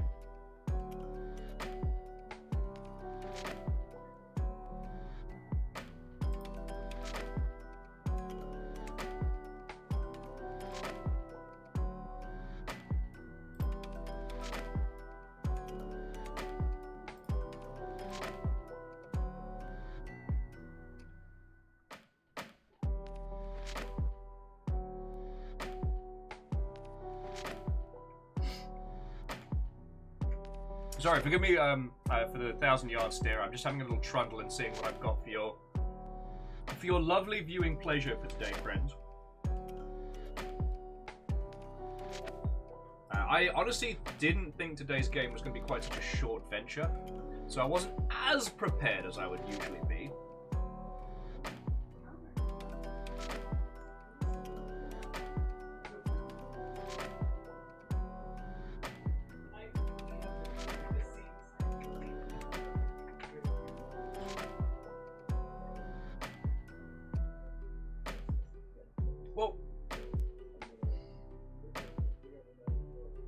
Sorry, Iron asked a really good question, and I want to articulate on this one. So Iron was touching on what I mentioned, and I quote, you were saying that glitch games don't really cater to stuff outside of the glitch sphere. You reckon it's enough of a movement to be a subculture of sorts? I would say so, especially if you ever look over at itch.io, like, the general, like, glitch aesthetic games is kind of its own experimental space. Not really made for anyone in particular, and shared between people that are kind of aiming for like similar styles. And I find that very, very fascinating, obviously. But it's kind of sharing it between people that are aiming for the same kind of aesthetic, not necessarily playing each other's games as much as being involved in its own little sphere. So yeah, and how much those games take into consideration the user varies from project to project.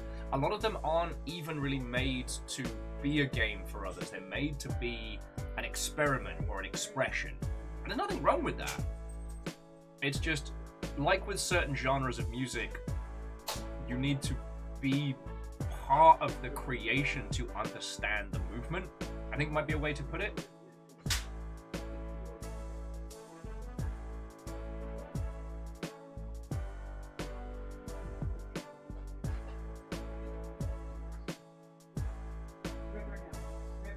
Deios.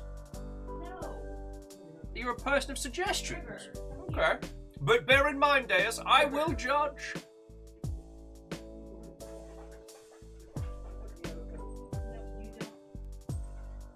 And, Dory Quill, congratulations. Of course, I've already got Deios, sorry. I've already got Perio sending me pictures of me eating a bloody bagel. Why are you like this? You need a hobby.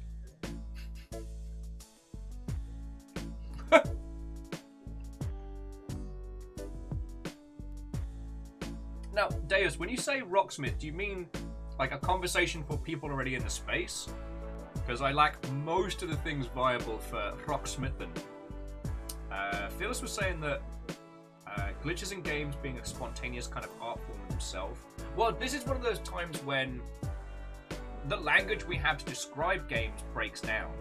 Because generating or glitching games that already exist in a way through things like character creation systems and stuff like that can create expression within the space. But a game with a glitch aesthetic is emulating the place where games go wrong. You know, there's dust in the cartridge, there's a hair on the CD, like, the files have corrupted, something has gone wrong. Your graphics card's overheating, shit's weird. Textures become bizarre. Objects once known become these scrambled mess of pixels. Like, it's a visual aesthetic that is notable by anyone who spent a large amount of time in video games.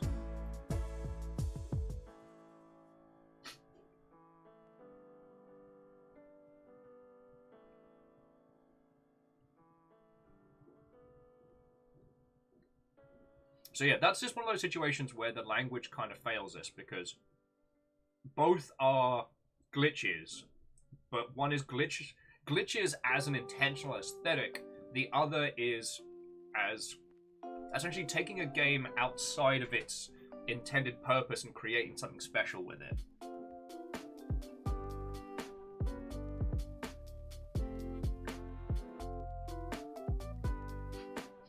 Catastrophe was just adding that on the subject of Aperios needing a hobby, that I might be the hobby.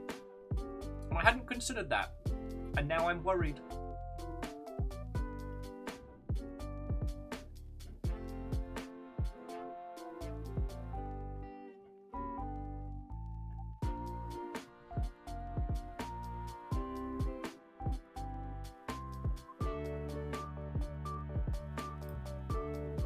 Oh, so an item, I think that is a fascinating way of looking at it. Item was saying that Brian Eno had a thought on this, which was yesterday's problems and limitations become today's fashions. And that's quite true. There are large... I can only speak about this in the gaming sphere, obviously. But there's quite a lot of things that we seek to emulate.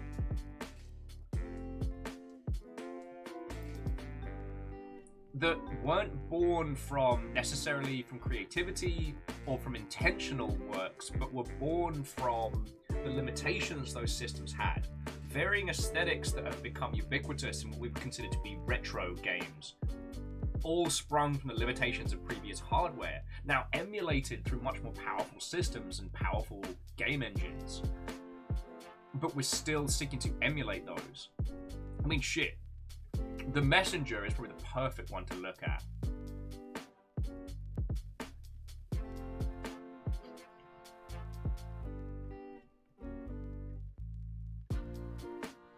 Hey, Deios, playing the Master Chief Collection with exercise, I feel like I'd be stealing your aesthetic there. There will come a day, friend. There will come a day when you will be able to make me work out a whole bunch. And Phyllis, if you want to drop that in the Videodrome, I can give that a chat later. Hey, Scotty. I'm sorry it's all going weird. The previous game both bugged out and reset, putting our progress back to 0. And it was a platformer that I had to play on the keyboard, and it was hurting me hand. So we're just having a spot of lunch and a natter. All right, who knows? Who knows where this will take us?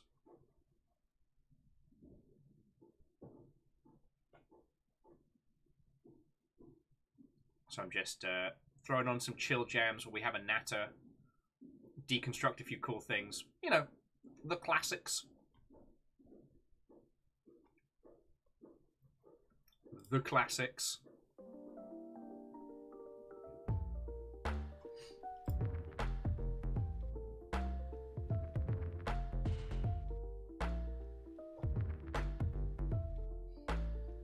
Oh yeah, an idea. Like, the Messenger was incredible because it emulated the 8-bit aesthetic and the 16-bit aesthetic, but also flitting between them and the mechanics that became ubiquitous through those different, like, hardware eras as a mechanic. Plus, the shopkeeper has the best dialogue in a video game in such a long time.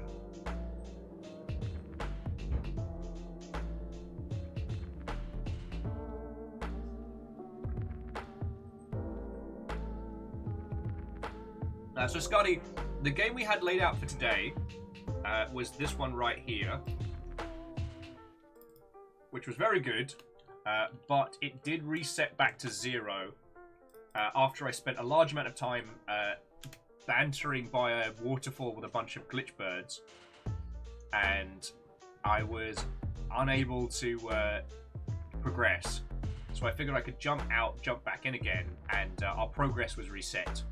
So it started getting me on the tutorial level again, and I went, no.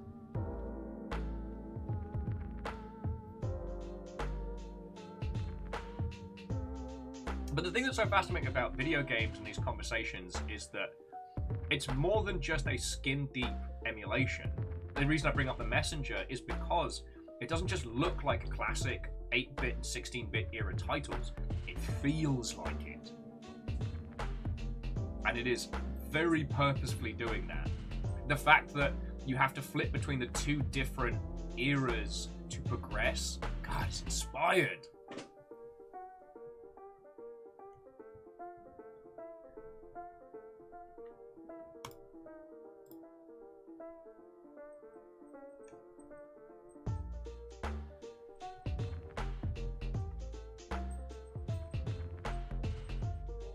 God, it's one of those games that I know is incredibly dull to watch other people play, but it's absolutely worth your time.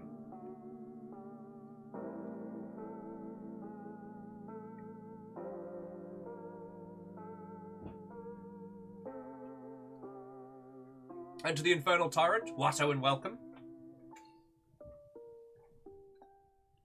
Scotty's asking the difference between Waffles and Banter. Well, Waffles can include other people, but not necessarily, whereas Banter absolutely includes other people. Kind of like the difference between boots and wellies. All wellies are boots, but not all boots are wellies.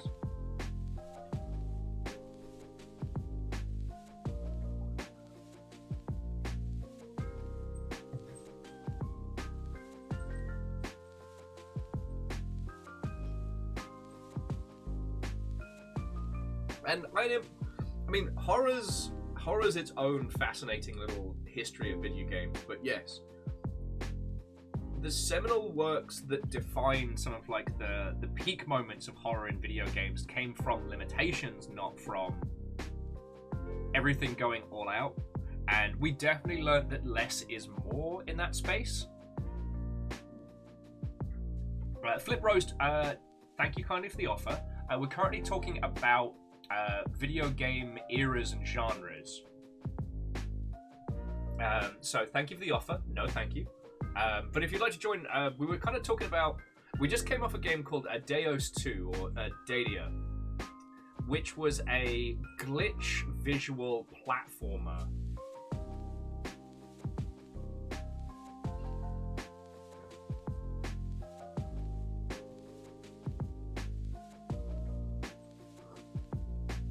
It was a glitch visual platformer that very much evoked like a time before forums of an internet genre that was absolutely fascinating. And I was just talking about the Messenger and other things. I had brought up horror games and how we basically learn as an industry that less is more when it comes to horror.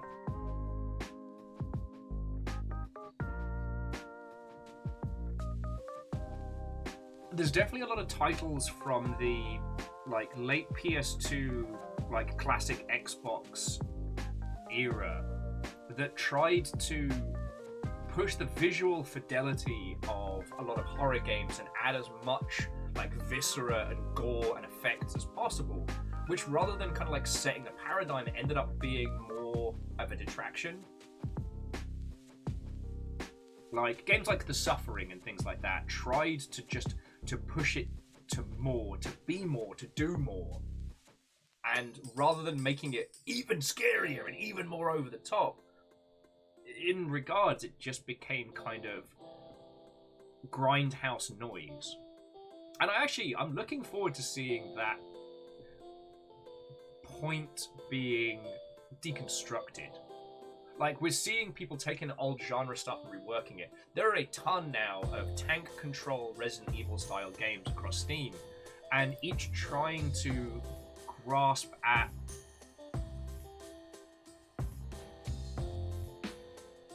different points.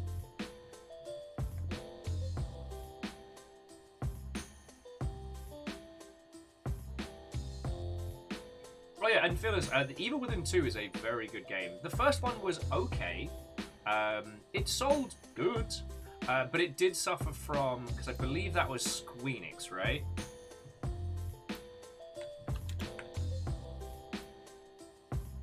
I believe that was Square Enix. No, that was, okay, it was Bethesda?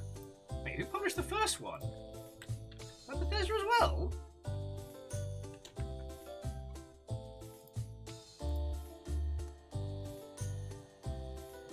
Yeah, that was Bethesda. It was a Shinji Mikami. I mean, The Evil Within was solid. I mean, it was 2014, so while the industry was still trying to grapple with games like Amnesia changing the whole feckin' play, good old Shinji Mikami was emulating more of the classic kind of style. Just making sure I'm getting his Shinji Mikami's discography right.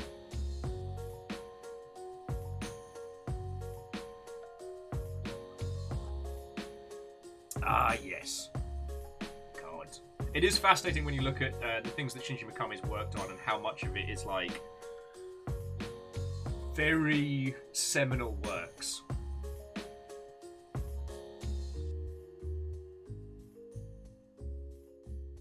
Shinji Mikami was instrumental in the old Capcom 6. Was it Capcom 5? Yeah. And it's worth noting that the game before Evil Within was Shadows of the Damned, which sought to be kind of a grindhouse parody of a lot of those ideas. And then the Evil Within was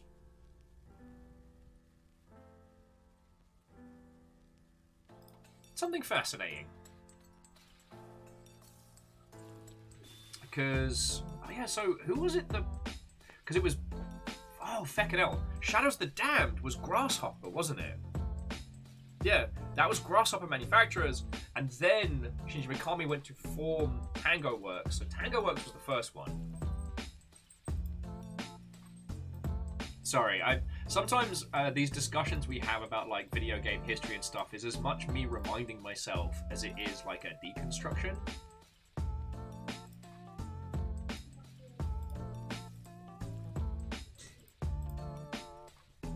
Ah yes, all hail Jarl Infinitus. Strager, how goes it? Watto and welcome.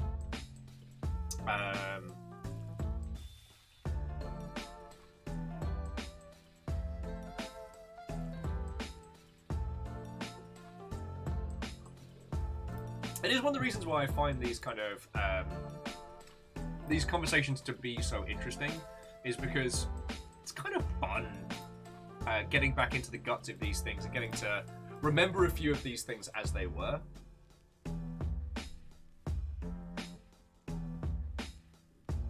Oh yeah, and Favor 6, you're entirely correct. Alone in the Dark set precedents. You know, it is the original Mac Daddy of tank control games, but it was very much coming from a point and click. It hadn't grasped what it had become, and Resident Evil would essentially take the ball and roll with it.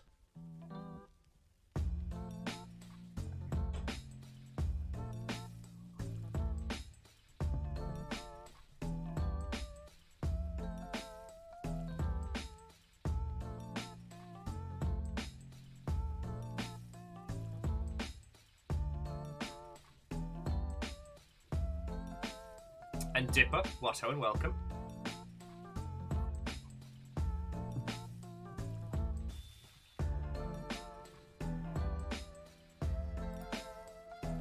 Ah. Thank you. Lizzie's just... Thank you, Lizzie. I gave them the benefit of the doubt. It's fine. But no, jumping back. Stray was saying so much desensitizing data. Do you mean with like in horror in general, or trouble following just the general flow? Because horror in video games is still a sphere that everyone's learning, and more so than any other genre, it asks a lot of the user to become involved. You know, ironically, a lot of the conversations that we have about like seminal horror works is when the really scary shit is one part of a whole. You know, I do find myself talking a lot about the Dunwich building in Fallout 3 or Ravenholm and things like that, of using horror as subversion to have the biggest impact. Because here's the thing, it is 2022. If you have not played Amnesia, you probably know about it. You probably know that that's right scary, and there's monsters and stuff in it.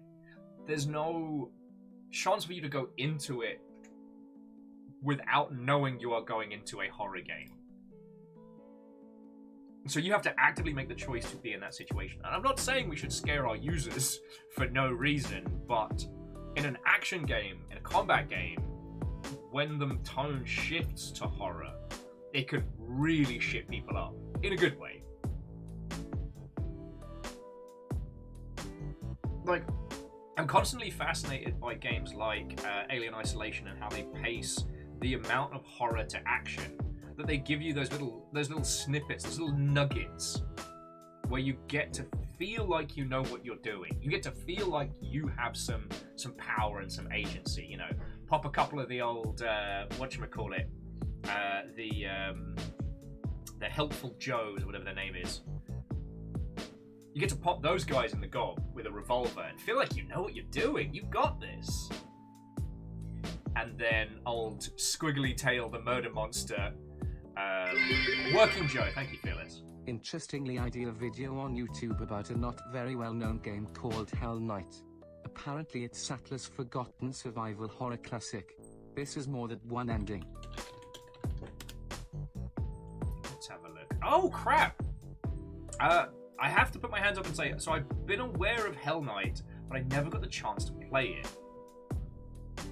It's a fascinating experiment. Kind of during the whole classic PS1 explosion, when, you know, Sony was rolling in dough and there was a lot of studios making a lot of money just pumping out titles for it.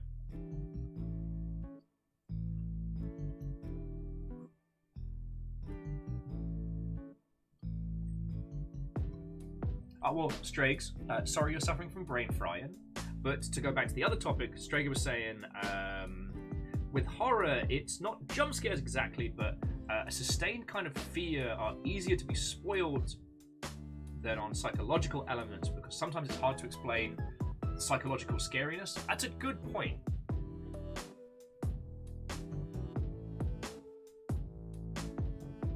Like, the pacing of a lot of these things is a lot.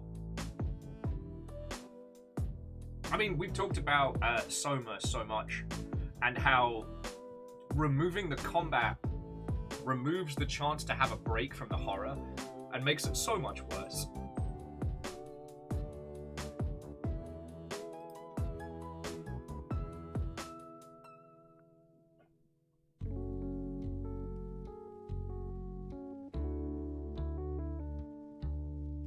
God. Well, Quill, it's been 1,000 years since I thought about the Spirit Realm challenges in Skyward Sword. It's also entirely possible to create things that are far more effective as horror in something that's more of an action or an exploration game, because the user is used to being empowered, so when you take that away, oh boy. I mean, okay, horror is a difficult thing to do in any game where levels are apparent, and so is your impact on enemies and what have you. Because you see a scary monster, it's a scary looking monster design, and then you look above its head and it's level 5, and you are level 55. With a little bit of visual conveyance, all horror has just been removed. That thing could be the personification of your greatest fears, with little tiny legs scurrying around, but it's a level 5. You could flick it to death. And hey, that is a great experience if what you're aiming for is empowering the user, but God. I still remember my first run through of Fallout 3, right? I think I went the wrong way, and I got trapped in a building surrounded by super mutants, and I'm desperately just thumbing shotgun shells into a sawn-off, trying desperately to stay alive, and the tension and the fear was real. I would come across those mutants later on in the game when I was an unstoppable god-killing machine, and let me tell you, the fear didn't carry through. Sorry, friends, you get me started talking about horror in video games, and I love it. I love it. Because there's so much that you can do that can have very little impact, and there are such tiny changes you can have in a game that will wildly affect the horror aspects. It's kind of where video games are a bit fun. It's not like with film and television, where a lot of the tips, tricks, and hooks, especially in horror, are very well known. Like, I haven't seen many good modern films that use tension or horror well, because they have to be so far removed from the language of cinema to be unsettling as to almost be bizarre. Like, a lot of people put Midsummer on a pedestal for being an exceptional horror film, and it is. But it is also so far removed from what you could directly describe as a horror film. It's a psychological hellscape. It's a flavour of unsettling fuckery, the likes of which I have not seen. But it has to go so far beyond. And anything that doesn't falls into the trappings of horror cinema. Like, you can tell when a monster is about to pop up. You can tell when the creature is going to go. You can even see the double guess where they're going to do the whole thing where they build the tension and look over here and go, just kidding, the monster's not there. It's right over here! And I'm sitting there being like, cool, all you have done is bore me.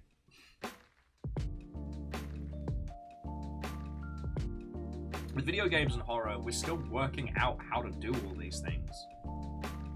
I mean, jump scares and QTEs definitely became very ubiquitous in a post Resident Evil 4, post Spooky's House of Jump Scares world, but people have come to learn how to use those sparingly.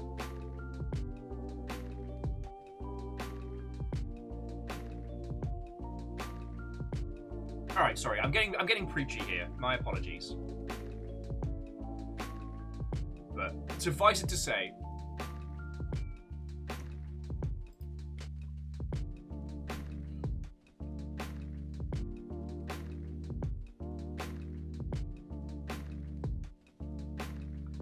Fearless, I do say this with love and respect, but I very disagree. In fact, I'd say Soma's strength comes from the fact that it isn't just the horrifying monsters. It's the fact that you will lie awake at night and stare at the ceiling and contemplate. Hey, Catastros, sleep well, friend. While I know it was brief, I'm real glad I got to show you that game.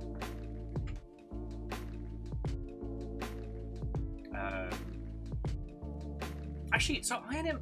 You know what? I know it's very gauche to bring it up, but Bloodborne, Sekiro. Okay, let's go with Bloodborne because Bloodborne is horror themed. It is not a scary game, at least not to start with. But like, Yharnam is steeped in this like gothic Victorian horror, and I love it. I love it wholeheartedly. And so I think that's one of the things that we haven't really gotten good at differentiation.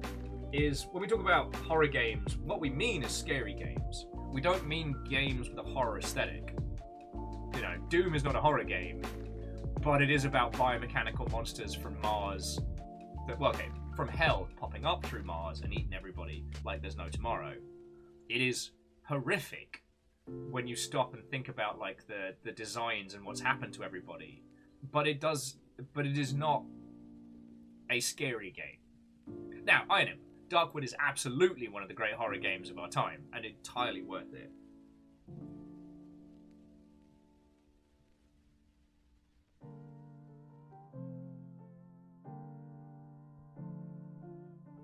Yeah, I mean, Volcanor, I'm all... Five Nights at Freddy's did it first. That is to say that it created a very simple jump scare with some, some smatterings of lore. And you're right, it's one of those games where the goal is to fight off the jump scare, to stop it from happening, which creates a really interesting... It creates a really interesting situation where the user is aware that they are going to be jump scared if they fail. So you're spinning a shit ton of plates to avoid it. So it's not that it is a game that weaponizes jump scares at you, it weaponizes the threat of a jump scare at you. It says, if you don't do this, I'm a screaming in your face and possibly scare the pee-pee out of you. So don't fuck up. Like, that's the only really thing you lose is the pee-pee inside your body. No, the only thing you really lose in Five Nights at Freddy's is a little bit of heart rate. As a game that is created, Five Nights at Freddy's is very basic, and if it hadn't been that guy, it would have been somebody else. I'm not saying that it's not quite the same as the Battle Royale genre in that it was on the table for a while, but when you look at the simplicity of it and what it delivered, somebody was going to hit upon it. Now, would they have done the same thing with like the faux Chuck E. Cheese aesthetic? I don't know.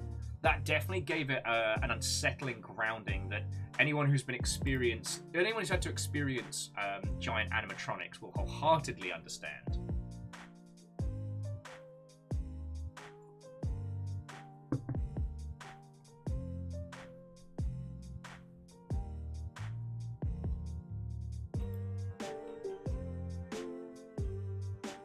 Yeah, Volcanor, Fatal Frame, absolutely classic spooky game, which is also very much about, while there are like health and mechanics, it's also one that's very much about avoiding getting jump scared, being ready.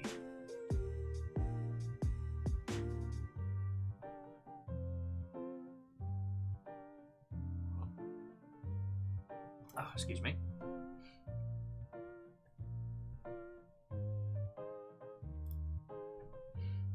No, sorry, and I understand, like, horror is a difficult one.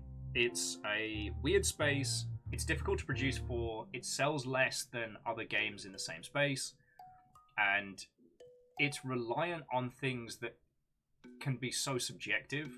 It's also incredibly reliant on a handful of...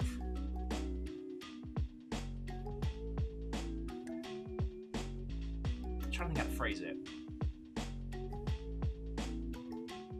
No, let me come back to that one.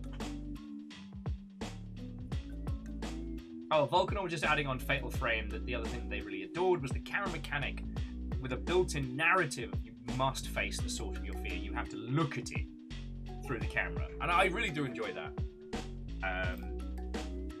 God, we haven't done it.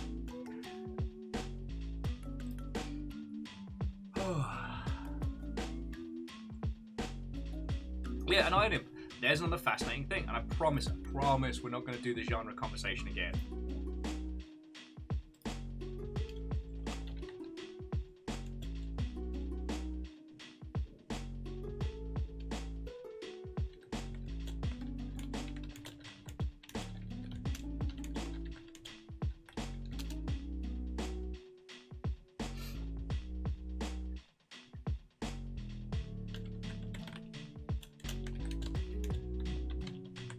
Tippity-tappity, I'm making things happening.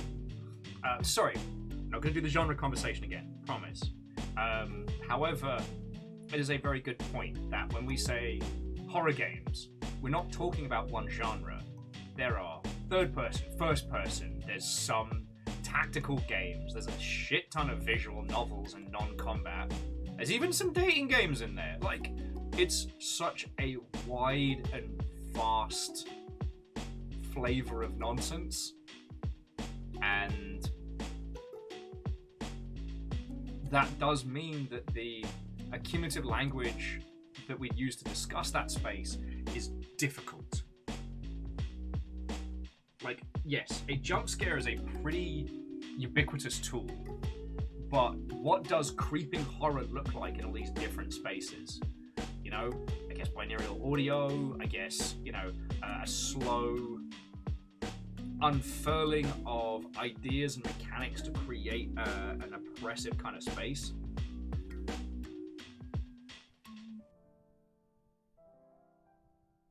Yeah, Volcanor, we need to spend a day with Last Call BBS. I genuinely considered having it on today and it being like our follow-up game. But for one, I will get very obsessed with the Gundam portion. And I'll sit here in silence and ignore you all while painting Gundams. Like, I'm not made of stone.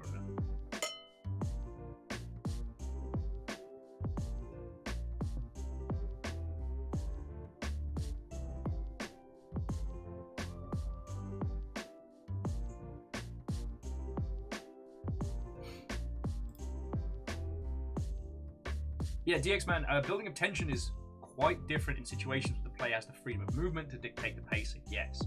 Now, again, subversion of expectation is a main staple of horror across all genres. Across all mediums. Firestrike and I were talking about this, but we are planning on doing a read of House of Leaves at some point. Although, I've had to admit that the amount of time I'm going to have to dedicate to reading a physical book is limited, so I'm suggesting, yo, if you get the chance, read House of Leaves, don't wait for me. But it does a lot by subverting what you expect a book is going to do. You know, I keep talking about the Dunwich building. If you haven't encountered it, Fallout 3 has the Dunwich building, which at first glance is just kind of like a generic big high-rise office out in the arse end of nowhere. Alright? There seems to be a bunch of scaffolding at the top that gets you in through the roof light. Alright, let's go explore. This is Fallout 3. By this point, you're already a stone cold badass. You know, you're not going to stumble across this in early games. Cool. You drop in, and then you realize you can't get out again. And the Dunwich building suddenly flips the fucking script on you. Not everything that you see can attack you, but some of it can. Not everything about this place is for sure, and whatever dark and twisted machinations are happening in the basement is like nothing else in the game. Now, having an open world game with horror in it is very hard, because eventually the user will learn all the tricks and tips that you do, all the tricks and mechanics that you have to unfurl these little scary experiences. Oh yeah, Favour 6, Vampire the Masquerade Bloodlines and the Haunted Hotel, which is a section, not a Hardy Boys novel. But the Dunwich building does so much that doesn't happen in any other part of Fallout 3. It takes a lot of the power that you thought you had and it flips it on you. It presents to you ideas completely outside the scope of what you thought this game was doing, and that's fucking powerful. You know, we don't go to Ravenholm. If I remember rightly, when you hit Ravenholm, you've had everything apart from the gravity gun taken from you. So you've suddenly gone from being Gordon Freeman, armor-powered suit, 20 gun wielding, you know, silent protagonist, lunatic for peace. And all you've got is a big piece of science. And so you suddenly have to start thinking laterally. You start using, like, traps and objects in the world and fucking blades and shit. It's great.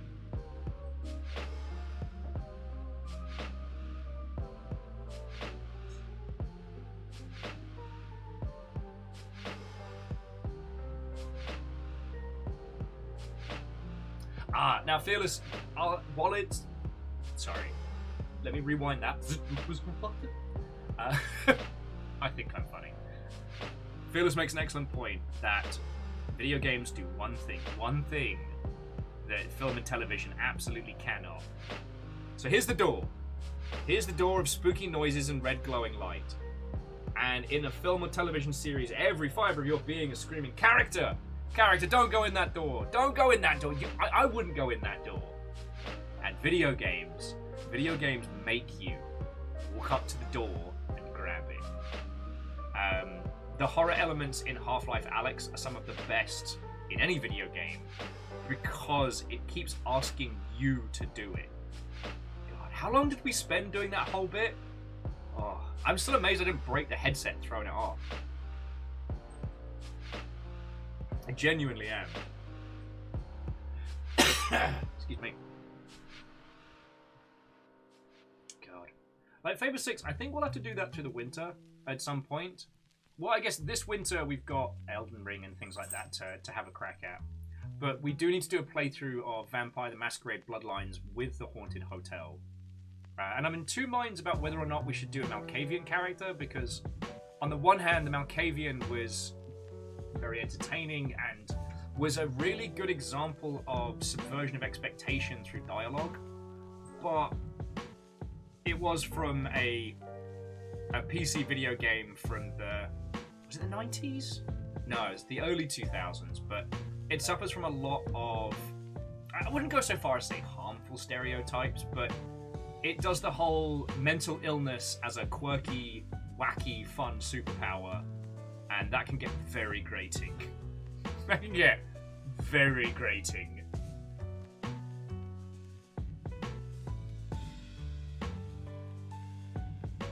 I mean, yes, also, the Malkavian... Well, okay, Fable 6, that was what's so brilliant about it, is that the Malkavian would drop nuggets of incoherent wisdom that would turn out to be incredibly prolific. It gets to the point where the Malkavian almost seems to have some form of clairvoyance, but cannot decipher it through all the swirling madness. Yes, it was 2004, and it did release the same time as Half-Life 2. But that's another story.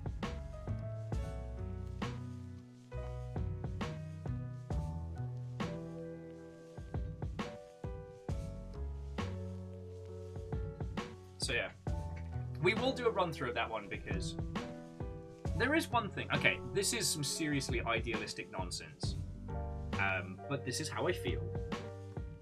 One of the other things that I love about video games as a whole is that even when these titles don't hit, even when they're not able to do as commercially well as they deserve to, with games like Vampire the Masquerade Bloodlines, the blood, sweat, and tears, the heart that dev teams put in does get recognized.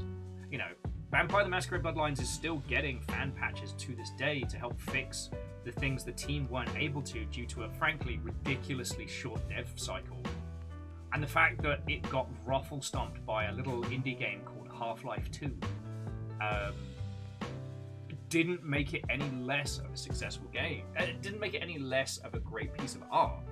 And so, because of that, people have been able to preserve it and focus on it. We've almost been able to develop these kind of cult classics in video games where the game was buggy and broken and did not succeed at launch.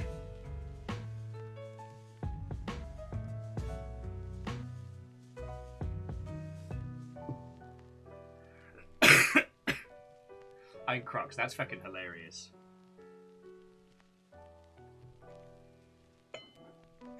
God, I do miss Vamp LARP sometimes. It's a lot of effort.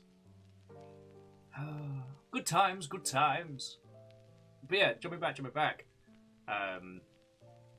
The downside, of course, is that when it comes to games like Vampire the Masquerade Bloodlines and stuff like that, sadly, they don't find their audience until after the team is usually dissipated and scattered to the 5 winds, you know? And the reason I want to bring that up is not to revel in the failure, but just as a reminder that good games don't sell themselves. They get found, they don't sell themselves. And I think the whole team who worked on Vampire the Masquerade Bloodlines would have preferred it sold 20,000 million copies, and that they then get to keep making it and, I don't know, buy a yacht or something.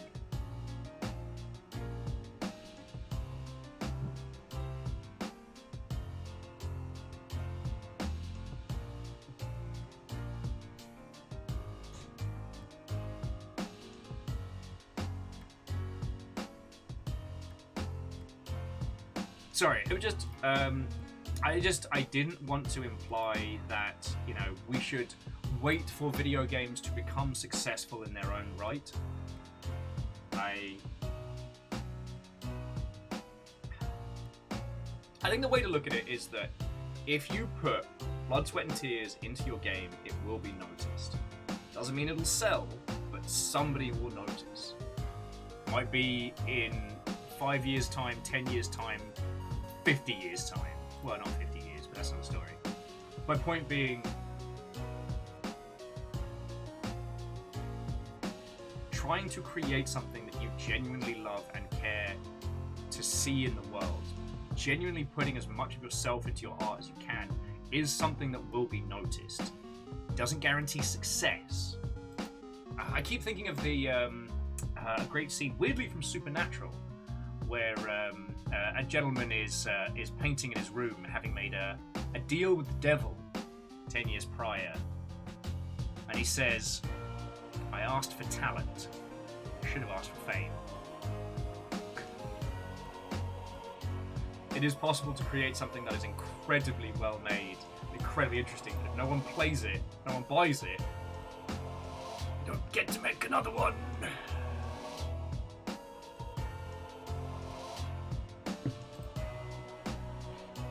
Okie dokie Loki's.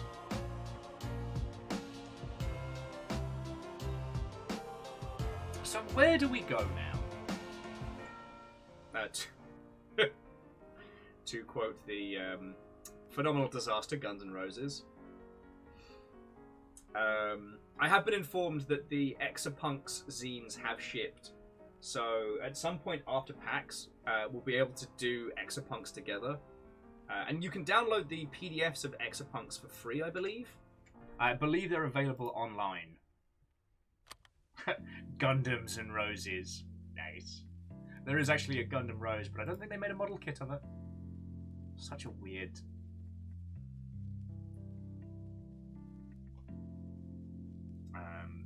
But yes, in terms of what we are going to do with our afternoon. Now, I do have that zombie game called Dismantle, which I was very curious to have a run of.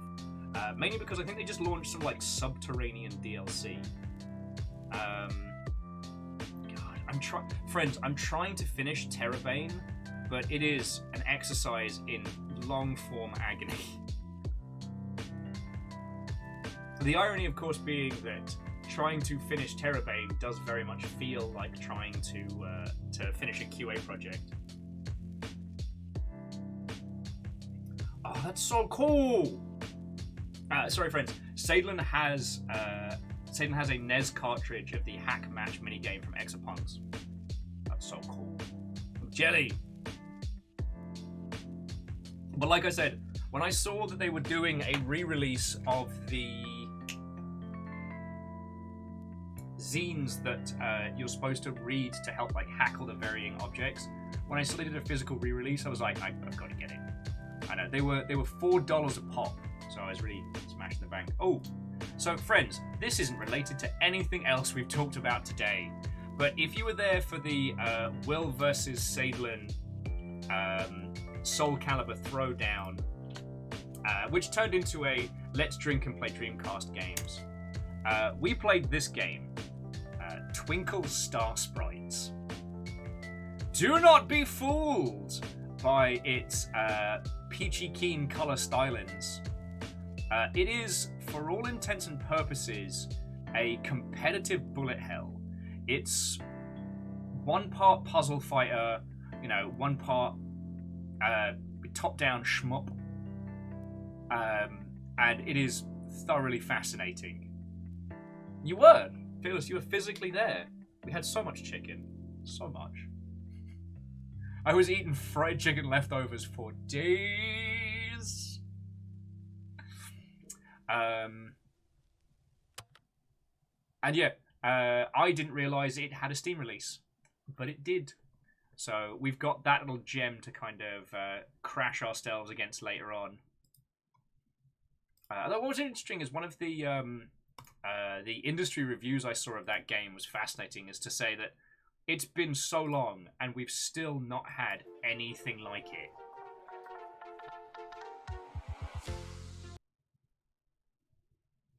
Well, excuse me, are you not playing the music? For someone whose catchphrase is "It's a me, Mario," it's a me, get your ass in gear and play some tunes.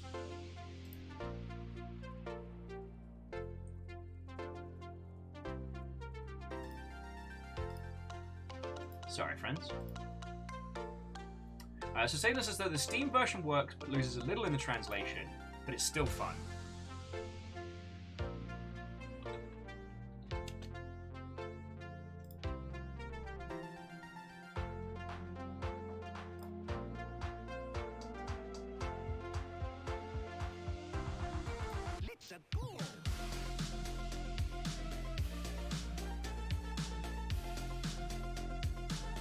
I do apologise, friends. I think I went to space for a second there.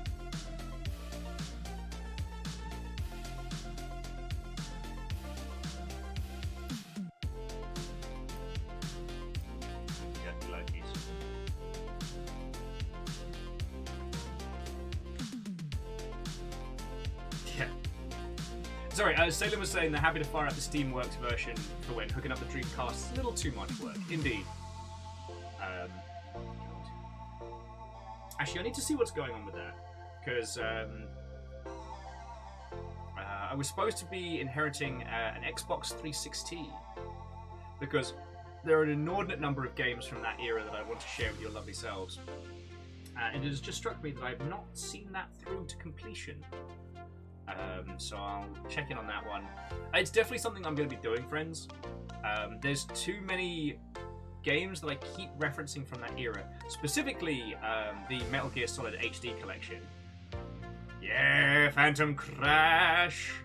Which, is that backwards compatible to the 360? Or we need a classic chunky Xbox?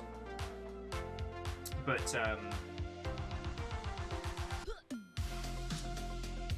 I forgot where I was going with it. Oh, yes!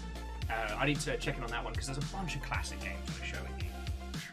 Okay, so backwards compatible to the 360, nothing. Does the Xbox service on the 360 still work, I wonder? Because it will be fascinating if I can still log in with my Xbox account.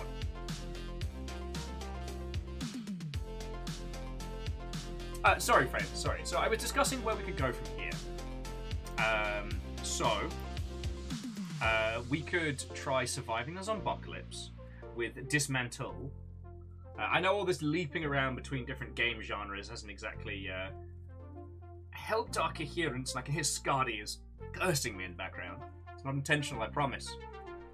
Oh, so jumping down, says the store for 360 games via series appears to be an emulated connection to that system. Okay.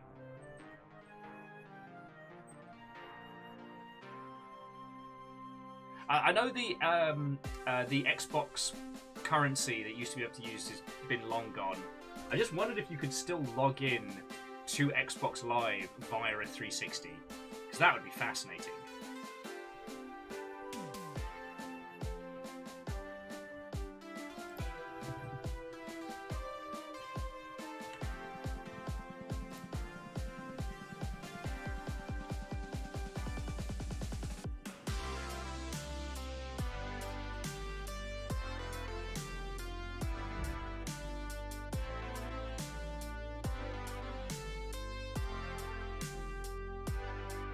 Okay, we can still log in and do that.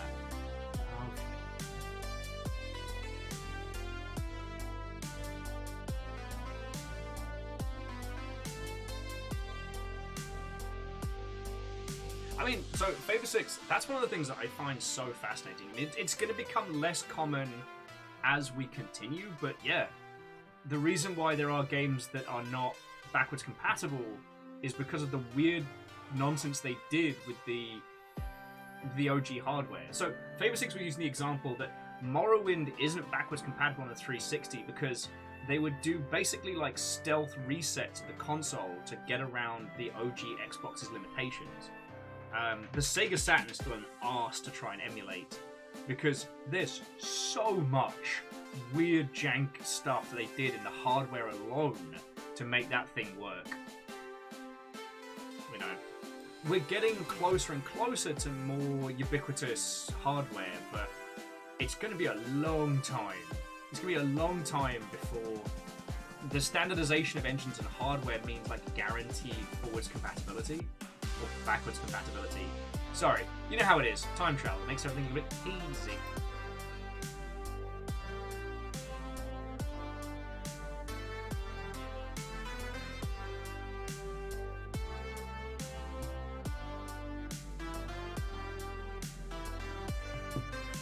Do bear with me a second, dear friends. I'm pondering. I am doing some orbless pondering. Sorry, one of the things that I do want to do with your lovely selves is, stop me if I've already told you this, but when the weather starts getting crappier and we're spending more time indoors, we're going to spend a day on The Black Watchman, an ARG masquerading as a video game, which if you all haven't done, we can do together and it'll be a lot of fun.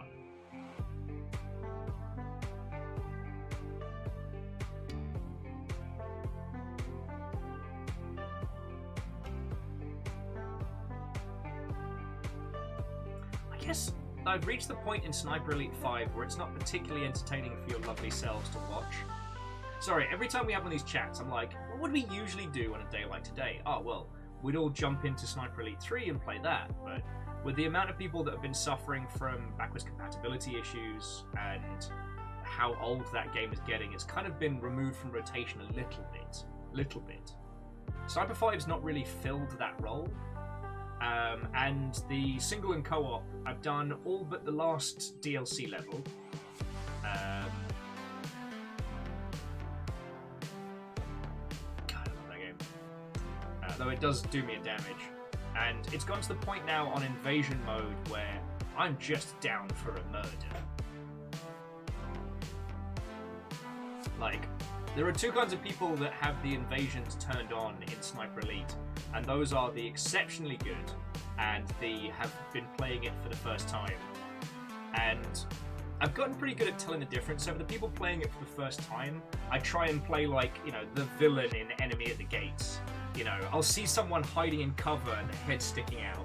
So what I'll do is I'll aim ever so slightly past their ear and like whip a shot past so they can be like, oh no!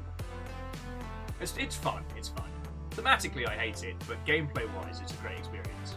And playing against people who've played it a lot is really good fun.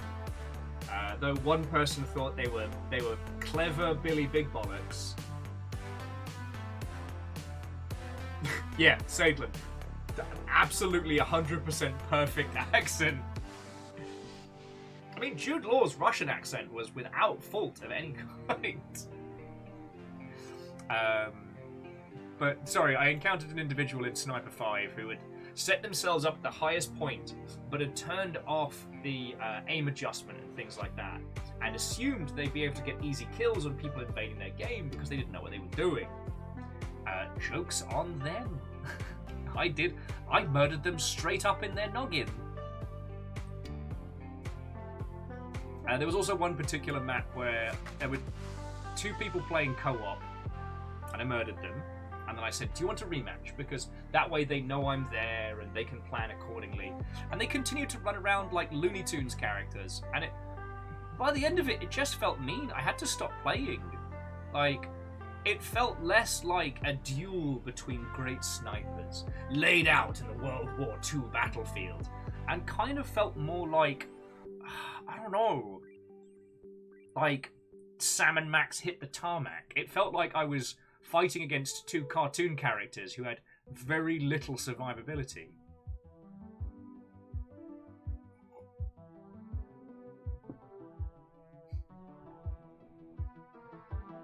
See, now Fearless. I mean, yes, the Armored 3 with the ballistics mod is fascinating. And, but all I was going to add is, by the time you get good, you don't even have to do the math. Yeah, I am Elmer Fudd if the joke was inverted. That's kind of how it felt. And so sorry, it's been a while since we did anything specifically hidden object-like.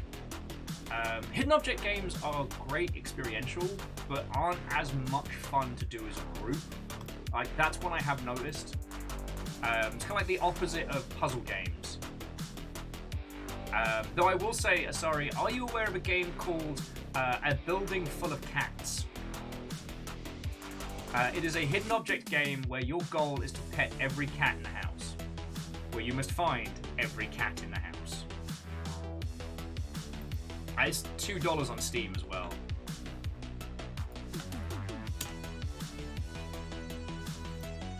There's also a mystery to uncover in A Building Full of Cats. Maybe that's what we'll do for the rest of the afternoon. I can just play video game sommelier for you all. Like, do I have to play a video game? Can I just talk your ear off? Am I allowed to do that? I haven't tried installing titles at the same time as chatting. The internet's not been great here. Like, it's not been awful, but I have noticed that throughout a day, like, I'll be dropping frames intermittently. Not enough to make a huge difference, but like, we've been going for, what, 4 hours today? And I have dropped 107 frames. So it does mean there's a little bit of a delay in terms of bantermancy. But I haven't been able to track down what it is because there's no rhyme or reason as to when it starts happening.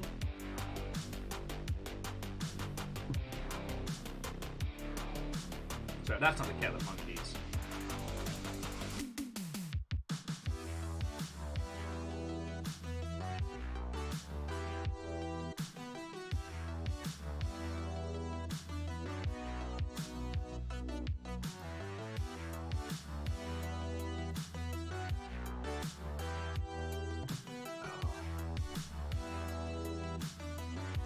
I wonder.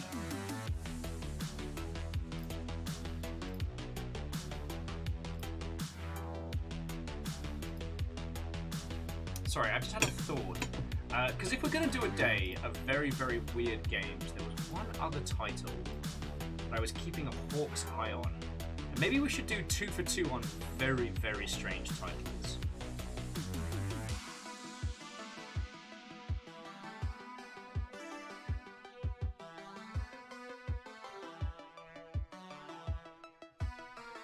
Now that one's about 4 hours long, just a little bit much.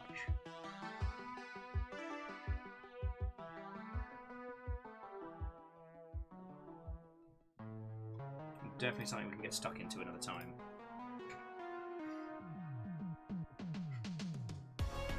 This is the problem, friends. We have days like today where the game in question doesn't quite line up as intended. And I know I should pick something else. I know I should go into a grand sommelier's vault of video games. As a gentleman staring down the barrel of 2,857 games on this Steam. But then I get caught up in conversation, and we get chatting, and it's like Peglin. We played Peglin the other day. Love that game. I will recommend it to the moon and back. But if I get playing that, I'm going to another plane of existence. This banter is going to dissipate, like fucking Mist versus the Ghostbusters. And that's not what I want.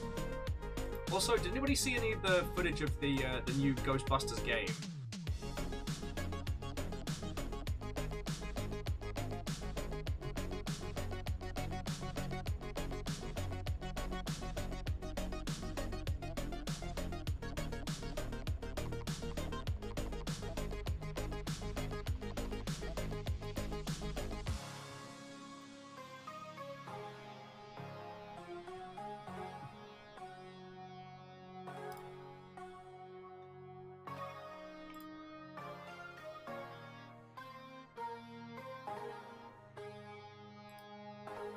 That's an interesting question. Sorry, as an aside, Asari was asking me how many cat games I have.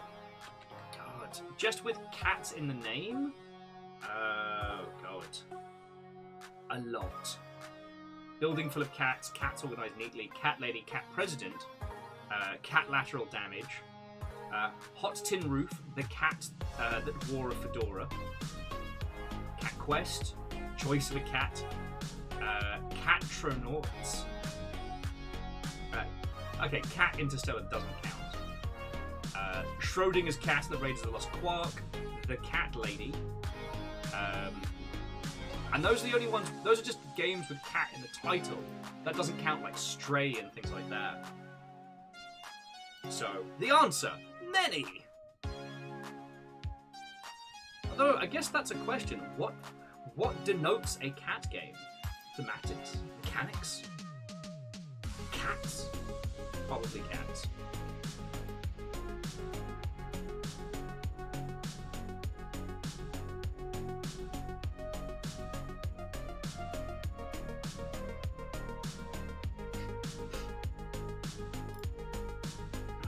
Luckies.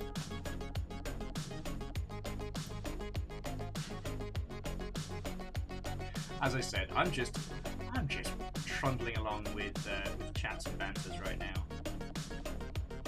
I did try Luna's fishing game recently, which was very curious. Unfortunately, the main fishing mechanic is based around the Stardew Valley style of fishing, which I'm not a fan of. Not awful, but eh. Bright Karma says, does it mean that Doom is about bunnies? Bright Karma, I need you to show your workings out.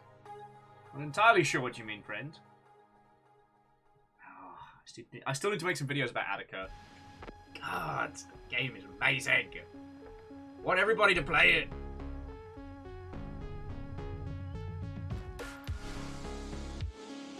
I see Volcanor. This is the problem: is being a pro Sega Bass fishing player does mean that you know, when I get into the Sega Bass zone, I'm very focused. I'm very cohesive. You know, bringing it together. I can't just casually bass fishing. What would happen if I accidentally didn't bass fish to the peak of my bass fishing ability? Well, heck, then, you know, I might lose my title. I might lose my my elo, or as it's called in the fishing world, my eel.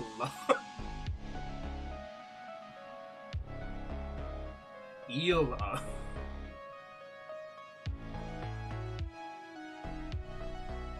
See, fish gets it. Fred gets it. The fishing game, having a fishing game is a good fallback game. You know, a comfort pick, one where one you can use to compare to other games. A bass line, if you will. I butchered that joke, Fred, and I'm sorry, but I'm also not sorry.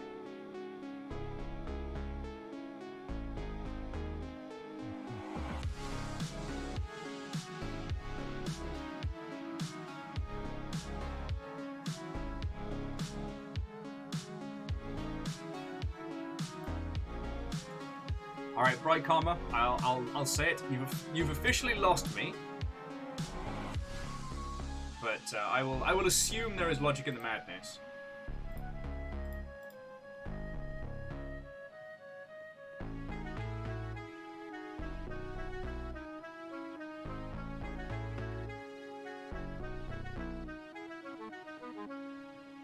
God, why did Northern Journey have to make me itch so much?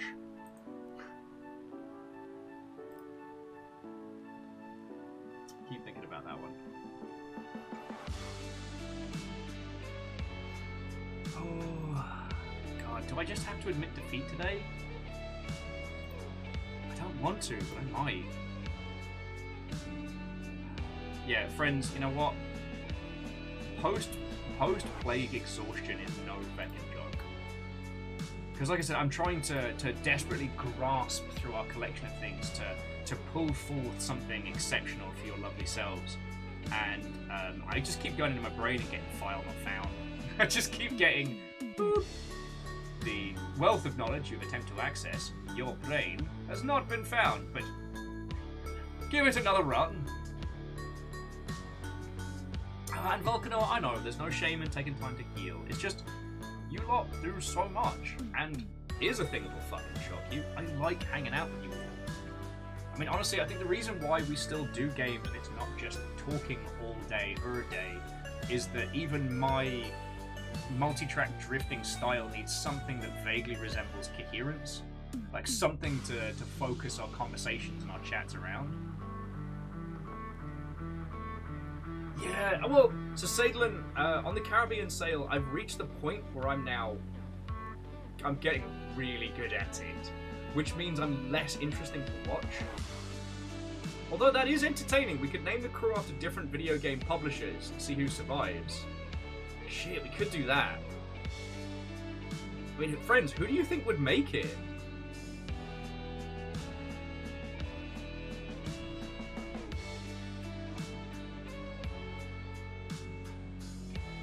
Oh, that could be entertaining.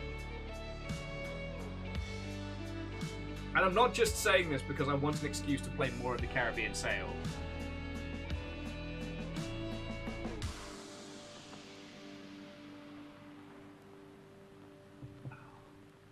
Well, no, I like hanging out with you lot.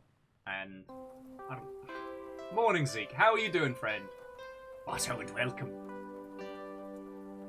Yeah, I know, Fred. I know. It was just that thing of I spent so long in bed by myself, exceedingly unhappy, that now we're back and having a full week of streams and stuff. I want to spend more time.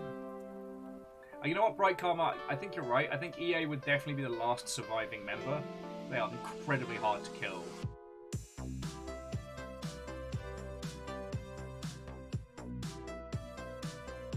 He says he wouldn't.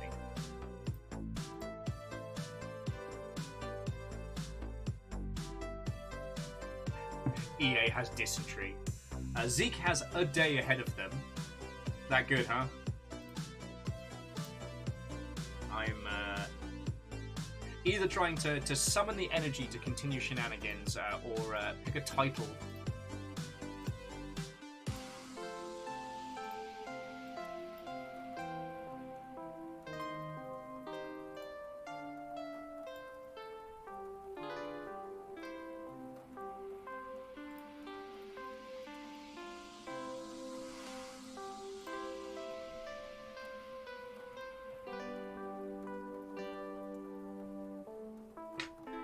Sorry, Fred was just saying that EA and ActiBliz would form the Voltron of surprise mechanics. Yeah, but yeah, it's just micro Blizz. It's just Blizz.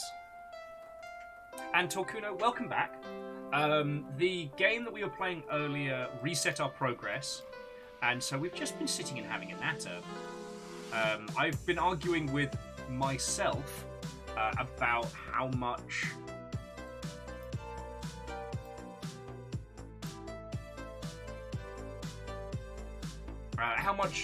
energy I had to dedicate to the continuation of our adventures thus far.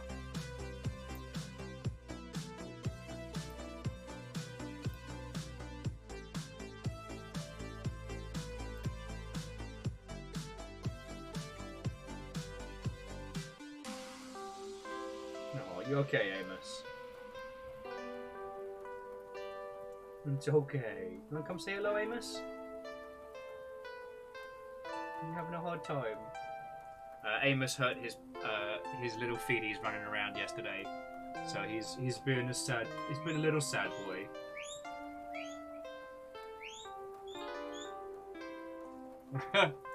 See, Zeke, you're right. Factorio is a very good kind of like relaxing game. Personally, what I do is I turn off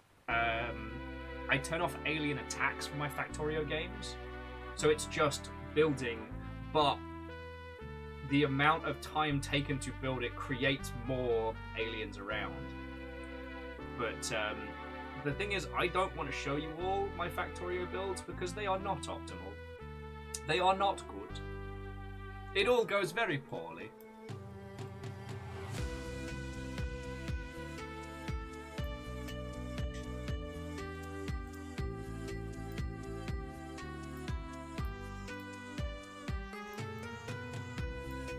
It does not go well.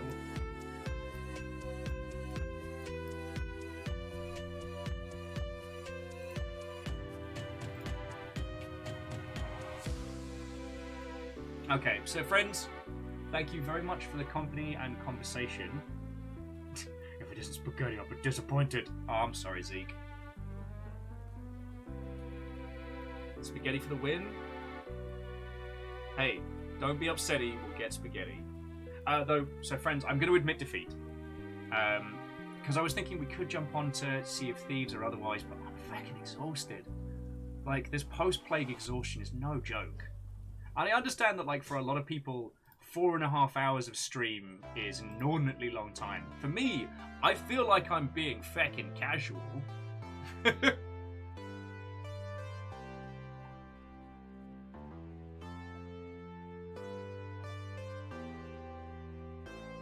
And the thing is, like, you all have done so much. So much.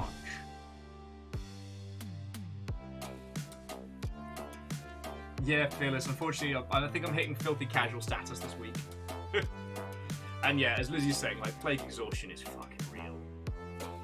You lot have put so much time, and let's be honest, fucking money into my dumb ass the last couple of weeks.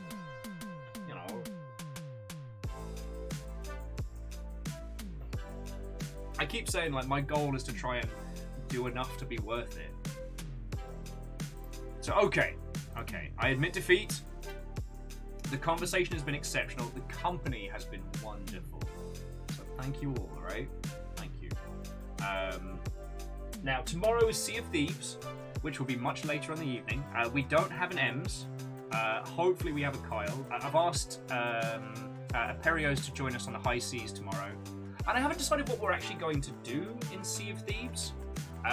We could tackle our first Athena's mission, see how that goes. We could just go wreck some Reaper's Day, get a little bit of the fighty energies out. I definitely think we've reached the point where, like, the make money runs are more of an offline adventure.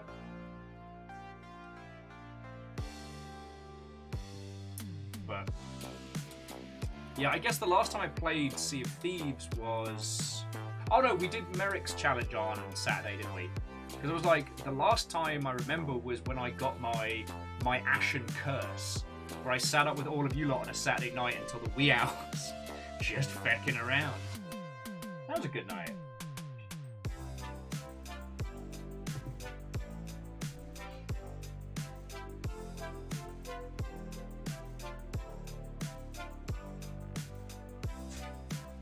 I mean, Bacon, that could be a fun way to spend a day.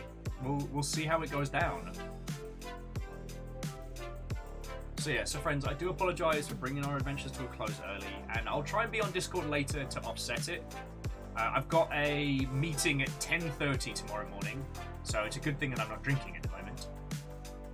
Unfortunately, I can't talk about it, but it is not good, but it will hopefully lead to good, if that makes a weird sense. Yeah, you know what? I'm just talking a lot of nonsense right now. I'm officially unraveled. Right! You lovely Mother Hubbard. So I'm going to roll credits in just a second. But as for where to go after, I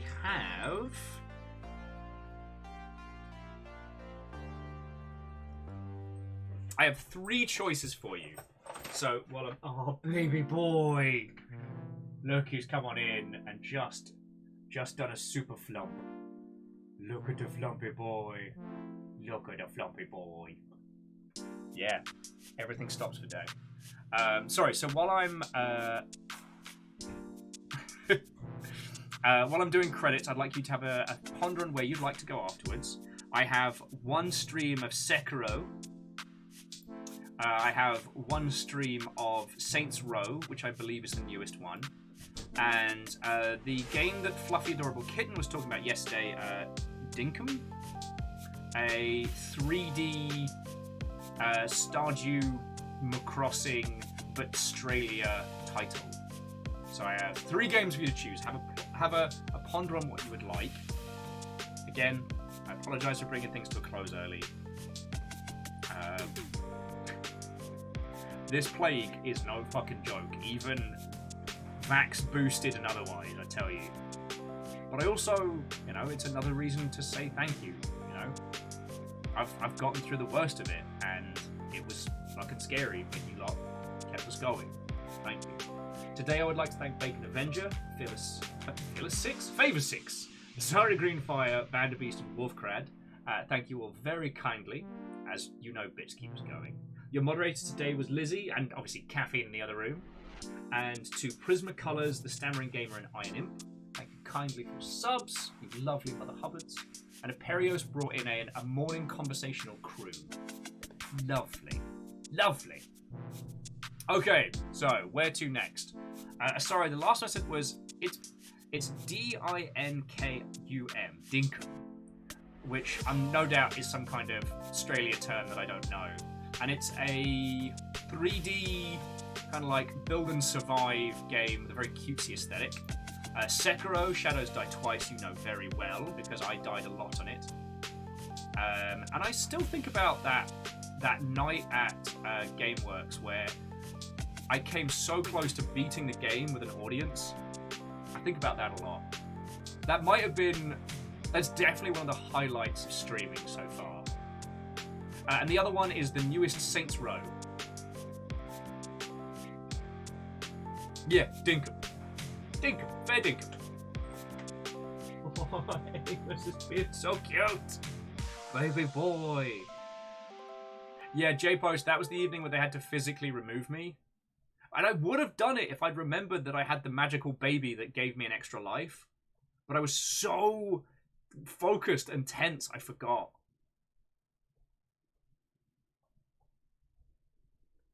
He's being so cute. His tummy hurts. Oh, his little tum-tum. His good tummy hurts. Oh, baby boy.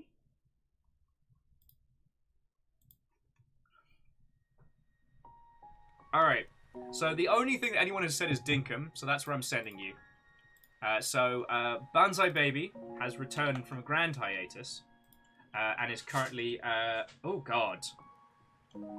That link is not good! But no, friends, today was not what I planned, but I'm glad that I got to show you a very unique game. I'm glad we got to have some excellent banter today, and thank you all for just about everything, you lovely Mother Hubbards. Tomorrow, we take to the high seas. But for now, I shall pass you over to Banzai Baby, who is doing battle with adorable crocodiles and a whole heap of different nonsense.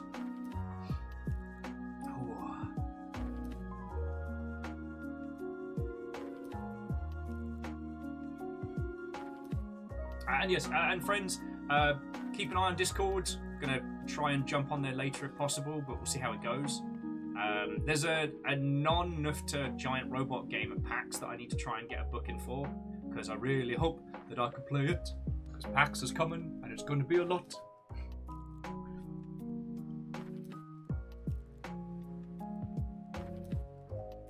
Oh yeah, Vulcanor, what's it called? Galahad, I think it's called, or Galleon, or something along those lines.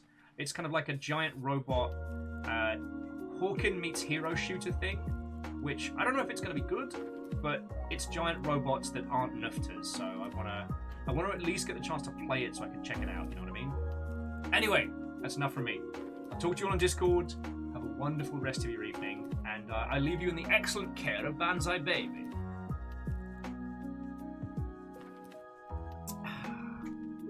Yeah, to be continued, friends. To be continued.